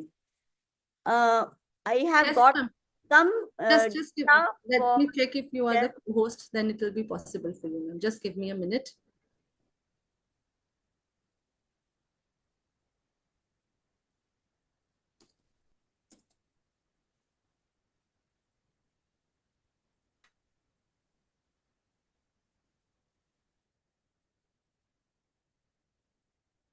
तो जो जो नेशनल एजुकेशन पॉलिसी के अंदर जो सीमलेस फैसिलिटी है ये ना, उसके अंदर अब आप एक बात और भी समझ लो। हम कहते थे ना कि भाई एडवर्टीजमेंट निकाला लैब अटेंडेंट का कि पहले था 10वीं क्लास पास और अब है 12वीं class. Student should be 12th pass in science, निकालते हैं। Now student should be 12th pass in science. अगर किसी स्टूडेंट ने दे दिया 10th क्लास पास का सर्टिफिकेट और साथ लगा दिया कि भाई मैंने ये ITI की ट्रेनिंग की है, ये मैंने स्किल किया है, आप उसको रिजेक्ट करके ठंडे बस्ते में डाल देते हो। हम ही करते हैं, आप थोड़ी करते हो, हम करते हैं। बट करते क्यों हैं? क्योंकि रूल बना हुआ है कि 10th पास नहीं, 12वीं पास हमारा चाहिए। मतलब हर एक बच्चे को 12वीं तक का स्कूल कराना जरूरी है, चाहे उस बच्चे को स्किल हो जो आपको चाहिए। This has been changed now. So that is why I would like all of you to know there is under the national education policy जो कि हम कर सकते हैं। Ma'am, you can present your slides now. Yeah, I think I will be able to. Can you see? Yes, ma'am. So देखो, what we need to know for ourselves, that is a small part of a bigger slide. So excuse me if I jump. Today we have got, I have told you, the youngest population with more than 62% of the population in the working age group. Age group working क्या बोला? 15 साल से 59 years. 15 to 59 years. And 54% of the total population is below 25 years of age, which is either in the universities or have gone, are going out, or are out looking for some small other vocational trades so that they are employable somewhere. Now, this population is going to bulge and across 15 to 59 age group in the next coming 2 decades. So, this say 15 से 59 age group जो India की है, which is the biggest population, youth population, employable population, in contrast to the Western countries, जहाँ पे the population is aging. Japan में देख लो, ageing population ज्यादा होगी, वहां पे तो आपको वर्किंग ग्रुप में लोग मिलने मुश्किल है। तो किसको देखेगा? The world is looking towards India, not China, not Pakistan, not Bangladesh, India, because we Indian have got so much of trained manpower today that we can make our own population literally, vocationally skilled to capture those chairs which are now becoming empty. Becoming empty means process has started now. So this is a huge opportunity for us, but at the same time, it's a huge challenge which needs to be addressed. Now, before you go, we have to understand the ecosystem of our education system. जिसके अंदर अब हम we are integral part of it. We are not outsiders now. I will quote one line. India has entered a stage of massification of higher education. Remember the word massification. And why it is massification? Please see the data. Just remember these small little information as you go on in your career. This data is till 2020 जब NEP का formulation चला था. The country had more than 1,000 universities, more than 42,000 colleges. We had more than 11,700 stand-alone institutions. And these institutions were very different in terms of content and level at which courses were offered.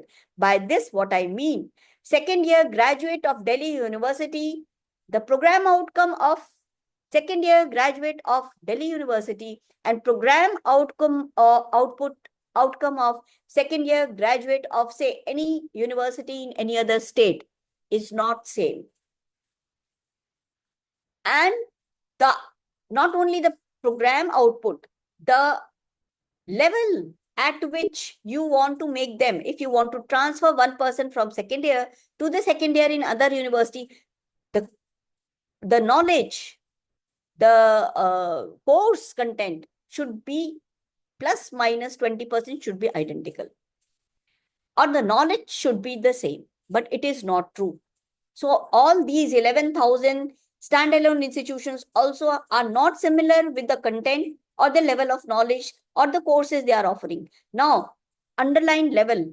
This level is an important word which you will see now. Why? What does it mean? It has got a very technical meaning. Of all the universities, 307 universities are having affiliating colleges. Delhi University is one of these. 396 universities are privately managed. Some of them are doing very, very well. 420 universities are in rural areas. 17 universities are exclusively for women. Out of this, there is only one central open university, 14 state open university, one state open private university, and the open universities are taking care of 11% of our higher education load. 11%. Now, there are in all variety of our institutes. 522 you say general, 177 technical, 63 agricultural, 23 law, 12 Sanskrit, 11 language, and many other categories of university. So you can see the education ecosystem of the country, infrastructure that the country has created after independence is huge. But still, we say this is not enough. We have got 38 to 40 million students enrolled in higher education, which is just 27.1% of the population. Out of which, as I told you, 11% is being taken care of by distance education, and about all 80% of these students are at the UG level. आपके पास जो बच्चा है वो 80% है, only 20% are in the PG and the research level. So most of the population which is to be trained today lies with you. अब एक stigma होता है कि भैया हमारा बच्चा तो कॉलेज में जाना चाहिए, यूनिवर्सिटी में जाना चाहिए और ये वो करना चाहिए. अब आप इस टेबल को बड़े ध्यान से सुनो. मेरा एम आपको इस टेबल को समझाना है जो कि NEP का इंटीग्रल पार्ट है. अब इसके अंदर this is starting from pre school and is going up to PhD. Okay, now ये है आपका. There are 3 verticals possible. This is a vertical which is academic vertical. You will have another vertical which is vocational vertical or the short-term training or the skill vertical. Okay. अब आप जब आप school में जाते हो तो मान लो आपने मिडिल लेवल तक पढ़ाई की, दैट इज क्लास 8 तक. किसी बच्चे ने पढ़ाई छोड़ दी तो हम कहते हैं 8th पास आउट है, राइट? 8th पास आउट है तो उसको अब हमारी नेशनल एजुकेशन पॉलिसी के अंडर हमने उसको हर एक जो जहां पे जा रहे हो ना, नीचे से ऊपर, जैसे क्लास 1 2 3 4 5 6 करते हो ना, उसी तरह अब पॉलिसी में नेशनल क्रेडिट फ्रेमवर्क के अंदर हमने क्रेडिट लेवल्स दिए हुए हैं. अब credit level will start from point 1 which is pre school, point 2 1 class 1, point 4 point 6. when you are in class 8 you are at credit level 2. when you have passed your 10th you are at credit level 3. when you are at passing class 12th you are at credit level 4। UG में first year का जो student है ना वो credit level 4.5 पे होता है। ये बड़े ध्यान से देखो क्योंकि ये आगे का यही फ्यूचर है हमारा। Then when you are in second year 5 level, third year 5.5, 6.0 when the student passes out with 4 year UG degree, presently जो आप अंडरस्टैंड करते हो वो क्रेडिट लेवल 6 पे होता है। When the person enters in PG, it is 6.5. And pass out second year will be 7. PhD is 8. So 8 is the highest credit level that you can attain. To each credit level, अगर तुम एक level से दूसरे level jump कर रहे हो ना तो उसके कुछ कुछ प्री कंडीशंस हैं। वो कंडीशन क्या है? अब 2.5 से 3 क्रेडिट लेवल पे जाने के लिए आपको 1200 आवर्स पर ईयर स्टडी करना होगा। आप 1200 आवर्स पर ईयर स्टडी करते हो या नहीं? आप कैलकुलेट करके कर लो। करते हैं हम। 22 क्रेडिट्स हम देते हैं ना दिल्ली यूनिवर्सिटी में। 22 credits, each credit is equal to 15 hours. Multiply करो, 600 से ऊपर आता है हमारे ड्यू का, और दोनों सेमेस्टर में ला लोगे तो 1200 आता है। तो am I fast? No ma'am. If you are not able to understand, please tell me in between, Sonika, because I am looking at the table. So yes, ma'am, we are also looking at the table, so we are able to get what you're saying.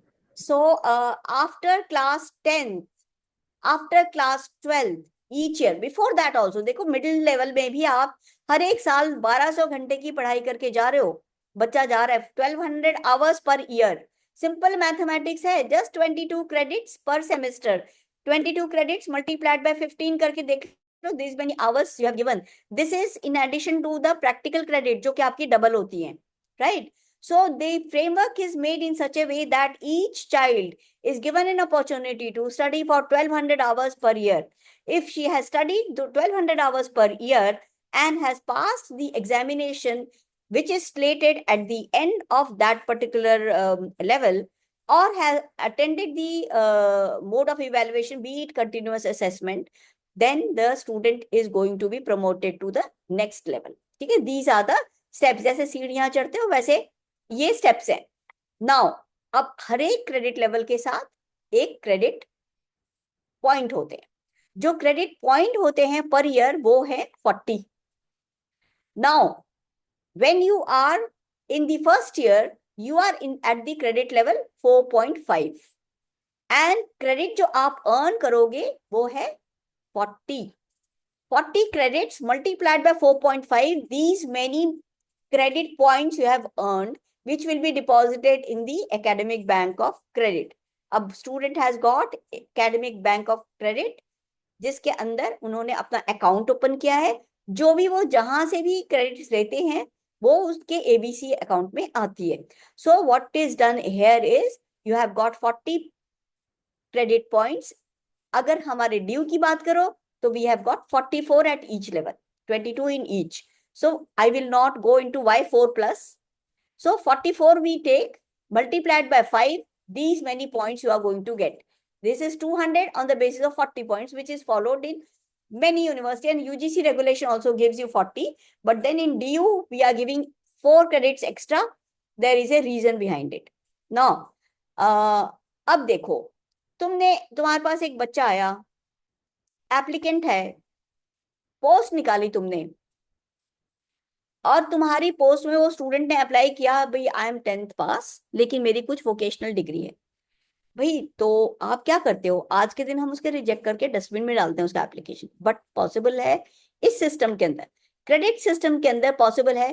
10th class का student, if the 10th class student is here, he has done 4 years of training course, or he has done the 2 short-term training courses from the National Skill Quality Framework at level 5, then the person will be at the level 5. Okay?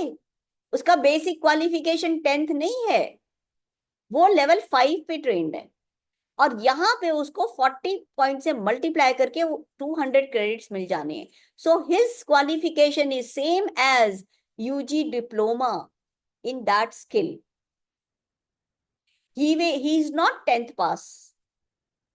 So the boundary between the academic points, academic grades, and your vocational and the skill. अब मान लो कोई मैंने first year BSc programme में admission लिया, मुझे एक bakery का एक अच्छा सा स्किल कोर्स मिल गया. What I will do at the end of first year, after taking 44 credits, I will go out with a degree of undergraduate certificate. और इसके बाद मैंने क्या किया, मैं पहुंच गई वोकेशनल एरिया में. वहां पे मैंने या तो उसको स्किल लिया, नहीं तो वोकेशनल ट्रेनिंग ली, नहीं तो कोई कंबाइंड ट्रेनिंग सर्टिफिकेशन का एग्जाम दिया, और मैंने अपना पूरा 6 लेवल पे पहुंच गई. NSQF का लेवल 6 क्वालिफाई किया शॉर्ट टर्म ट्रेनिंग करके, और मेरे पास एक वोकेशनल की डिग्री हो गई.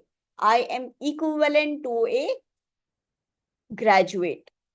तो पहले कहते थे ना सब कि ग्रेजुएशन करो, इसलिए आपको कॉलेज में एडमिशन लेना है और तब आप ग्रेजुएट कहलाओगे. अब नहीं है.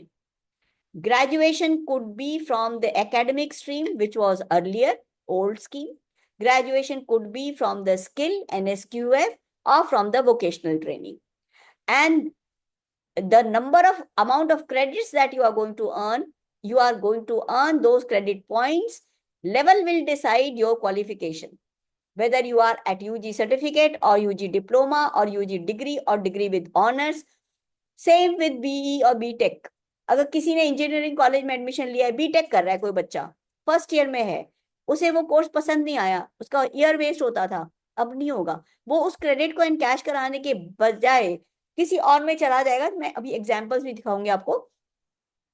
तो उसका वो अगर program output of the first year and the first year BTech is similar with slight 20% difference, a bridge gap can be offered to the student from the other university, and student can continue the second year BTech program from that organization, right? So each central university and the state university is working to make this happen.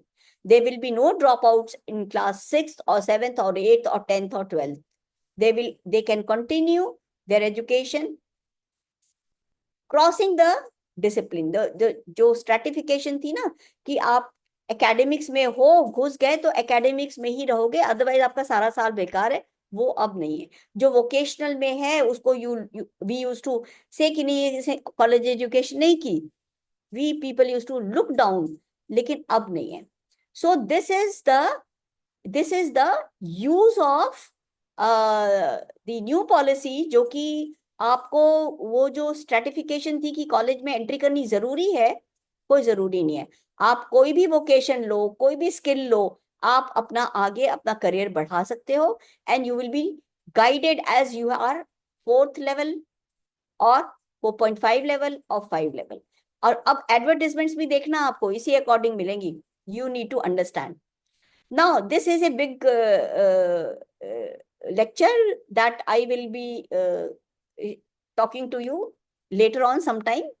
But I thought I will share with you कि अब वो पहली वाली बात नहीं है कि भैया 10वीं पास है, 10th पास के बाद अगर उसने 5 साल स्किल कोर्स किए हैं, 6 किए, तो वो ग्रेजुएट है. You will be able to get such people and such advertisement very frequently. So what we have to do now as a scientist, we need to objectively look at what all skill, what all vocations we also can give to our students. And this possibility is not only in the university. We don't have to have a skill university or vocational university for that. We can give that skill here also. So this was the new thing which I thought I should share with this gathering, because then you are the ones who are going to be, अब एक बात इसमें बहुत important आती है, 1200 घंटे कौन देगा? बच्चा तो पढ़ा देगा 1200 घंटे. आप बोल रहे हो 12, मतलब my statement, if the student has studied 1200 hours per year, but 1200 hours per year पढ़ने की अपॉर्चुनिटी टीचर ही तो देगा. अब 1200 hours की जगह आप 1000 hours पढ़ाओगे, the problem is not with the student, problem is with the faculty. And here is the programs. All of you have attended the NEP sensitization program. And the sensitization of this was should be towards this only. We should be sensitive enough कि हम अपना काम पूरा करें. 1200 hours minimum बच्चों को पढ़ाना है. ठीक है. If there are any questions, you can ask me. But I can see many faculty are from outside my own college. So I have been talking to my faculty. मैं इन बच्चों से तो बात कर लूंगी. I don't want to bore others, but it has been really very nice talking to all of you. In case you want to ask any other further questions, I am available in the college also. Otherwise, also you can send me your send your questions to Dr. Sonika Sharma. She will find out the answer and we will be able to resolve the queries. Now, I would like to thank Sonika also, who has very patiently taken over the entire organizational part. I hope we have given good speakers who were able to make and utilize your time in a best way. But we would also our aim would be to bring the best to you so that you also learn simultaneously and also you will be able to deliver to the younger generation, to your student. And if there are any specific feedbacks, I would also like to know from Sonika. And I would also like to thank UGC-MMTTC, who has been graciously accepting our request always, all the time, to have such talks and the seminars with the faculty. And I'm also obliged and thank you for Kamana, who has been coordinating with GAD. And thanks to all 60 plus, I don't remember the exact number, I'm sorry, but you people are around 60.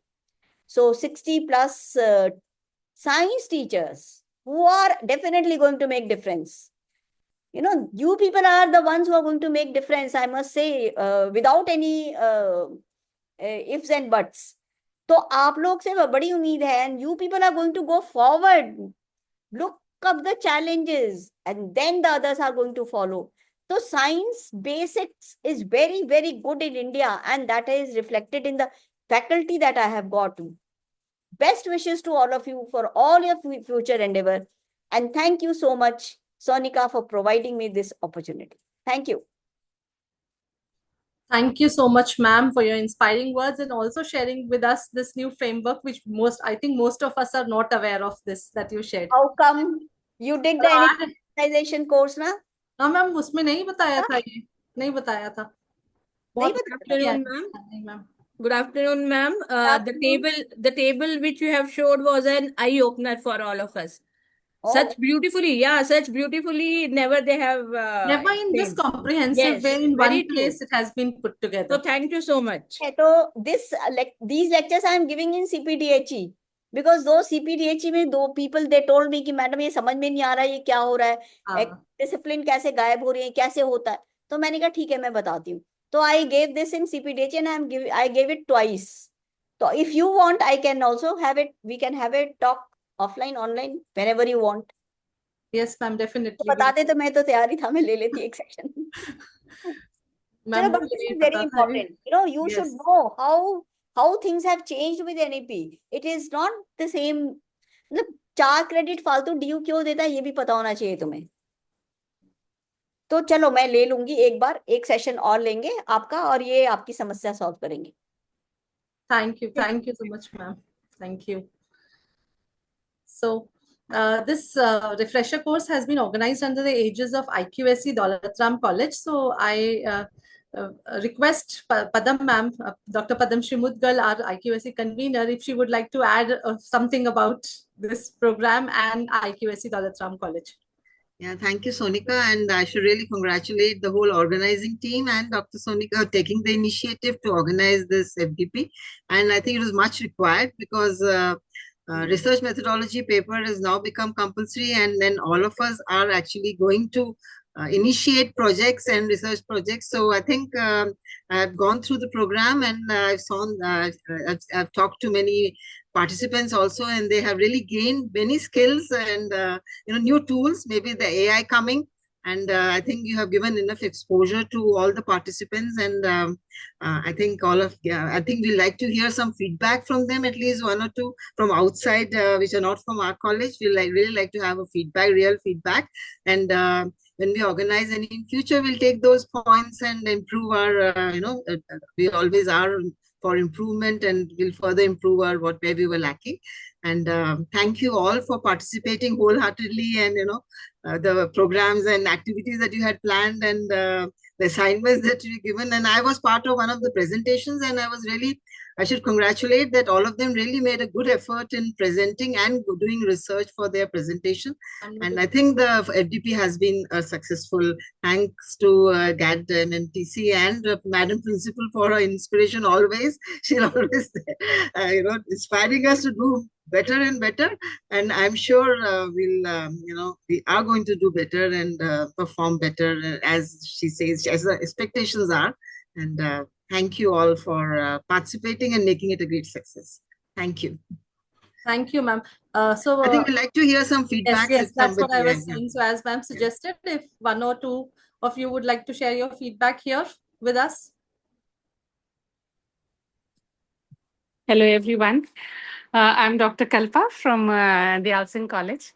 And in between also, I have always said that your program is really, really mind-blowing. Such wonderful speakers, resource persons you have got, and everything on research methodology, because it is now incorporated in our curriculum. So a lot of things were there which we wanted to know, what are all the latest technologies and latest tools which are being there and their usage. Okay, you can know it from the net also, but then actually doing it hands-on, getting the information and workshop like thing where we are actually working hands-on, and we are able to know about what are the shortcomings which we may actually encounter when we will be doing it on our own. So many things which we could get over here, and time and again I have said a wonderful program, and thanks to the organizing committee, the principal of the college, and the GAD, this Khalsa College, who has put in so much of efforts, and to you, Sonika madam, and Preeti ma'am, and everybody else who's, because the outcome of a particular thing is a teamwork. So the team has done definitely tremendous hard work, because of which this program has come out to be very wonderfully. So thank you all for giving us this opportunity to learn so much. Thank you so much. Thank you so much, ma'am. Anyone else would like to share? We can listen to one more feedback. Ma'am, I'd like to give. Yes, please. Again, I would like to extend my heartfelt thanks to the organizers, and especially Principal ma'am, who convinced all of us to do it in spite of us telling we have done it. And all the lectures which we heard, the experts were the best in their domain, and so much to learn in research methodology now, even after doing one research methodology before. And special thanks to Dr. Sonika and Dr. Madhu for accommodating all our requests. Thank you so very much. Thank you. Thank you so much. So I think we can move ahead now. So I wouldn't be presenting the whole report to bore you all, but just a little information. So there were 62 registered participants in this refresher course from various colleges of DU and few from other universities too. A total of 30 resource persons covered these broad themes. The themes were, just give me a minute, types of research, data types and collection methods, bibliometric analysis, statistical analysis, research design, LaTeX, ethics in science, ethics in publication, AI in research, basics of literature review and reference management tools, patent laws and IPR, and few more with interconnected topics. And there were 38 of such sessions. The remaining sessions were used for the ICT-based assessment of the participants, wherein they presented their research ideas and findings. My sincere thanks to Professor Preeti Malhotra, Professor Darshan, and Professor Padmashri Mudgal with helping us with the assessment of these assignments. So over the period of 2 weeks, we had the distinct privilege of learning from many eminent and knowledgeable resource persons. Their insightful deliberations have illuminated various critical aspects that form the foundation of research methodology. From theoretical frameworks to practical applications, from ethical considerations to the nuances of data analysis, we have dwelled deep into the elements that define scientific excellence, all while aligning with the transformative vision of new education policies. Dear participants, we are confident that you are now better prepared and to embark on your research endeavors in the upcoming semesters, armed with newfound perspectives and enhanced capabilities. Now, I officially propose the vote of thanks. So I extend my sincere gratitude to all the resource persons for their invaluable contributions. Our principal ma'am, Professor Savita Roy, because of her unwavering support and guidance and her trust in me to handle this program. Professor Vimal Rar and her team at GAD-MMTTC, SGTB Khalsa College for their support and technical help. Professor Preeti Malhotra, Vice Principal, Daulat College for her guidance. I also take the opportunity to thank Professor Padmashri Mudgal, IQAC Convener, Daulat College for all her help. Special thanks to my organizing team, Dr. Kamna Vimal, who is the coordinator of this program, Dr. Madhu, the co-convener, Professor Darshan and Professor Jyoti Singh, co-coordinators of this program for their unwavering dedication. The technical team at Daulat College, including the caretaker, Mr. Apurv and Mr. Mahavir for all the background help and support, and most importantly to all the participants for your active engagement, enthusiasm and commitment to learning. We wish you all very best in your future research pursuits. May this course serve as a strong foundation for your journey towards scientific excellence. Thank you. Namaskar. So thank you so much for joining. And can we end the program now, ma'am? Yeah. One more request, ma'am. Can you please upload the recordings? Because in the My Class e-classroom, till day 8, the recordings have been uploaded. After that, it has not been.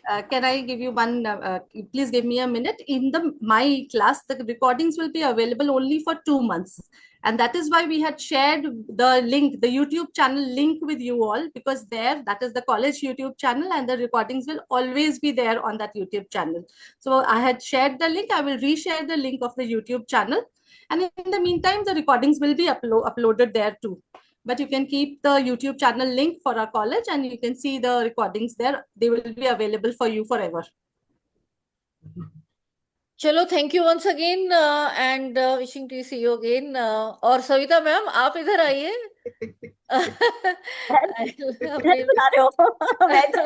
Last time I came so I invite you to please come here right Sure, why not? It's always a pleasure visiting you and working with you. Sure. I'll come. And best wishes to all my colleagues. Thank you so much. Bye-bye. Thank you, ma'am. Thank you. So participants, we have some announcements regarding the assessment that is still pending. So please stay back for some time. Sure, ma'am. Thank you. So we will be sharing the quiz links. They will be shared on My Class at 5 p.m. today. There are 2 quizzes, as we have already mentioned to you, 30 marks each, and you have time until 5 p.m. tomorrow to attempt the quizzes. Okay, so please attempt the quizzes on time, complete them before 5 p.m. tomorrow. And assessment also, this is the last reminder. There are some of you who have still not submitted your assessments, either in the My Class or if you had a problem on the email, there are still some participants who have not submitted.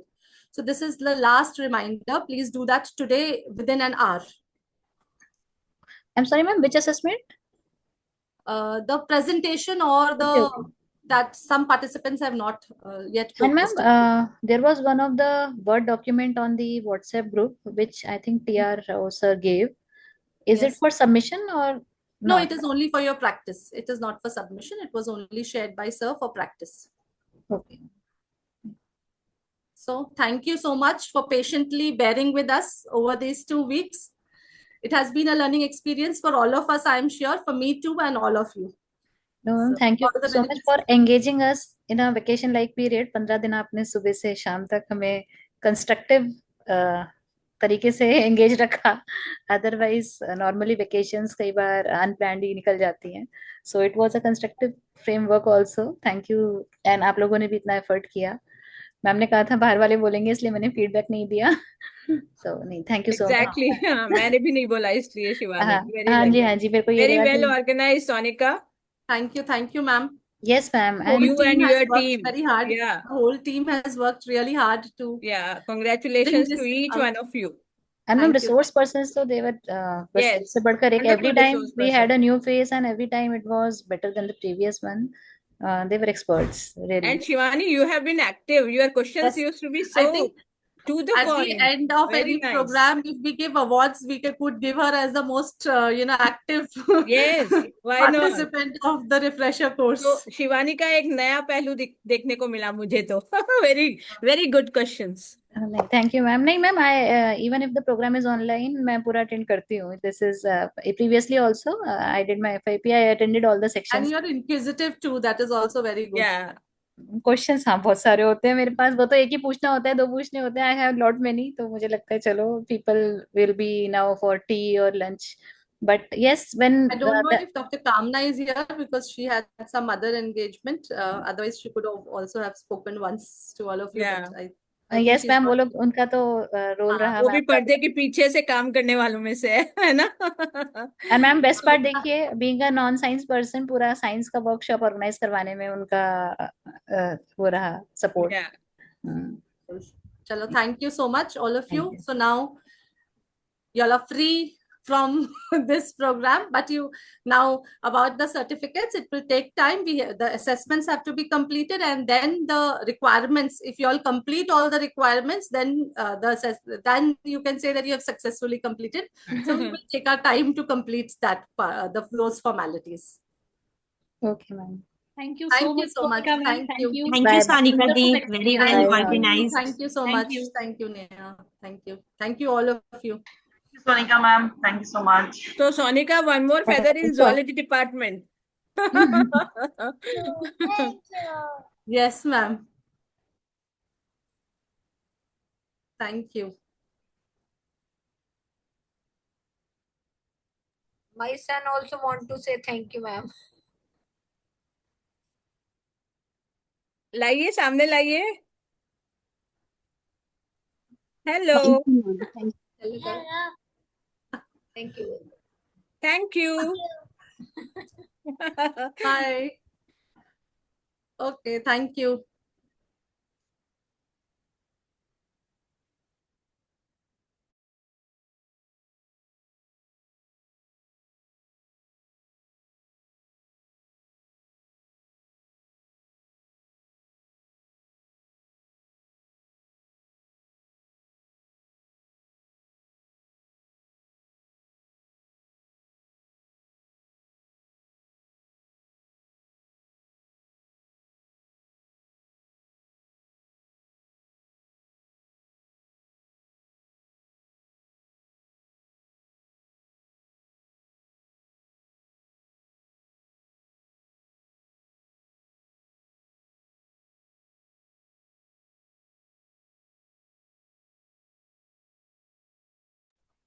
हाँ मधु, बोल दिया. अब मैंने बोला recording भी बंद कर दो और मीटिंग भी बंद कर दो.